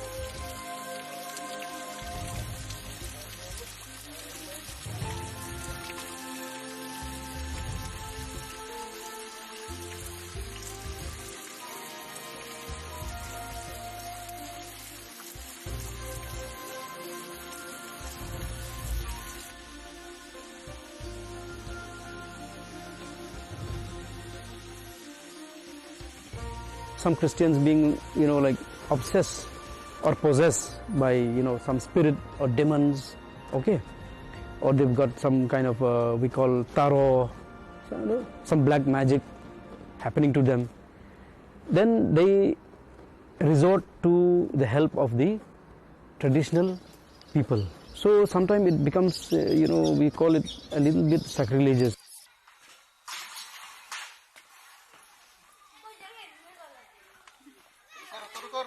Now it's less that Christian will participate in all Khasi traditional rituals, very less now.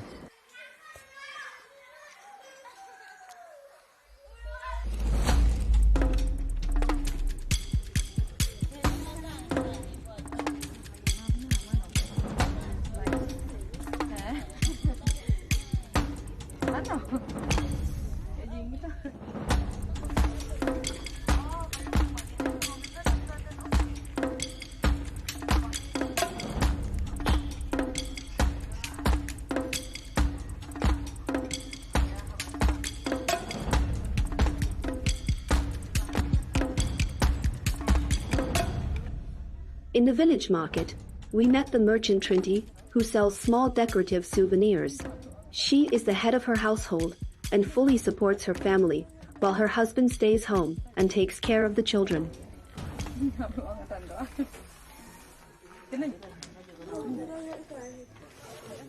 Khasi society, women is the head of the house. Yes, actually I am very proud to be in Khasi matrilineal society. Because in our Khasi society, we have responsible, even we women also, we have responsible to take care of our household. Anything we can arrange or we can manage all things. Because in our society, women also has more power. But the youngest one we get more property. All the inherits from parents' side. All the young, only for the youngest one. Out of the 100%, daughter will get sample 70% and son will be 30%. More actually we give to the woman because actually we men, we can work hard, we can work more also. So for women, actually those who are not illiterate, who are not going to school, who are illiterate, so they cannot work. My wife, she's not totally Khasi. Her father is Assamese and her mother is Khasi. Actually, my wife, she take her mother's surname. She don't take her father's surname. Though he's a non-Khasi also, but still she taken the mother's surname.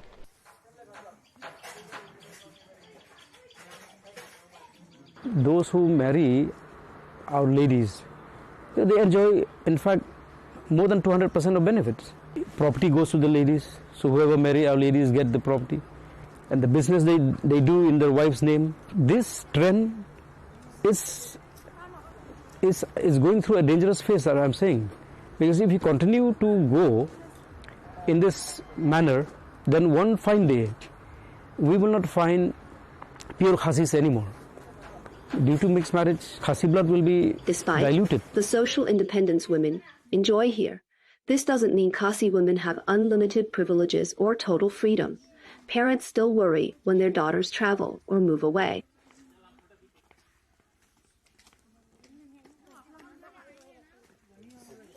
They allow us to study only in the city, but then for the sons, they will allow them to go abroad also. They do find it okay with it. But then us, in the other hand, for the girls' child, they are more protective and also more, more strict with them. So, most of the family here, they don't allow their child to study abroad or to pursue the career, outside of Meghalaya or something outside of India.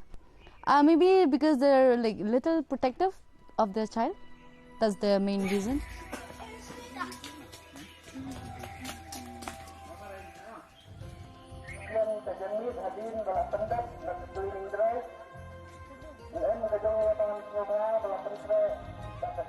Poverty also plays a major role in limiting choices and lifestyles, hindering higher education for many girls and boys alike.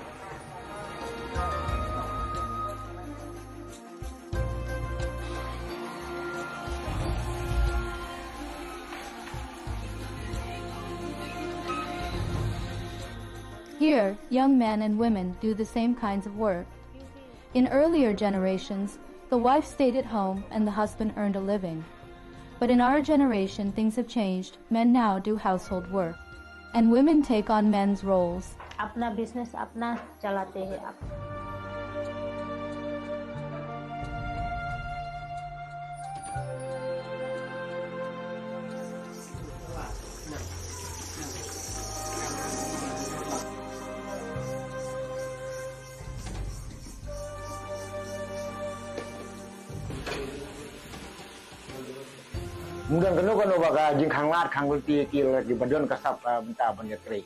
In our culture, women can take part in any job they want.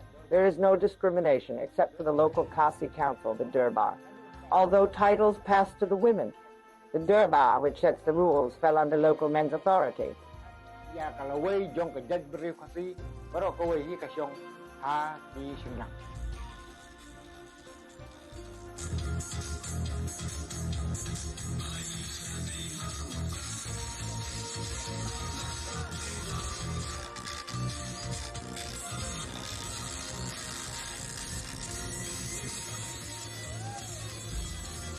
The Kasi community is deeply interconnected.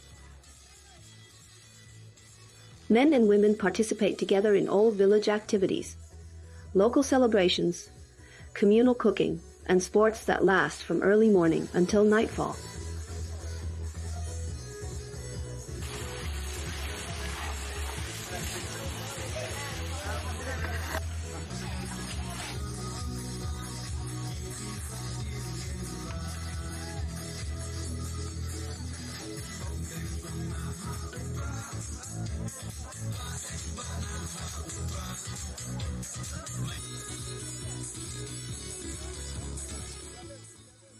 Most of the villagers here are farmers. So in farming we have to contribute both men and women, like they go together to the field also for the field work. Like both men and women can give their idea for the betterment of the family and for the betterment of the society also. Here the young men and women also participate the same role. Before, the older generation, the wife always stay at home and then the husband is the breadwinner. But then in our generation, things change and then men do the household work and the women also do the men's work.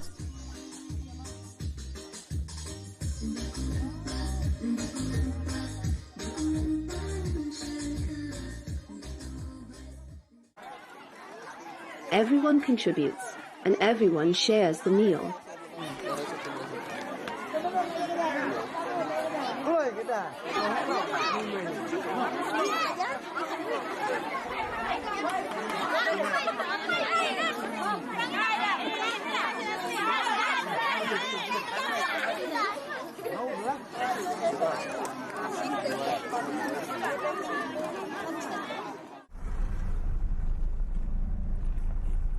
Today we are having this cleaning drive from Pontung to Malana, which is 18 kilometers, and we are having all the way to Malana.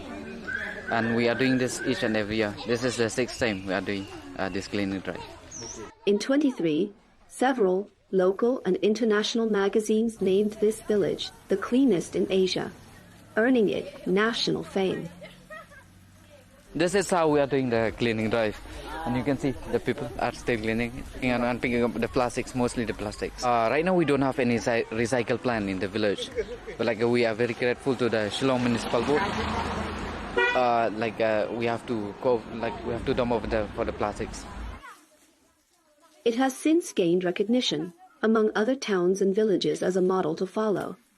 Cleanliness here is a sacred ritual, cherished by the Kasi people, from young children to grandmothers, keeping the entire village spotless through collective effort. For now, we just clean the village. We can give some advice for the other people also.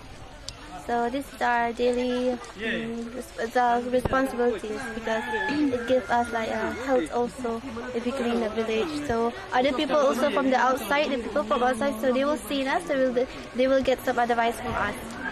They don't see it as routine work, but as a sacred, enduring part of their tribal life. Most of the property right now it's inherited by the youngest daughter. because like they think that the youngest daughter will be the one who will be looking after the parents after they grow old. But then right now it's different. You know, some of them, like youngest daughter, didn't have a good relationship with the parents, so the older daughter will look after the parents, right? So maybe the oldest daughter, the one who's looking after her parent, that daughter should be the one to inherit the property, right? I see, like in my areas also, like the one who look after the parents after they're old, that one like inherit most of the property, like golds and land and houses, because right now things have changed.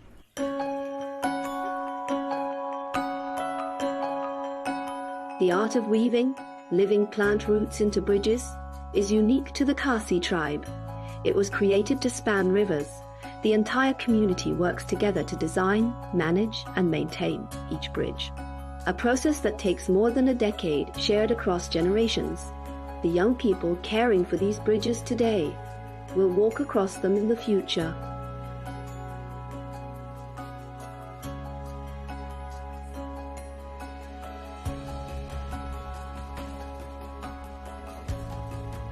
It's believed these bridges can last for hundreds of years. But will the Khasi traditions endure just as long? As the organization are trying our level best to fight this head on, so that we say, even if a foreigner, even if a male from another community marries a Khasi girl, they should not give the title of the Khasi. They should give the title of that Khasi male or that male from the other community. Matrinal society, it will be different afterwards, but then matrinal process will still go on. But then I think that some of them will also, like as I've seen now also, like some of my friends like inherited the father's title, their father's titles. But then I think that this will go on and on in our state. I think it will go on for ages, and there will be difference here and there. I mean, there will be difference in sharing property and in sharing like the power in the household and in the society.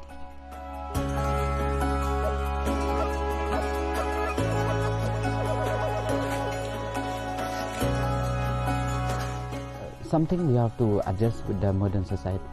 But some a little bit we have to adjust. Like I think this system will go on.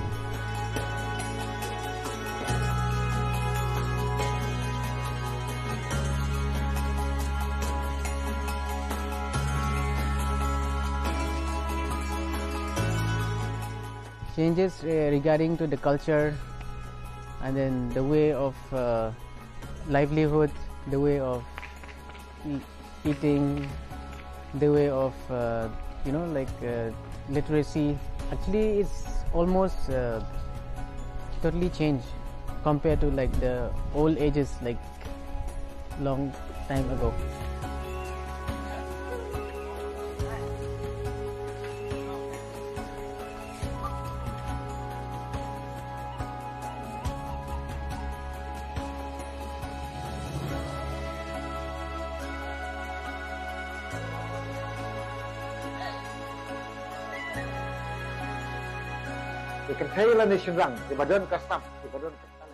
We hope women will come forward to join the village Durbar.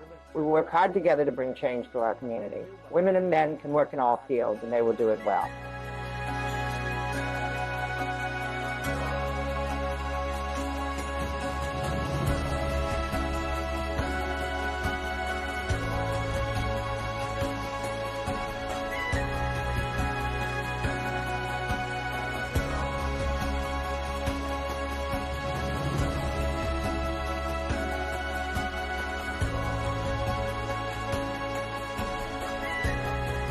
Everything will be changed because of these technologies also, no? Everything will be changed, but in our heritage, it will be the same, remain the same.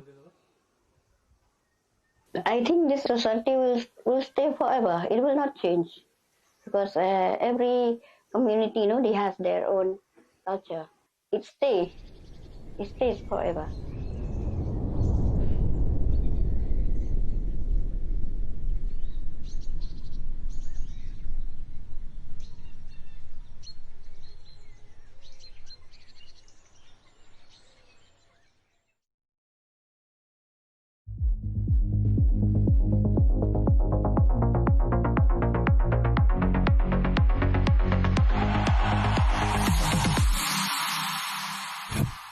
You can come with all the formations and tactics in the world. They don't like you. They're not going to run.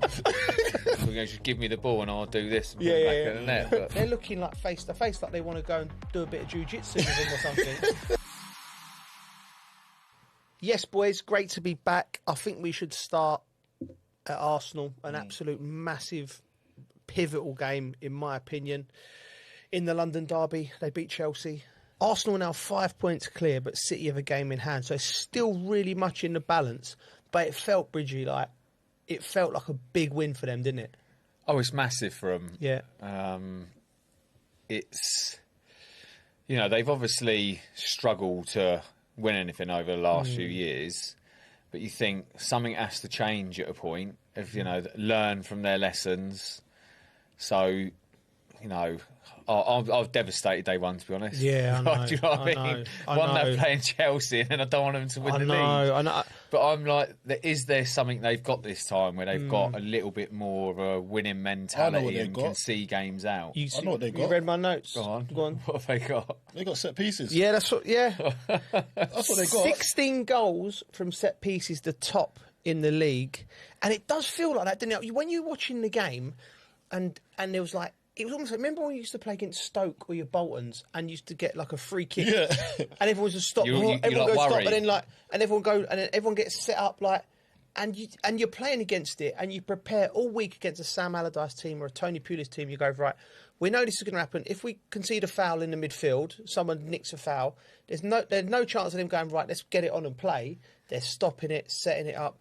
You're jogging back, and it's getting shelled into your box. So it's not quite 1990s Sam Allardyce and Tony Pulis and that, but I remember once seeing Declan Rice calling over. Who took the throws from the left? Was it Hincapie? Who's got the throws at Arsenal? Anyway, like calling over for it was a really long throw, and they're all just on it, the lads, aren't they? Yeah. Do you know what it is like? See, like Sam Allardyce days, Tony Pulis definitely. Yeah. It's just one of those things where it was the norm. Yeah. So when we play those teams, and there'd be a few of those type of teams. Yeah. You'd set up in training. You actually practice it. Practice how to defend against it. Yeah. And you probably had the players as well back then with the physicality to be able to handle it. Do you know what I mean? Now I think the players physically probably just not. They can't handle being roughed up like that. So when I see Gabriel dominating in the box, and heading it back across goal. And then obviously it's a free for all there, right? And it's come off the defender and gone in, right? Yeah. But that first contact, you've got to actually put him off at least. But they didn't even. Chelsea didn't even have that physicality to be able to do that. Didn't know where he was, and he came round the back, and then he had a free header to knock it across the box. I think the physical side is quite difficult though, because you know what it's like these days. Penalties can be given a lot easier than what they were. Yeah. But I also think the way the man marking it, I think it's quite hard. Yeah. And especially when you've got people who are man marking, and they're looking at the man, and they're not even looking at the ball. Yeah. So I'm like, it's so. If you were looking at me, it's so easy to just do a side Arsenal do that more than Chelsea weren't doing that. Chelsea were trying to play the ball. So is that There's a couple of times that they didn't know. Yeah. But that is, for me, like let's go back to our era, right, and how you was taught to defend, right. If you was marking, it was open hand, so you blocking like that. If you grab that, you be careful. There's a foul, like that, and it's like always keep your eye on the ball and the man. So I think the big change now is referees are allowing. They're not looking at the ball. They're looking like face to face, like they want to go and do a bit of jiu-jitsu with them or something. So, and it's the martial arts, the comedy, the comedy and the ridiculousness of it, right? The referee, you see him coming over to and he's like, none of this, and they're all like going, yeah. As soon as the ref walks out the box, they're just looking at him like, and then like grab it, and he's fighting. And the ref we saw the example with Rice when he was just grappling. Yeah. The attacker, and I was thinking, you can't be doing that, surely, because in my days, if you're not else, looking at the ball, you're done. Anywhere else on the pitch, and he's doing that, and it comes off his arm. Absolutely. It's free kick or it's something. So I thought Chelsea were quite unlucky in that respect, but because they didn't do enough in open play, and score the goals, and that's why they came up short. It just looks like ridiculous, doesn't it? Look, it comes in, and once the ball's in the box, it's like a tree hugging festival. They're all just stood hugging each other. Tree hugging festival. What's going on? Yeah, there is a tree hugging festival. Is there? I think, yeah. Is there? Yeah, I'm sure there is. People tree hug, don't they? There's bound to be. Yeah, but really? Festival, you can just go out. I bet there's a tree hugging. Someone Google, find out if there's a tree hugging festival. Can we do that? There can't be a festival. There will be. Okay, two things. It's crap football, and we get on to what it is for the viewer afterwards. And how do you stop it? I've got some views on how to stop it, and the reason I think it's one of them. And this is what I hate about the referee union and everything. That they're so slow to move. Clearly, this is affecting the games. There's something that's gone from top down where they're allowing this. The only way to stop it is you go right from this weekend in the Premier League. Bang! We're giving penalties away for holding. You're going to give penalties away, and you're going to give bookings, and it's going to be a mayhem for 2 weeks. But after a week or maybe two, stop. Unless you're a really stupid player, you're going to stop. Yeah. Do you know what I mean? So that's my opinion on that. That's a good idea. That's a good idea. It needs to come top down though. But the referees are just burying their heads in the sand, and they'll deal with it in the summer. I just think you got to be strict. It's a penalty. Just say penalty. Yeah. It's always been there could be loads of penalties in the first couple of weeks, but it soon stop. Yeah, exactly. Because you know you can't. And then maybe teams going to set when. Well, I can't mark him that. That but type, it's a foul. Can't do this, and it's a foul. Then anyway. you might have just two teams just trying to go and win the ball rather than just. I don't think it's a foul. I just think it's a foul anyway. Like you have to look at the ball. You can't not be looking at the ball. It's a foul. So as soon as you do that, get stricter with it. Yeah. Really. So VAR, come on, man, get your finger out. You know that's always been a foul. So what's changed now? You can't not give it. It's just the way football is. There's not been a rule change to say you're not allowed to do that. That you're allowed to do that now. There's not been a rule change to say that because you never was allowed to do that. So what's changed? Why are you being lenient? Yeah, I don't know. But we get to the bottom of that, and referees in particular. We had a couple of run-ins with them at the weekend, but we'll talk about that. Yeah, the group later. There's one of us here that's always in trouble. Yeah, one of us not here. Always in trouble. Grassroots. Be aware of him. Okay. At the end of the day, it's not great football, is it? Nah, Coley, listen. It's. I think the way football's gone now is. I was looking at a stat the other day on how many players on the pitch get the most touches in a game, and it's become undeniable that the ball players, the ones that actually have the skill, the entertainment factor, are getting less and less touches. I'm thinking the defenders are getting the most touches out of everybody on the field, the centre halves. And that's a problem. Yeah, that's a thing. Because they're not supposed to be the most technical. Yeah. They're not the most technical on that football pitch. But somehow they're getting the most touches on a football pitch on match day. Yeah. That's worrying. Yeah. And that's why we're probably seeing no flair, because the boys that actually have the flair... Look, remember we had Grealish that used to run games for Aston Villa. Yeah. We used to have all types of... we saw Morgan Gibbs-White this weekend, when he's allowed to be free, scoring a worldie. Yeah. Do you know what I mean? We're not seeing enough of it. Remember, even when we look back, you talk about players that Harry Redknapp had in his squads, Sam Allardyce had in his squads. You always give a Kocher the ball. Always just feed him the ball. Yeah. No one's finding the top players in their team. Chelsea are trying to do it. You can see they're always trying to get Cole Palmer on the ball. But now I just think, because it's such a game where it's just efficiency now. Do you know? Don't turn over possession all the time, or else you're going to be probably conceding a goal, because that's how good the get. It's too much worrying. Let the game be free. Yeah, I agree with you there. I mean, let the game be free. But I do like the fact that when I played in France and I played sort of in the sort of midfield position, and you're always taught stay away from the ball, like stay in the pocket. So sometimes you'd be frustrated as a number 10 or a winger if the ball's not coming to your side. And I was terrible at it. I'd go roaming and trying to get on the ball. But then people would always tell me not to. Yeah. But I had a manager in France, in Lille, Rudy Garcia. He actively encouraged me to go and get the ball like off the centre half. So if you feel the game's that way where they're dropped off, He said, go and find the pockets. You know, like in the left back position or right back position. He's the first manager to do that with me. And I was like, he said, because I want you on the ball, even if you're far away from goal. He said, you get in the goal, you might try and punch it between the line and follow it and get a 1-2. Yeah.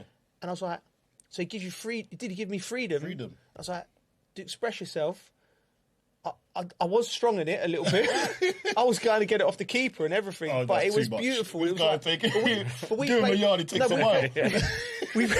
We played beautiful football, and it was like it was a real joy and fun to play. And I'm sure the fans liked watching that Lille team.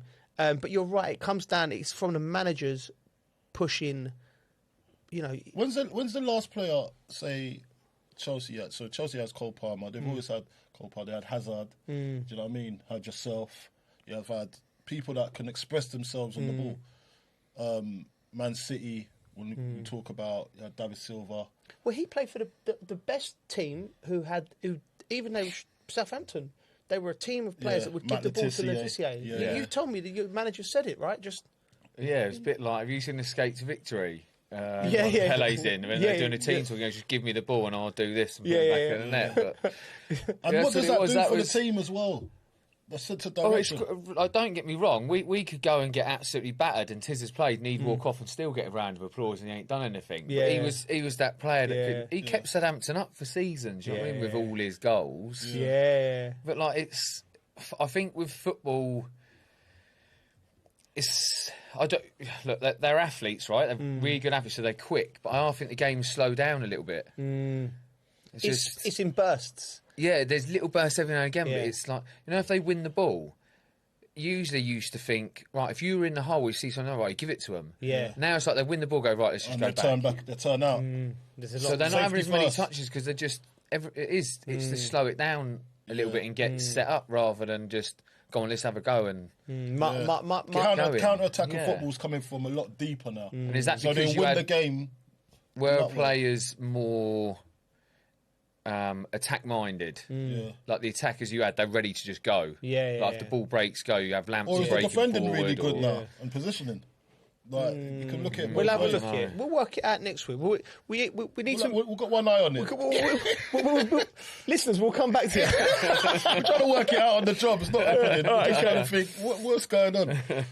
We want to make the game more exciting. We do want to make the game more exciting, and I just want to say, what do you think Chelsea is showing signs of improvement under Rossini? What do you make, Bridgie, of this Chelsea? He's had 10 games, just over 10 games. 13 games. 13 games, yeah. Well, they've got some good results. Yeah. Which is the most important thing. Yeah. Which is the most important. They've lost 3, yeah. 13 games, lost 3.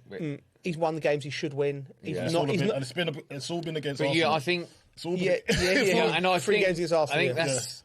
You want to see something from them against that Arsenal team, don't you? I didn't feel like...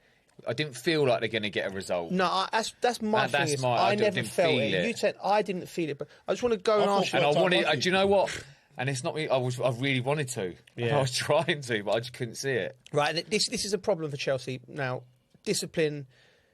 It's a hard one. Discipline. Listen, they've got the most red cards in the Premier League this season, so you can't say that there isn't an issue. There is clearly an issue, and I thought Neto's tackle was first of all the tackle of a winger, because I've been it myself, but also the tackle of somebody who was frustrated because he got about paced, and I think it's worse. Yeah, I think you're giving him grace. I think it was laziness. Really? I think he was lazy.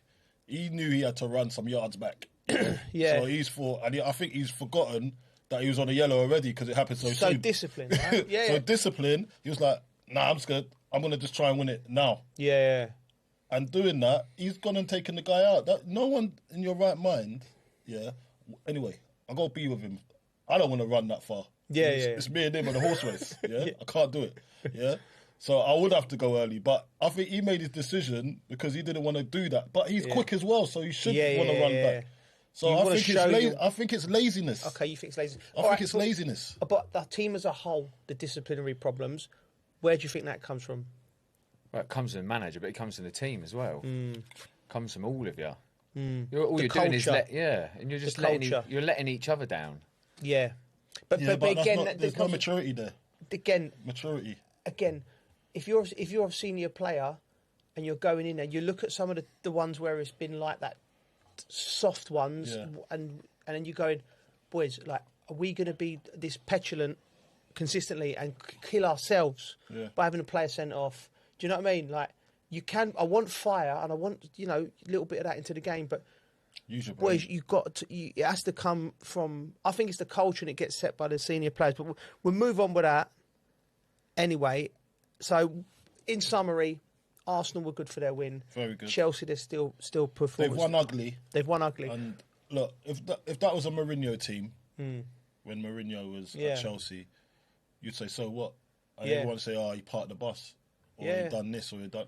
Like, there's ways of winning, and they've won ugly, and they've won with... That's what you need to do if you want to win the league. They've won with set pieces, and fair play to them. This is their style. If they win the league, and you're not going to remember that game, you're going to say, well, they won the game.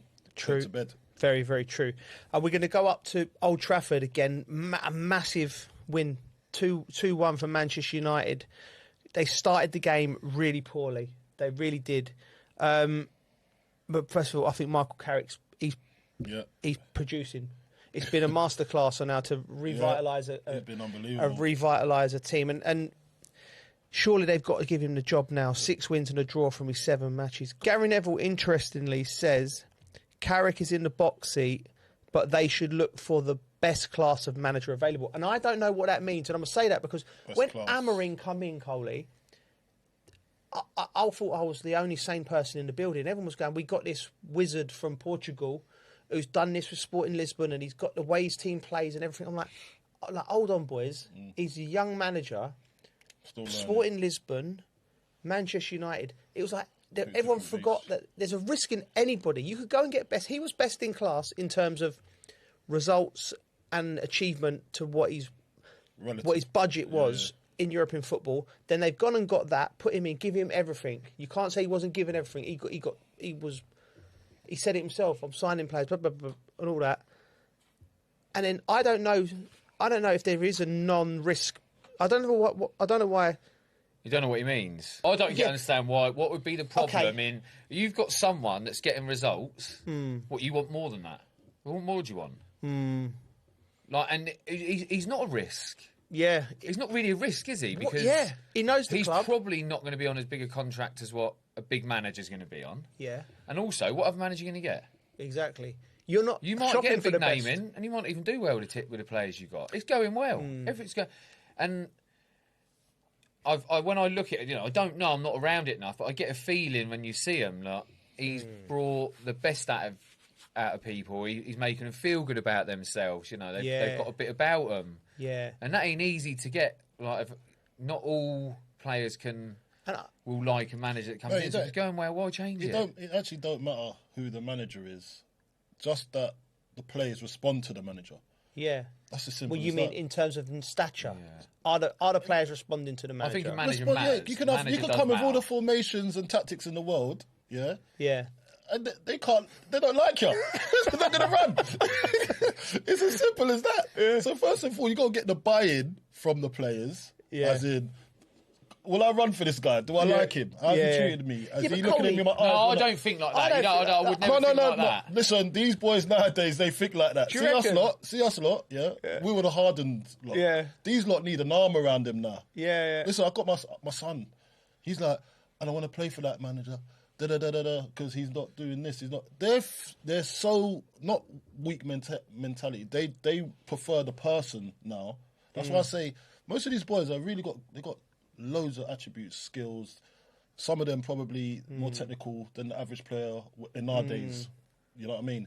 But what they respond to is the human nature and how they're treated and how they feel about you. That's why you're seeing, and it's quite blatant with Man United. It's the same bunch of players. What's changed? Well, tactics. He's changed the system. System, yeah. But you still got to run about. Yeah. You still got to run about. They down tools, these boys. They did down tools under Amorim. They down tools. No. Tactics is an important thing, knowing when to press. We're not going to press in as a team. You have to. So that's a factor. A little bit. Of course, no, definitely. Comes into definitely. But the first and foremost, see, like, I remember having Gianfranco Zola. Yeah. He come in, and the way he made people feel At West Ham, the way he made people feel, and even though it wasn't going great, we still wanted him there. Yeah. And we're still trying. Although sometimes probably tactically set up wasn't right for what he had at his disposal, and he probably wanted to change things. But the players still loved him and wanted to do well for him. Now, when you're seeing a manager that's going on saying, well, he's got to do better, he's got to do better, he's got to do better, and berating the team, that creeps in eventually, and then you're going to lose the team. Michael Carrick has come in and is giving that good feel factor first. Then the players will try that tactic that he's trying to employ. Do you know what I mean? And it's just the way it is. It's the human nature of it. I agree with you, right? And I think you're saying the same thing. The tactical switch he's gone to go over back four, playing Mainu and Fernandes and getting players in their correct position that they've made, you know, like Luke Shaw at left back and Harry Maguire with playing in the two and da-da-da. So that's become a factor. The fact that he's got the players on board, I think we said it last week, but I think bringing Johnny Evans in, who knows the group because he was with them, I think that was genius. Jonathan Woodgate, who by all accounts is a fantastic coach as well and a good person. Darren Fletcher, so there's a core that understand the group. So there is all of that. And then on the flip side is like, from the perception of the media, like if Michael, how can I explain this? Right, so Michael Carrick, there's a lot of Manchester United voices in the media. Like I think Roy Keane said, even if he wins every game, he wouldn't give him the job. So I don't know where the land lies in where you go. Well, say who you'd give it to then. Yeah, well, that's someone that's qualified. He's saying, but like, what makes you qualified nowadays? Because they've had all the managers already. Van Gaal, Mourinho, like, David Moyes. They run out of managers. Ten Hag, Chelsea run out of managers. You know what they're all going to say? Well, it's too soon. It's too soon. So you get 3 games in, it's too soon. You get 6 games in, it's too soon. You get 10 games in. Because even if you get to 15, 20 games, it's never going to be enough for him, is it? Can I ask? This is my. I think, like, and I always have to check my bias here a little bit because he's my mate and we all want him to do well. But for me, if I'm Manchester United, I'm looking at the 2 other great clubs in Spain. They've brought players in through their B team, so less experienced in management than Michael Carrick when they took over at Real Madrid and Barcelona. One was Pep Guardiola, and one was Zinedine Zidane. And what do they have in common with Michael Carrick? The top players that have played at that club, that knew everything within the club. So Michael's actually in a better position, experience-wise, than when them 2 got the job at their big clubs. And I think you've got to stop applying normal logic to big, huge clubs. Because playing for Manchester United has to have a feel to it, the same way that playing for Liverpool does, that playing for Chelsea is. They're not normal clubs. So having someone in that position who understands the club, I think is an absolute no-brainer. On top of what he's doing at the moment, that he should be getting the job at the end of the season and rebuilding that club properly from the roots. Quick question, yes or no, will he be Manchester United manager in August? He should be. Yeah. Yeah, he will be. Yeah, me too. I think he should be, and I think he will be. Right, VAR, another week. Another load of nonsense, this time at Burnley. First of all, big up to both teams, Burnley and Brentford, and the manager. It was a brilliant game. Nobody would have thought to themselves, game of the weekend will be at Turf Moor. I felt for Burnley. Turf Moor's never seen that. Turf Moor's never seen, They've never seen so much goals. I saw the people of Burnley smiling. Mate, yeah. I felt for enjoying the game. I felt for Scotty so much. I know. Yeah. The pubs around there must have been like, do you know what? It was a good game. When you go out, when you go to the pub afterwards, you have a little roundup of how it went. Yeah. Do you know what? Yeah. And I love that game. Yeah. It was an entertaining game, one that I'll never forget. So many goals. Was it 9 goals in it? I don't think Burnley was fans it 8 get goals? over it that quickly. There was disallowed goals. There's loads of goals. Yeah. Refereeing and VAR, it's just become a joke. I'll quickly read it out. So Burnley had 2 goals knocked off to unbelievably tight decisions.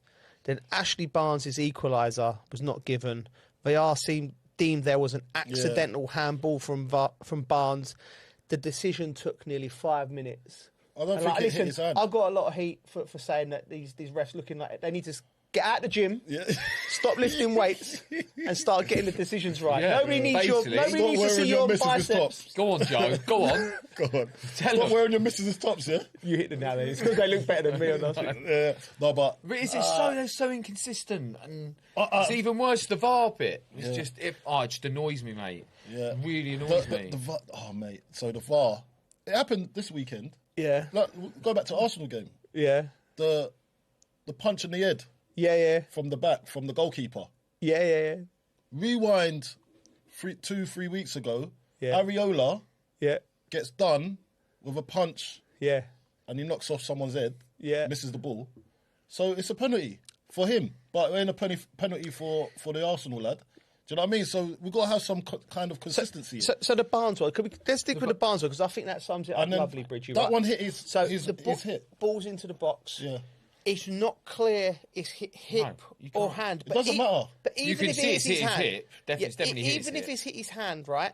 It's not. Where's his body? Where's his hand supposed to be? His hands are in the right position. Yeah. It's come out of the sky. Yeah.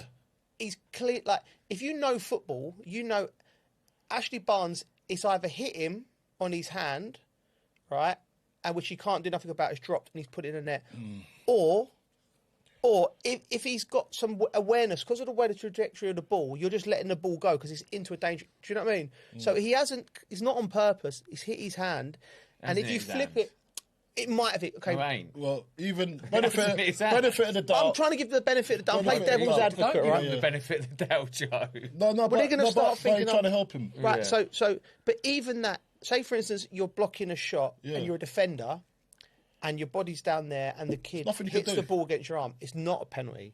And do you know what I mean? So it's like no, but they're giving them as well now. They're giving them if it's out of the silhouette. Out of they've messed up the handball. Even if your hand is like that and you're going to tackle and it hits your hand, they're giving that too. They've been giving it if it's going into the goal. His goal was given by the ref, and then they've changed it. But I don't get how when you can't really say 100% that's his hand. Listen. They need to give linesmen as well a bit more of a voice. Yeah, give linesmen a voice. Yeah. I think linesmen because they see a different angle to everybody else. Don't give them a voice. I think refs and linos are probably a bit happier that all this has come in. Yeah. Well, maybe because it takes it off their back. They're trying to put a law on something which is sort of lawless because how can you define accidental and non-accidental? And if it's accidental, like if it drops to me and I put it in, I'm going to get penalised. If it's accidental and it drops to my teammate and he scores, they're going to allow that. I think that's correct. Like, mate, is that what it is? Because I think that's a grey area then. Because grey areas, it's all accidental. It's all accidental. It's not. Leave it to the ref's discretion. Maybe it's all accidental. So it should, like, if something comes in my face and hits my face and then hits my arm, because I've gone like that, it's hit my arm because I've got my natural reaction is to cover my face, isn't it? Like, but it hits my arm and goes. I can understand that's gonna be deemed as not a goal because I've moved my hand towards the ball. But if the ball hits my hand and goes in, that's not my fault. Yeah, listen, do you know what I mean? That's not my fault. I think we need to abort this one. It's too complex. We need someone whose next footballers come in and rewrite the rule book, I reckon. Yeah. But it's actually a good segment into a little bit about the weekend with referees. You want to explain what happened? I have to now, don't I? Yeah. Well, it came down to just me doing something I shouldn't have done, really. I had to go home and have a look in the mirror. Apologise to the parents and the team and that. Do you know, it wasn't just me. He apologised to himself. Yeah, had to take a look at yourself, mate. It wasn't just me, but do you know what it is? The refereeing was just, it was so bad. And I'm literally just, I don't know why people bother sometimes. So where were you? Who was you watching? It was basically, we should have had 2 penalties, then the throw-in's gone the wrong way. Parents, kids football, under 12s, it's under 12s. Oh, okay. And they're a good group of kids as well, work really hard for each other, and the parents are good, and it's like a top of the table-ish clash. I think they're 4th, but they've got 2 games in hand, but we're 9 points clear. Okay. Anyway, the ref's usually really good ref, and I'd had one of them weekends where ref wasn't very good on the Saturday either for the kids' game.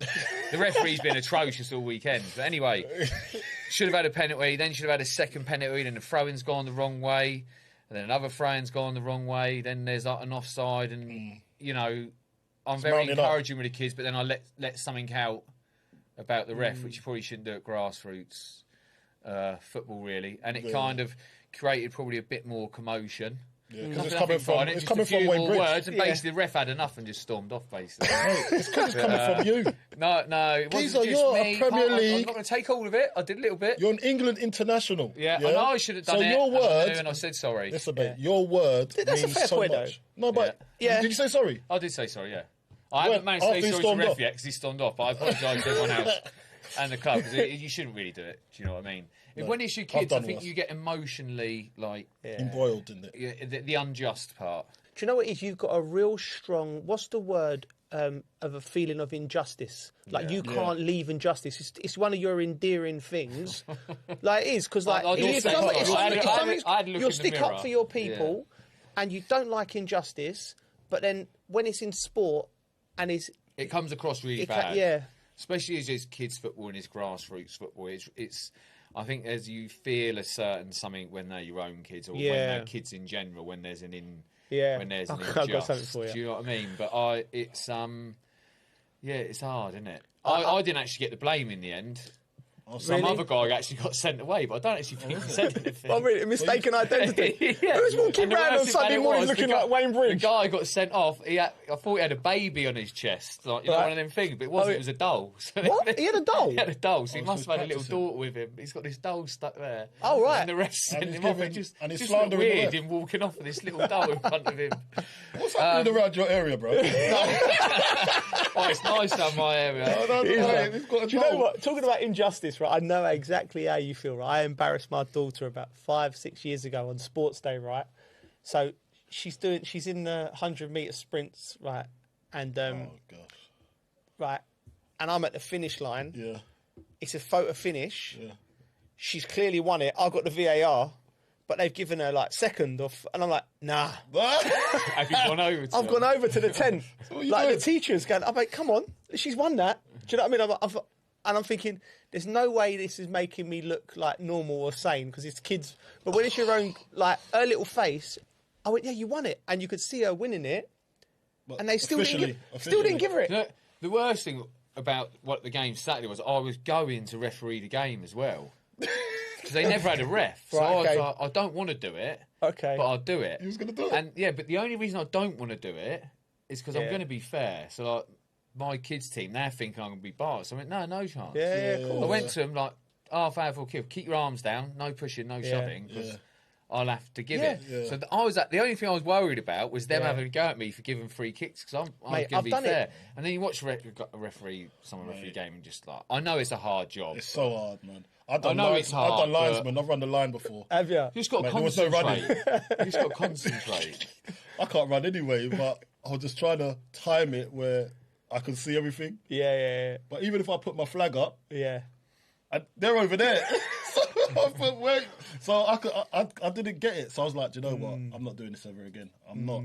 Worst job in Sunday mornings, being given the flag to run the line is horrible. Yeah. Do you know what? You can't I'd rather run the line. It's quite easy. If offside, it's offside, isn't it? Really? But I'd like to have a go at refereeing. I'd like to think I'd be good. Mate, my one of my friends, one of the dads, Tom. Big up to Tom. Big up, Tom. I give a decision against our lads, which I thought was correct, right? An offside decision, like 3 years ago. And when we have a drink every now and then, he brings it up. Wow. Like, do you know what I mean? Like it scarred him. He scarred, because I think I might have give. Do you know what? Mate, one of our dads. Fair play to the referees. Like, we see you on a Sunday, and it must be so intense making decisions up in the elite level in the Premier League, the best league in the world. Yeah, you know, so we've got to give it to them. I know they're getting paid. No, it's hard. They're highly paid now, but things can still be better. Yeah. And you need to start looking at yourself. Do you know what? I'd rather they made a decision. Yeah. Like VAR went, like VAR just goes and own it. And if they make a mistake, they can hold their hands up. Yeah. No, I think that's better. I'm happy with that. I'd happily go back to that. The refereeing can't get worse with devices and applications now. That's what's going on. That's what's happening. They're making it worse. They're making it worse. Yeah, well, listen, Technology's made the world better. That's actually another segment.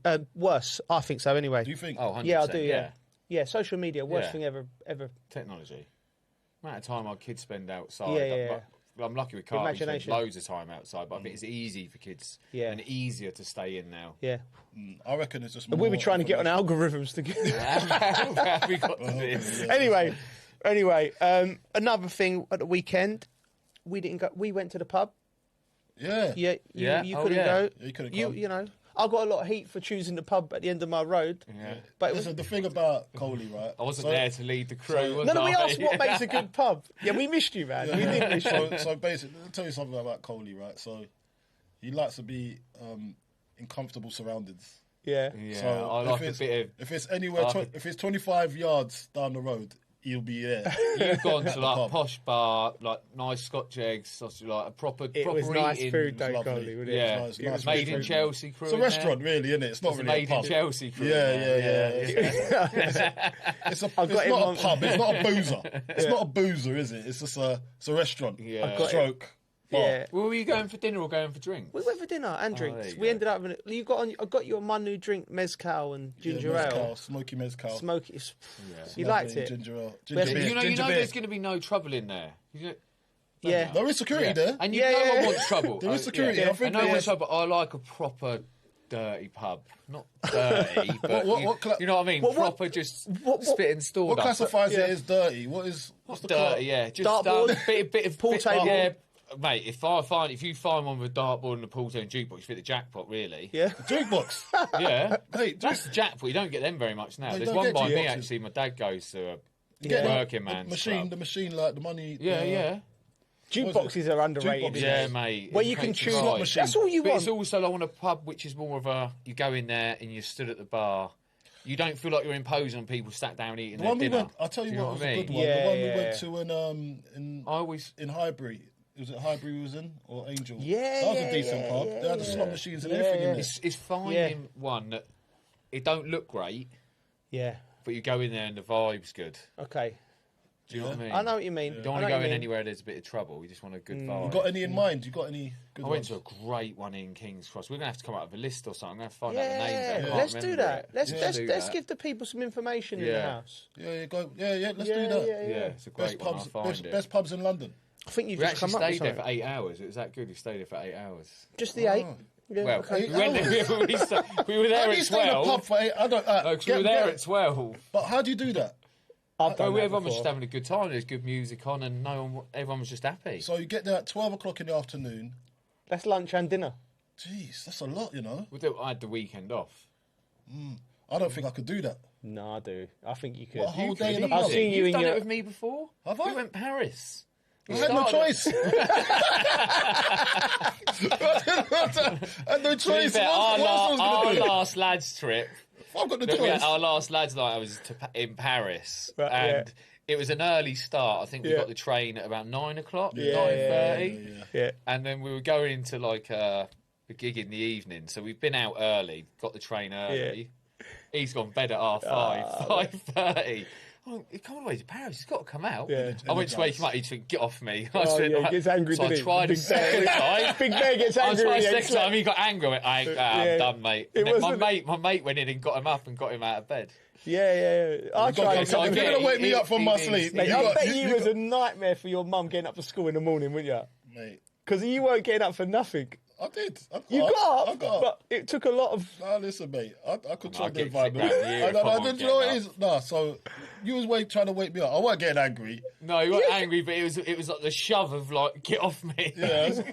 No, I just thought I was pinning someone. That's all it was. No, but so what it was like for me is like when you wake me up, you gotta just be soft. Right, okay. Hi, Colin. Just keep some fishes in the rib. I just went We're up. going out to a gig. Get out.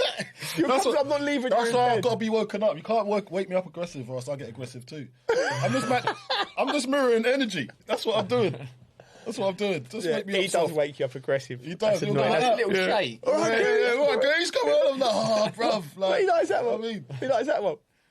He's shaking you. What are you doing? And then laughs and thinks it's funny. I know. It's not funny. Anyway. It's not nice. Anyway, right. Okay, we move on. before we go, let's go back to football. And Tottenham in trouble, losing away at Fulham. And although they had a little huff and a puff, Fulham could have been 3s and 4s ahead. And I looked at both teams, and I don't think Spurs will go down.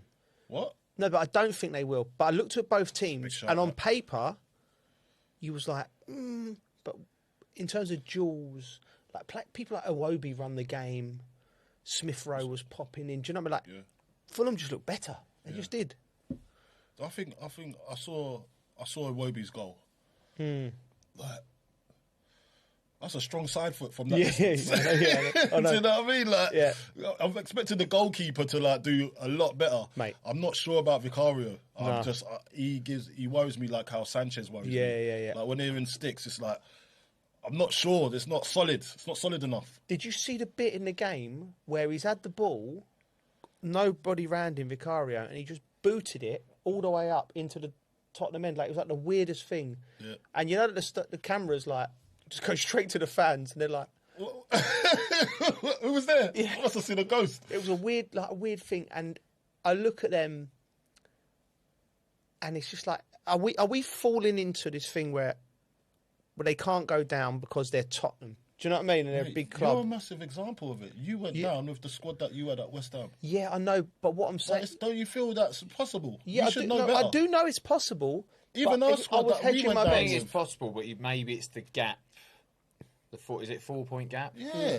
Is it the 4-point gap? But no, it's nothing. You could say the that other about... teams... Tough run-ins. You could say that about Arsenal. That's true. Do you know what I mean? You flip it on its head, it's a 4-point gap at the bottom. So West Ham win their couple of next games, they're out of it. And then, and Spurs don't win anything, they're in it. Spurs, listen, I'm going down to Spurs on Thursday night. They're playing Palace at home. Palace. Be careful. But yeah, I should be telling people this.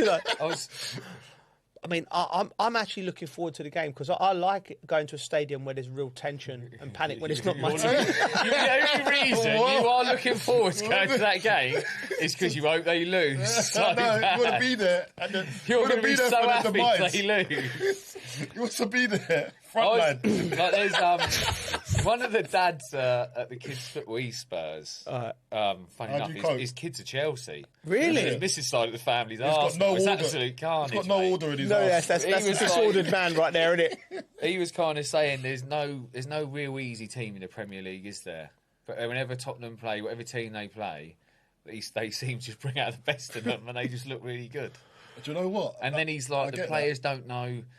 His take, because he's watched them a lot. He went, they don't know when to press, when not to press. Yeah. I don't listen. He went, he just says they're all over the shop. And like, obviously the new managers come back in, and he was like, usually when a new manager comes in, there's like it's a bounce back. They ain't. There's no rubber ball coming, is there? Do you know what I mean? It's like a medicine ball to hit the floor. One of them medicine balls in your gym. Like, he's going through a tough time. The old geezer.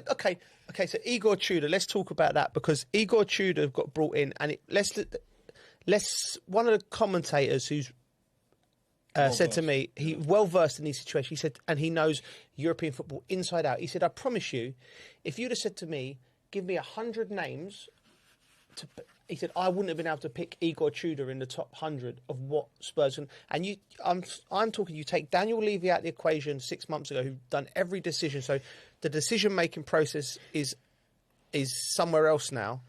And I'm looking at that Igor Tudor decision and thinking, he got no Premier League experience. He doesn't have a strong relationship with the players. I don't think he's managed many of the players.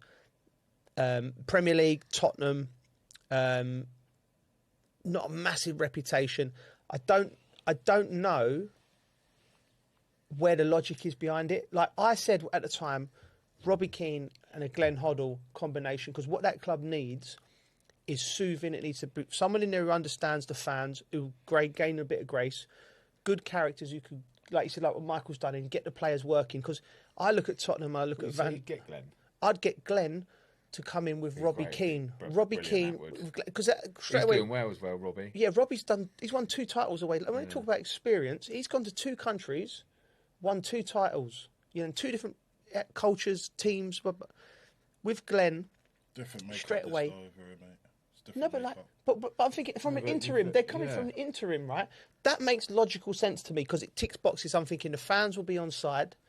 Robbie, you know Robbie's a character. If you do your homework as Robbie as a character, you'll know that he's... Do these players know these legends, though? Mate... I'll tell you, they know them when they start coaching. They know... They're good coaches. Listen, everyone's got YouTube. They'll go, well, Robbie Keane's a player. Glenn Hoddle, the player. I don't think it'll be like the Michael Carrick factor, though. Because I think Robbie Michael Carrick... Glenn Hoddle would, honestly, as a coach and training, is brilliant. I get that, but I know Glenn Hoddle would be perfect, but I just don't think...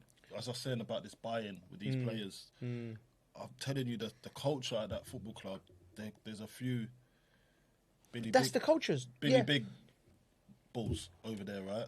And they've got too much. They're in their head and they're having themselves. I'm telling you, these boys are. You can see it. Yeah. Like I saw a clip with Van der Ven. Yeah. I think I saw it last week when Igor Tudor was trying to tell him something saying push up, and he was like, the way he looked at him. Really? Yeah, it's on the side. Like the way he looked at him, I was like, the geezer's telling you to do something, do it. Yeah. And he was like, and he was ignoring him. And I was like, see that for me when I see that, I'm thinking, that you need to root that out first. You need to change that mentality. How do you change that then? Why would? Let me reframe the question. Why did they think someone they respect that Igor Tudor was the man? Is he a hard man? Do you know what I mean? But what's the point in that? You know, what can a hard man do? How's he going to get the buy-in? I've heard this word a lot. Baffled. Yeah, baffled.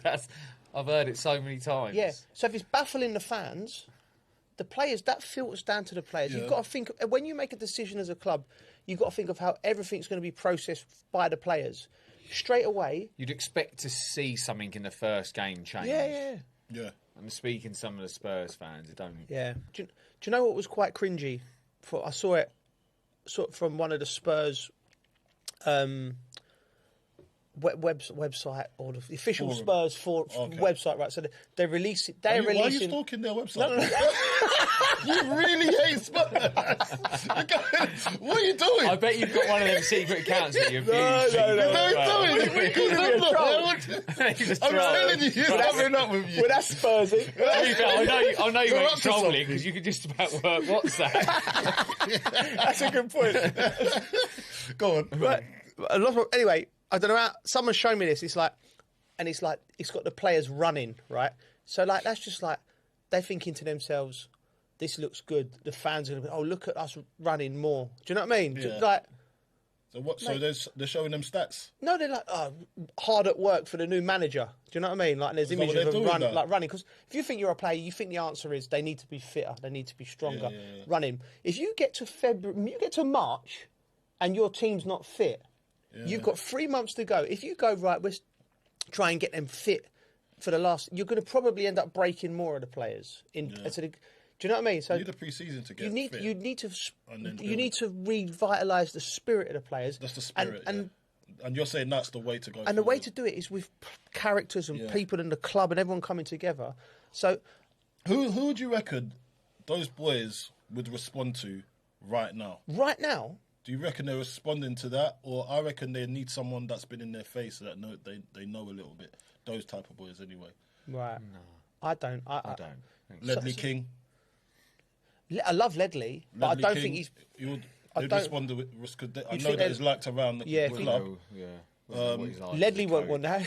I don't reckon he. Would he be the type of guy who want that job? I doubt it. I don't think he would he? Maybe. I don't know. Why wouldn't he? They would be responding. Because he done his badges and stuff. I don't know, but why wouldn't he? But I think they would respond. I think they would respond to Ledley. You need someone to come in and then they'll respond to the person that. All right, Ledley, Robbie Keane, and Glenn Hoddle. Yeah. If you can't respond to one of them. Yeah. I know that this geezer's only got the job 2 days, but I'm just thinking of why is he really in the job? Yeah. They've made the decision now, so it's like with the Spurs hierarchy have gone. That's our cards on the table. 10 games to go. This is our guy. Yeah. And he's going to do it. So, and he might do it by the skin of his teeth. Yeah. But I think if you'd have gone the other route, it would have been a lot easier for Tottenham. Anyway, I'm there on Thursday. I hope Give him some abuse. Yeah, I'm sure they will. Before we wrap up, the Champions League draw was this week, and it's an interesting one. Basically, Arsenal. You've heard it here first. To bottle it. Go on. Right, so basically, every team that's won it for the last 10 years is on one side of the Man City, Bayern Munich, Real Madrid. Arsenal. I think on one side is like 30 odd titles, isn't it? Yeah. And on the other side's 5. Yeah. I mean, that's all Barca. Yeah. So it is. Listen, it's opened up for Arsenal. I think personally, it's going to be an Arsenal Manchester City final. I think it'll be an epic. Oh, how good would that be? I would think Man City do the treble. Oh, why would you say that? It'll be quadruple. Quads. They could do the quad.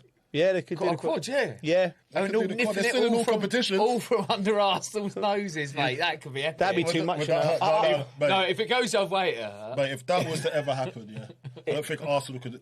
Even though that they've done so well, I don't think any Arsenal fan can show their face ever again in London. They'll have to wear their away shirts, so it's less recognisable. Because, mate, I'll tell you what, because if that was to happen in this, this peak position they're in, and then Man City do all of that, that's disrespectful to football. Yeah. I look at it. My only bet would be Arsenal going to the final. I'm not sure on the other side. With Man City, you still don't know because there's too many good teams. Who's on Arsenal's side? Arsenal getting to the final. Who's on Arsenal's side? They're going to be Leverkusen. They ain't no cop. Sporting Lisbon. That's a Glimp. Sporting Lisbon or Glimp, mate. Glimp. Hey, miss it. Bodo Glimp. Yeah. Remember we talked about Bodo Glimp? Yeah. Mate, they cause havoc, you know. Yeah, they are. They can't. They cause havoc. Captain Chaos at Bodo Glimp. I don't know what's going on over there. It's just all sorts going on. Arctic Circle. Their record it's warming is up. Unbelievable. It's warming up though, the Arctic Circle. So it ain't as like it ain't -10. Oh, it's not Baltic. It's not Baltic. Oh, okay. It'll be anyway.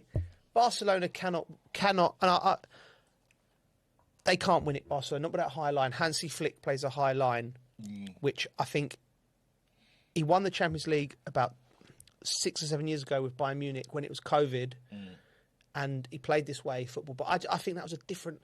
Football was a little bit. COVID, there's an asterisk under it when it was, Anyway, I don't think you can do it again with this Barcelona team. So Arsenal are in the final for me, and I think they can do it. Well, if you look at it, look, PSG, they're going to go all the way again. They even PSG, the league has helped them. As well. It's interesting that the games we against never write off Real Madrid either against Chelsea. No. Was it the games in between? They've moved the league game in between the two Chelsea. You're games. right, Cole. And listen to this, Bridgie. So in between the two Chelsea games, PSG have just gone, we'll cancel that league game you got in between to prepare you for it. So this is equivalent to the Premier League. And Chelsea have Ligue 1. Yeah, La Ligue 1. How do you say it? Ligue 1. Go on. Listen. League 1. They've helped PSG. They've helped PSG. They've moved. It's the equivalent of the Premier League going, you know what, forget that game. Chelsea have to go to Newcastle. I think maybe play Newcastle at home. In between the two legs. Yeah. It's a massive advantage. So I think Chelsea will find it very difficult to beat PSG under them circumstances. In summary, the Champions League draw, they've opened it up. Yeah. Someone's rolled it across the goal for Arsenal. Yeah. They cannot blow it. Or can they? Arsenal fans, book your tickets for Budapest, in my opinion. Yeah? Yeah. Okay. I'll be over there too. Get insurance. I'll be over there too, mate, just to see it. I know. Right, and we only got time for our last segment and our most informative segment. Yeah, Bridgie knows best. Bridgie, and Bridgie, this segment stems from our experience of you being the sort of agony uncle of the group. Yeah. Any problems? Go to Bridgie. Big or small. Bridgie's the man. It usually revolves around a night out, though. So the knows best bit of Bridgie's always right. It's Bridgie's come from a night out. Yeah, really. Yeah. You know when you're on a night out, and you're at that stage, you're like, should we go to there, or should we go there, or should we stay here, or should we book this, or who's going to book the taxi home? It always messes up after a certain time. This guy, I just take control. I just take control, basically. I know where we're going. It's not just about night outs. It's life. In general. Yeah, I know. Like, go to that restaurant, go to that pub. Yeah. Bridgie knows best. I like to find good vibes. Yeah, he's the vibe finder. He's the vibe finder, and you'll get it. Yeah. You'll get it bang on as well. Do you know what? I'll give you that. the golf course when you get the range finders for the distance. Yeah, that's him. The vibe finders. Yeah, He'd be like that in the middle of London. That's where we're going, over there. You can see there's a smoke signal for him. It's invisible to everybody else, but he knows where we're going. And he's good at sat-nav as well. Yeah, it's true. So, we put it out to the public and we've come back with an anonymous message. Message. This is today's dilemma, and it's Champions League related, so it links in lovely. My 10th wedding anniversary is on the 11th of March, but I've blagged a trip to Paris to watch my beloved Chelsea face PSG. So, football or not. Can you help him with this, Bridgie? It's 10 years. 10 years. That's the kicker for me. Yeah. I think. So what? This is the key, but this is the way I would look at it. Right, you're in a relationship with someone. So what would you do if your wife wanted to go to something she really wanted to go to? I'd probably hold my hands and go. It's 10 years anniversary. Like I would as well. I'll see you the next day. We'll wait for the 20 years. And then if she don't see it the way you see it, well, that's your fault, mate. Yeah. You married her. Yeah. Do you know what I mean? And that is actually truth. That's it's true. like, it's like. But you change in the 10 years, though. You do change in 10 years. You change in 10 years. Yeah, you can change. Look, take what I say, a little bit of a pinch of salt. But I'm like, I'd be like, do you know what? Go and have a good time. We'll do something the next week or the day after or the day before. Yeah. Or, do you know what I mean? I wouldn't. Don't get too worked up about it. And don't stew on it. Just go and have. Because you might want to go to it might be Beyonce's last gig. And if she says no, well, she's ruined it already. Beyonce's last gig. She wanted to really go, and she loves Beyonce. All right, yeah. And then all of a sudden, it's your anniversary coming up, and you're saying there's no way you can't go Beyonce with your mates. Of course, 100. I agree with him. I agree with him wholeheartedly. I think a man's perspective would be. But what would don't leave it too late. You just got to go ahead and say it. Don't leave. Good point. That's good advice. Don't leave it too late. Don't get nervous. Well, he's obviously nervous, the geezer. He's asking us what we're doing. He might need his head ready. He might need his head ready if he's asking us. He's on Tuesday waiting for a refresh. I wonder what Bridgie's going to tell me. I think you've always got to look at the side of would it bother you that much? And it's 10 years. You've been married for that long. Every day's a celebration, isn't it? Yeah. Yeah. Every day is a celebration. Mate, it goes off in my house. Every day. You're lucky to be with me, love. Mate, we want to know. We need to know what happens. We do need to know what happens. That's what we need to know. Mate, I'll go home and I hope she ain't watching this. Listen, I know Soph. Yeah. He's lucky to have Soph, believe me. That's true. Yeah. Believe me. Some great advice from Bridgie there. Some great football this week coming up. We'd love to hear from you. So, Cohen, where can they find us? They can find us, Coley and Bridgie, at hellodressing@gmail.com. Don't forget to like, rate, review and subscribe. Thanks for listening and watching. We'll be back Tuesday.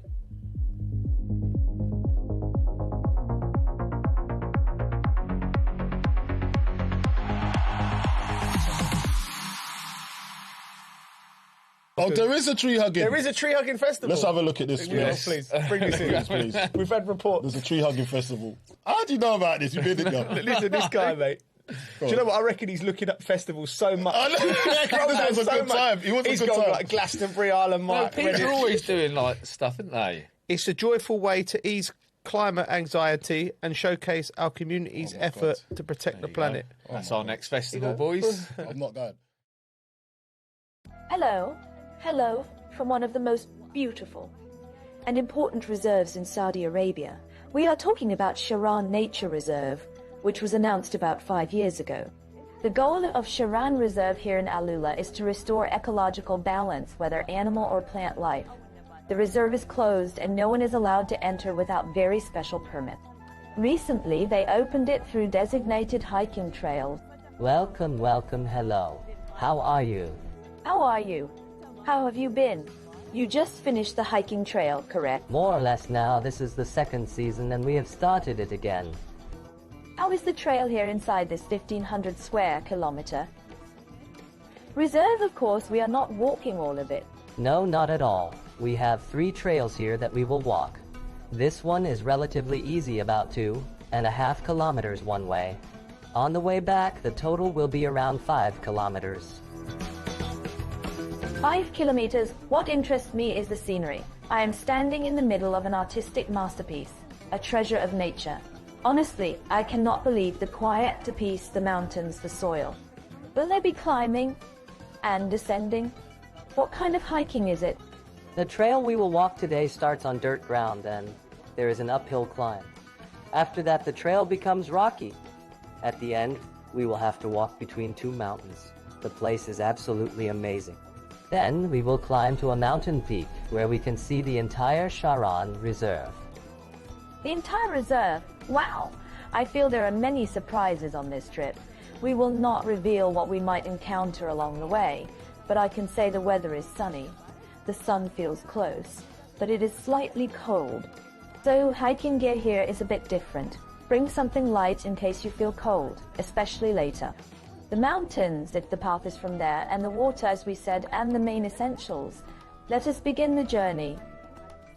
In the name of God, we are now heading to a trail called Sharan Trail.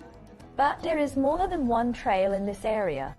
For us, we have 3 trails: Sharan Trail, Jabal al-Radat Trail, and Jabal al-Rukab Trail. Al-Rukab, Al-Rukab. Jabal al-Rukab is behind here. Each one is more beautiful than the other, but this one is the best. What can we expect to see? I heard that all the animals in this reserve have been released freely. Yes, of course. Here in the reserve, we have gazelles. They are also working to restore environmental balance, and they are trying to help them reproduce. There is also the Arabian leopard, and they recently had a newborn. As for the native wildlife here, there are foxes and wolves. They come out at night. Yes, they only come out at night. They come out at night unless they are very hungry. So today we will try to move quietly. We will show you all the surprises we might encounter on the way, the names of plants, animals, their hoof prints on the path. I am very excited about this trip. Stay with us.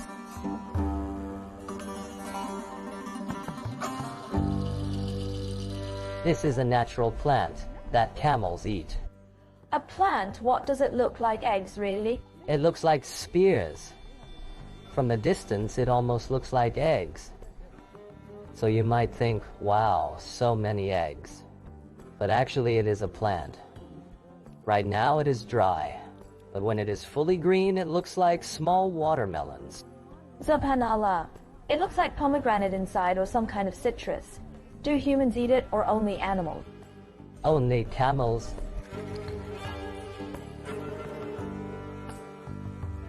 What is this? Is it a wild cat or a wolf? We will go with the second option. It is a wolf. I have a question for you, Alam. How can we tell the difference between wolf tracks and dog tracks? I think because the 2 prints are smaller than a dog's, so that indicates a wolf. But what surprises me is that there are tracks on this trail, and also in the sand. Are they 2 different ones, or is it moving around? Possibly. Exactly. It does not walk alone. It walks with the pack. So how do we distinguish wolf tracks from dog tracks?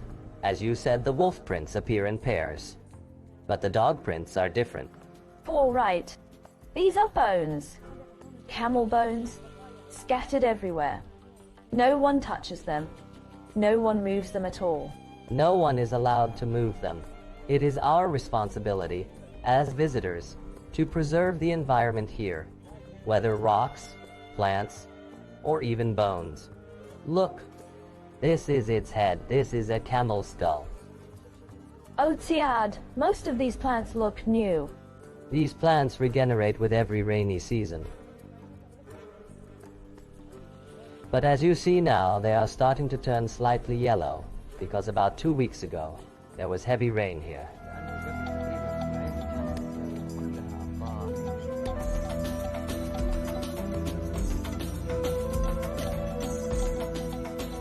This plant is called al-mak. It is used for Nandi. Do you know it? Yes, of course.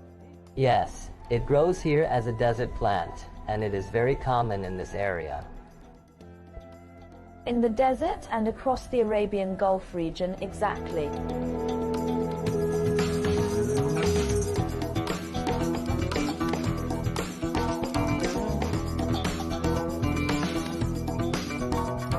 What I love most about hiking in Saudi Arabia is the diversity of terrain. You walk a distance, it can be tiring. Then suddenly you are rewarded with completely different landscapes.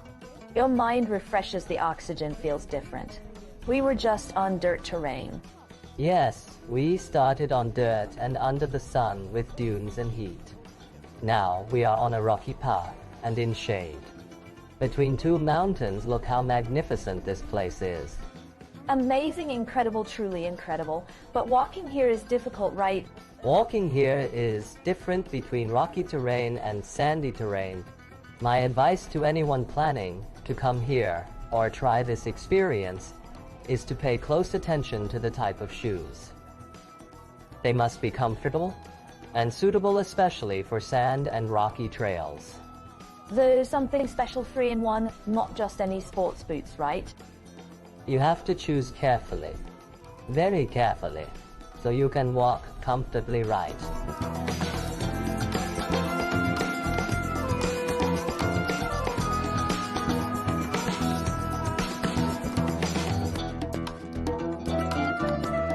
Well done, Alam Mashallah, well done. I have now completed trails in the south and the north. Where is my certificate? One of our team members will make sure you receive your certificate. I am officially part of your team. The trip was truly beautiful. And now we continue with you to another location.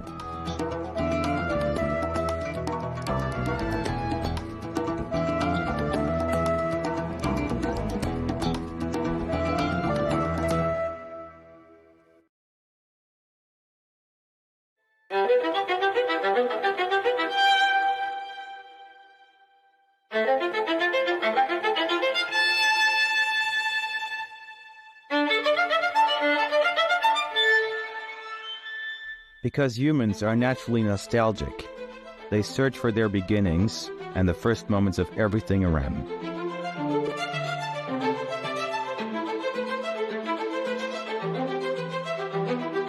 It is in our nature to cherish what we consider precious, to protect our memories, even those that break our hearts.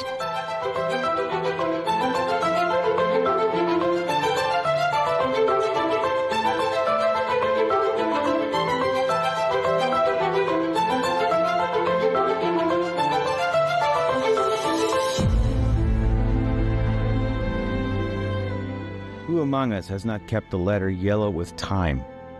A lover's perfume in a glass pot. A grandmother's earrings passed through gentle hands. A photograph.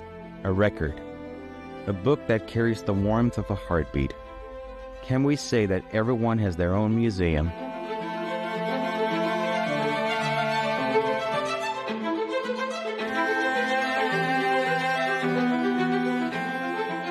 Why do we chase the warmth of faces long gone, the echo of feelings that once lived within us? Why does the human heart wander endlessly backward, spending half its life in the soft light of yesterday?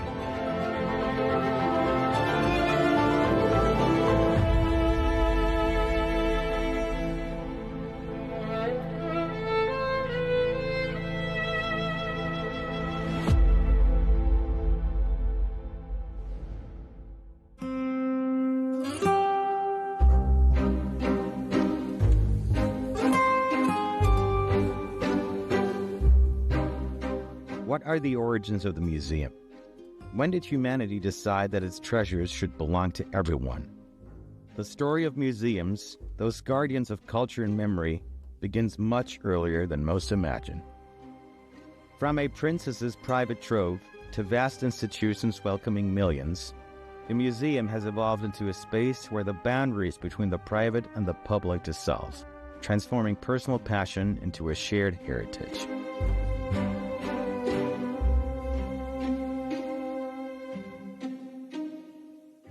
The Louvre has always been in the center of Paris. That is to say, it has been the heart of Paris for almost 800 years.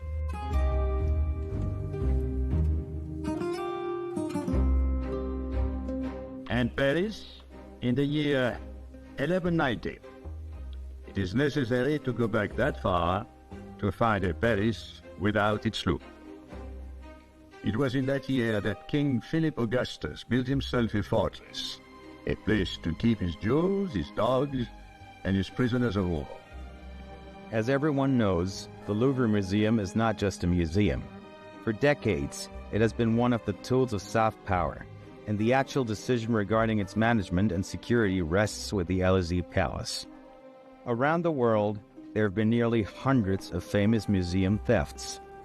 This isn't the first time the Louvre has been targeted, but the October 2025 heist, which unfolded in plain sight of guards and visitors, may be among the boldest in its history. The heist of the Louvre was a tremendous shock on October 19th. We'd had several small burglaries in museums right before. The Museum of Natural History, golden pellets were stolen. So this was like a series. We were like a nation in shock. Why can't we protect anything of value? And secondly, there was a sort of shock about the fact that there was insufficient security. So we were blaming insufficient security, so laxness and indifference, and at the same time, some sort of national curse. From the Apollo Gallery 50 years ago, the sword of King Charles, made around 6 kilograms of gold, studded with precious stones, vanished from its display and has never been recovered. But the real story here isn't the theft itself, but what it says between the lines. Why are museums robbed more easily than jewelry stores? Why do surveillance systems, guards, reinforced glass, and alarms so often fail to do their jobs? Let's say that a jewelry store has a limited perimeter, it's a small area, and they have strict access control, and they have standardized procedures. But for a museum, it's by nature an open venue. They welcome people, so you have a lot of flows, and it's always a compromise between access, conservation, and visitor experience. So, of course, it's a whole chain of security that has to be set up, and that is a very complex way how to set up. And also, if one aspect is not well secured, is the whole chain which is deficient. Well, jewelry stores expect to be robbed. The national museums, any museum, knows it's a possibility, but too many armed guards inside the museum would give a bad feeling, and plus they really don't want a guard to pull out a gun and shoot. In most museums, the artwork is not insured, and jewelers are insured. So the jewelers, you know, they can put up a fight, but in the end, it's not that tragic for them. For a museum, they don't put up a fight. It's almost counterintuitive, but, you know, they should be guarded like crazy since they don't have insurance. But it's exactly the reverse that happens.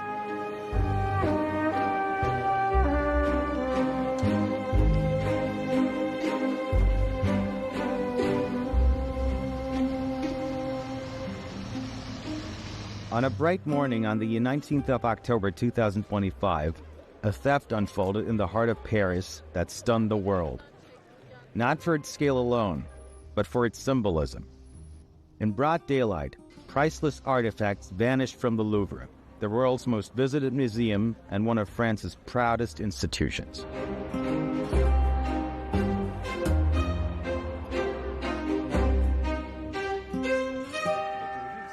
Considering this latest Louvre heist, the getaway truck was itself stolen from a small town on the outskirts of Paris called Louver. It somehow made its way into one of the busiest, most heavily monitored areas of the French capital.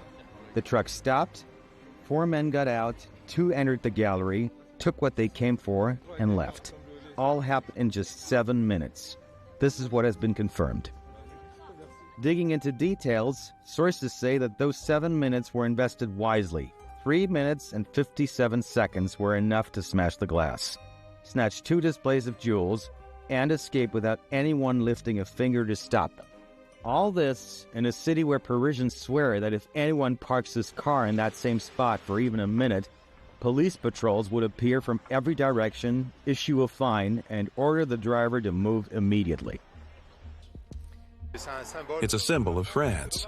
What happened in the Louvre was shocking. We always see police cars all over Paris every minute. But here, in this spot and specific minute, no police car was there to stop the robbery. It is shocking. So that's what really shocked us. The easiest way they could use to do that, it was like acting normally, you know, being part of the environment. The world is expecting more security from this kind of places, of course. One day or one other, we will have also a security failure in the Tour Eiffel. The thieves did know everything about the Louvre's method of operation. They knew that the jewels were reinstalled every morning.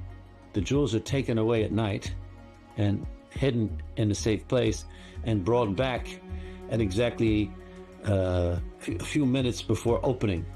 And they knew that that was the vulnerable moment to jump in, because security would have been moving around. So obviously they had infiltrated somebody who had done all this investigating. Merde. Ok, merci. Les individus sont en scooter, ils vont quitter. La police.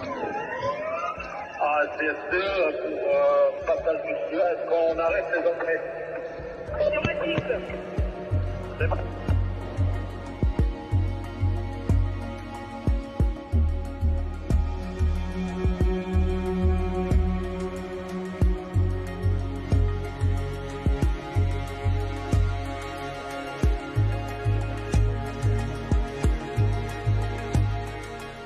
Experts say museum officials long believed that a daylight robbery of a major museum was virtually impossible.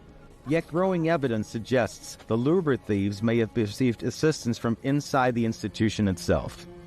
Some even speculate that the perpetrators had a digital or human Trojan horse inside the museum, a secret accomplice who is now just a stunned observer like everyone else. Still, these are speculations nonetheless. All kind of cyber intrusion or any insider that could link some crucial information are always options that has to be taken into consideration for investigation. I am not inside the investigation, but it's very probable that they had somebody inside who told them how weak the system was. It's very plausible. Very plausible. But we have to wait the end of the investigation. Is it somebody like a one guard or some cleaner or something like that? That's where the suspicions would go. But that it was an inside operation that was commanded by people inside who working against their own institution, no, that has not been considered in the end by the investigation, nor the fact that it would be a foreign nation. According to what we know about what they said, the criminals said during their arrest, and also what they have, what the investigators have discovered, there was no any traceability of intrusion. Could be internal insider providing with crucial information, or any kind of cyber attack on the system in the Louvre. So for the moment, nothing goes to that explanation.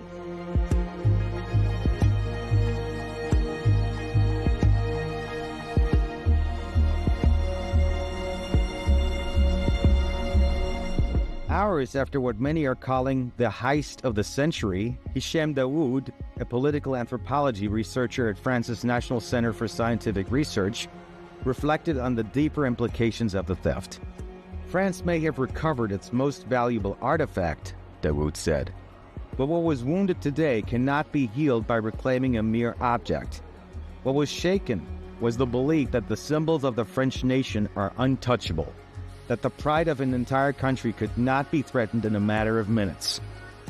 He continued, The crown has returned to the Louvre and may soon shine again, and perhaps the remaining stolen pieces will be recovered. But the image of that crown lying abandoned on the roadside will haunt the national memory. Deep down, the French fear that one day their country could resemble that crown, stripped of pride, of grandeur, and of protection. You know, everybody, the newspaper reported that something very easy, and then the jewelry is lost forever. It's part of organized crime, and we will never find them. Those jewels are considered to be national treasures, and who would dare do this in front of everybody and steal them? So museums are behind in their thinking. They got it more or less backwards. And there is another problem that when you steal from a museum, you have to dispose of the artwork on the black market.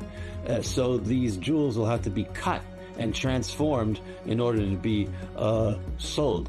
And there is another problem, since it's a national affront.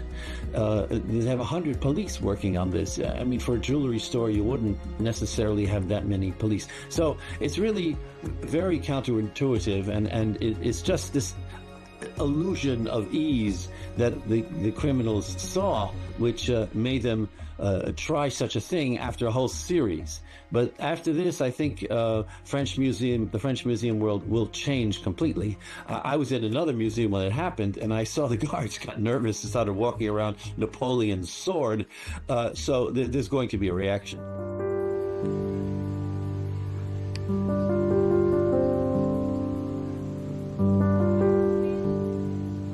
Ironically, some observers note the stolen items may be the only pieces in the Louvre that weren't already stolen from somewhere else to begin with. Historians estimate that nearly 80% of the museum's collection originated from colonial conquests and imperial expeditions. That uncomfortable truth, many argue, is the real core of the story. European analysts see the heist as a mirror held up to France itself, a nation strained by political instability, economic fatigue, and growing social unrest. I guess you are not expecting the President of the Republic to be in front of the museum and be like that and prevent robbery. I mean, it's not his role, okay? I think that somebody has to be blamed is the lady in charge, the director of the Louvre. She has to be blamed because she receives the report and the warning. She is the one who should dismiss. She's the one who has to resign, not the president. I mean, the president, you cannot expect your president to be in front of each of your museum, I guess.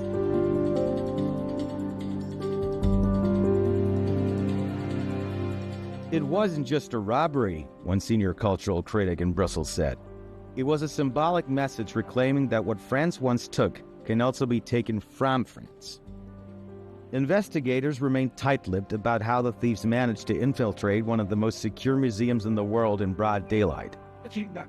Yet the brazenness of the act and its timing between a collapsing government and another trembling under pressure has deepened public unease. To many, it feels as though the country's sense of pride and protection has been breached.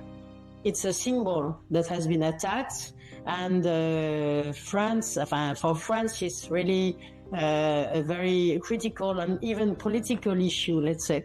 And also the amount of the law, which is the value of the jewelries are around 88 million euros. With considerable intelligence, because really the timing was incredible. And they got lucky because the police went to the wrong place when they finally got the alarm. And they were also lucky, these burglars, because the casing of the jewels was not as, it wasn't impenetrable. Okay, this was not Fort Knox. So they did have some time to drill a hole in the glass, and the Louvre doesn't have armed police inside. You have to go get them. You just have security, and they came in, and the burglars threatened them with these drills. And so really nobody wanted to be attacked. And in the past, there have been guards who were overpowered and gagged and tied up. a few decades ago. So nobody wants to go through that.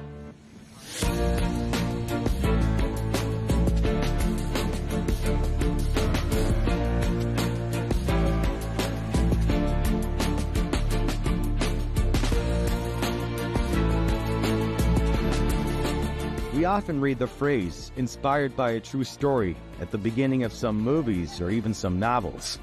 But what happened at the Louvre seems to be the complete opposite. Who among us did not notice the mysterious resemblance between the recent Louvre theft and the plots of the famous French series Lupin and the film The Thomas Crown Affair released in 1999? Were these stories merely a coincidence? Or were they hidden maps of an event that actually took place at the Louvre on the morning of October 19, 2025? The beginning is disturbingly similar because it's the same part of the Louvre which is burglarized. However, in the series, it's a public auction which is attacked, and in reality, it's simply the room, the display room.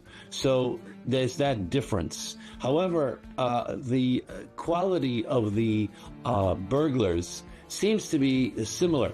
They are not, international robbers like Arsène Lupin is supposed to have been. This imaginary figure, it's not Ocean 11 or one of those kind of high-class mythical movie attacks. These were just general, jewelry robbers who did this. The comparison is a bit exaggerated because, okay, we have the Louvre, which is a world icon, and it's very romantic place as well.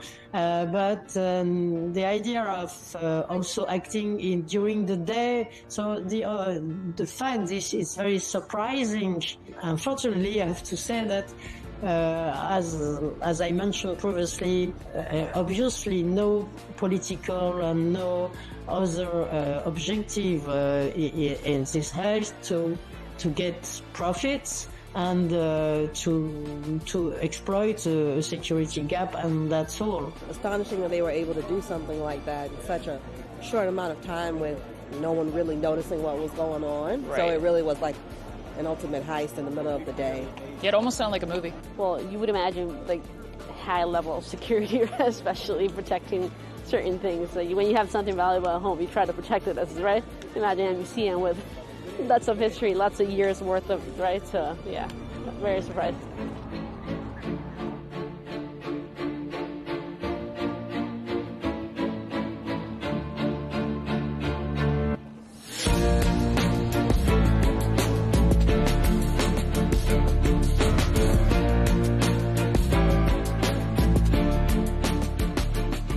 Here, the sequence of events can be laid out chronologically as follows. First came the theft itself. Then the wave of astonishment, not only in France but globally. Third, the rapid spread of the news, thanks to social media networks. The fourth was the collapse of any sense of time as the public demanded quick answers before shock could turn into yet another crisis from Macron's government, which was already navigating intense political pressure at the time. In such a situation, it was only natural to resort to artificial intelligence to understand what had happened.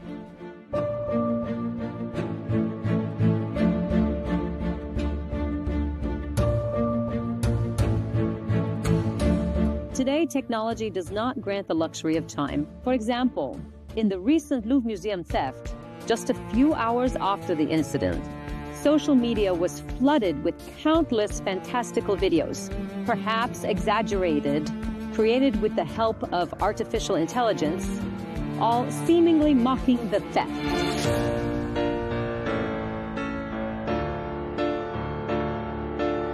This allowed those behind technology screens to be journalists, analysts, and even investigators. For example, I didn't fly to Paris or enter the Louvre.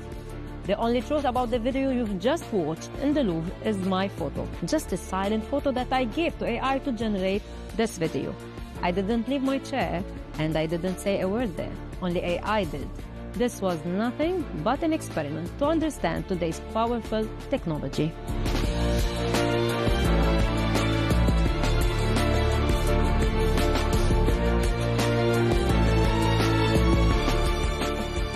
Trying to find a kind of plot in this due to the political and social situation in France. Macron is always used for groups that are against the situation and let's say the current political scene. It's another way how to attack France, or more specifically its president. On ne tire pas sur une ambulance. You don't shoot ambulance. When somebody is weak, it's always easier to ban him and to blame him. Okay? I myself, I don't blame the president for that. I blame the lady in charge, the director of the museum. She is the one who had the report. She is the one in charge. She is the one who must be taken accountable on that.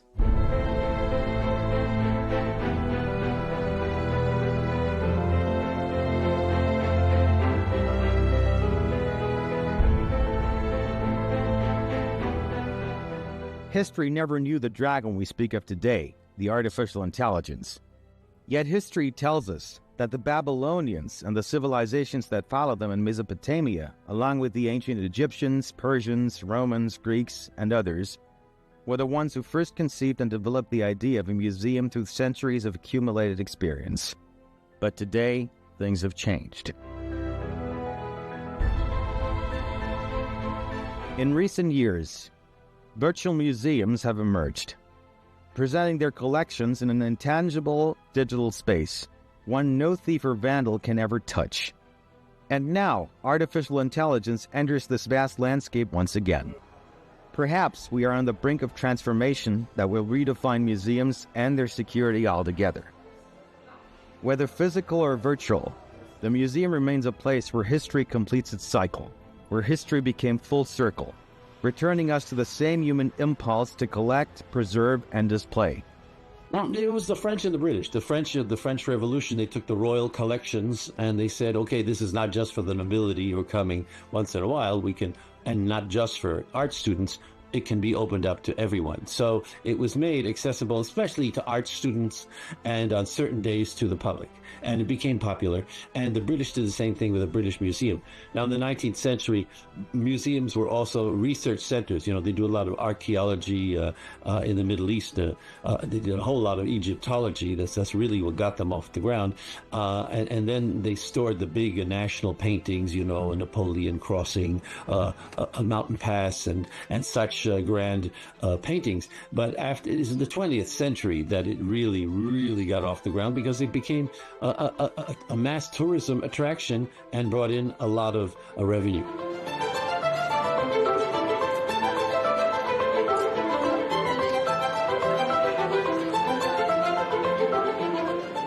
Museums, despite their symbolic and cultural weight, are not all fortified like high-end jewelry stores. They rarely anticipate the possibility of a bold daylight robbery. And so, the weaknesses are far greater than the average visitor ever imagines. In just minutes, the heist of the century, as the French now call it, along with royal crowns and historic necklaces, vanished into the bustle of Parisian streets. The spectacle stunned the French and the world, revealing the fragility of a place long thought to be one of the safest guardians of human heritage. Isn't a museum the most protected space on the planet? The world found itself witnessing an event where time seemed to stand still. An audience surrounded by a forest of phone cameras inside a hall devoid of surveillance. In the past, before the era of artificial intelligence, people reacted to such shocks by taking to the streets, joining strikes, waving flags, writing songs, demanding justice.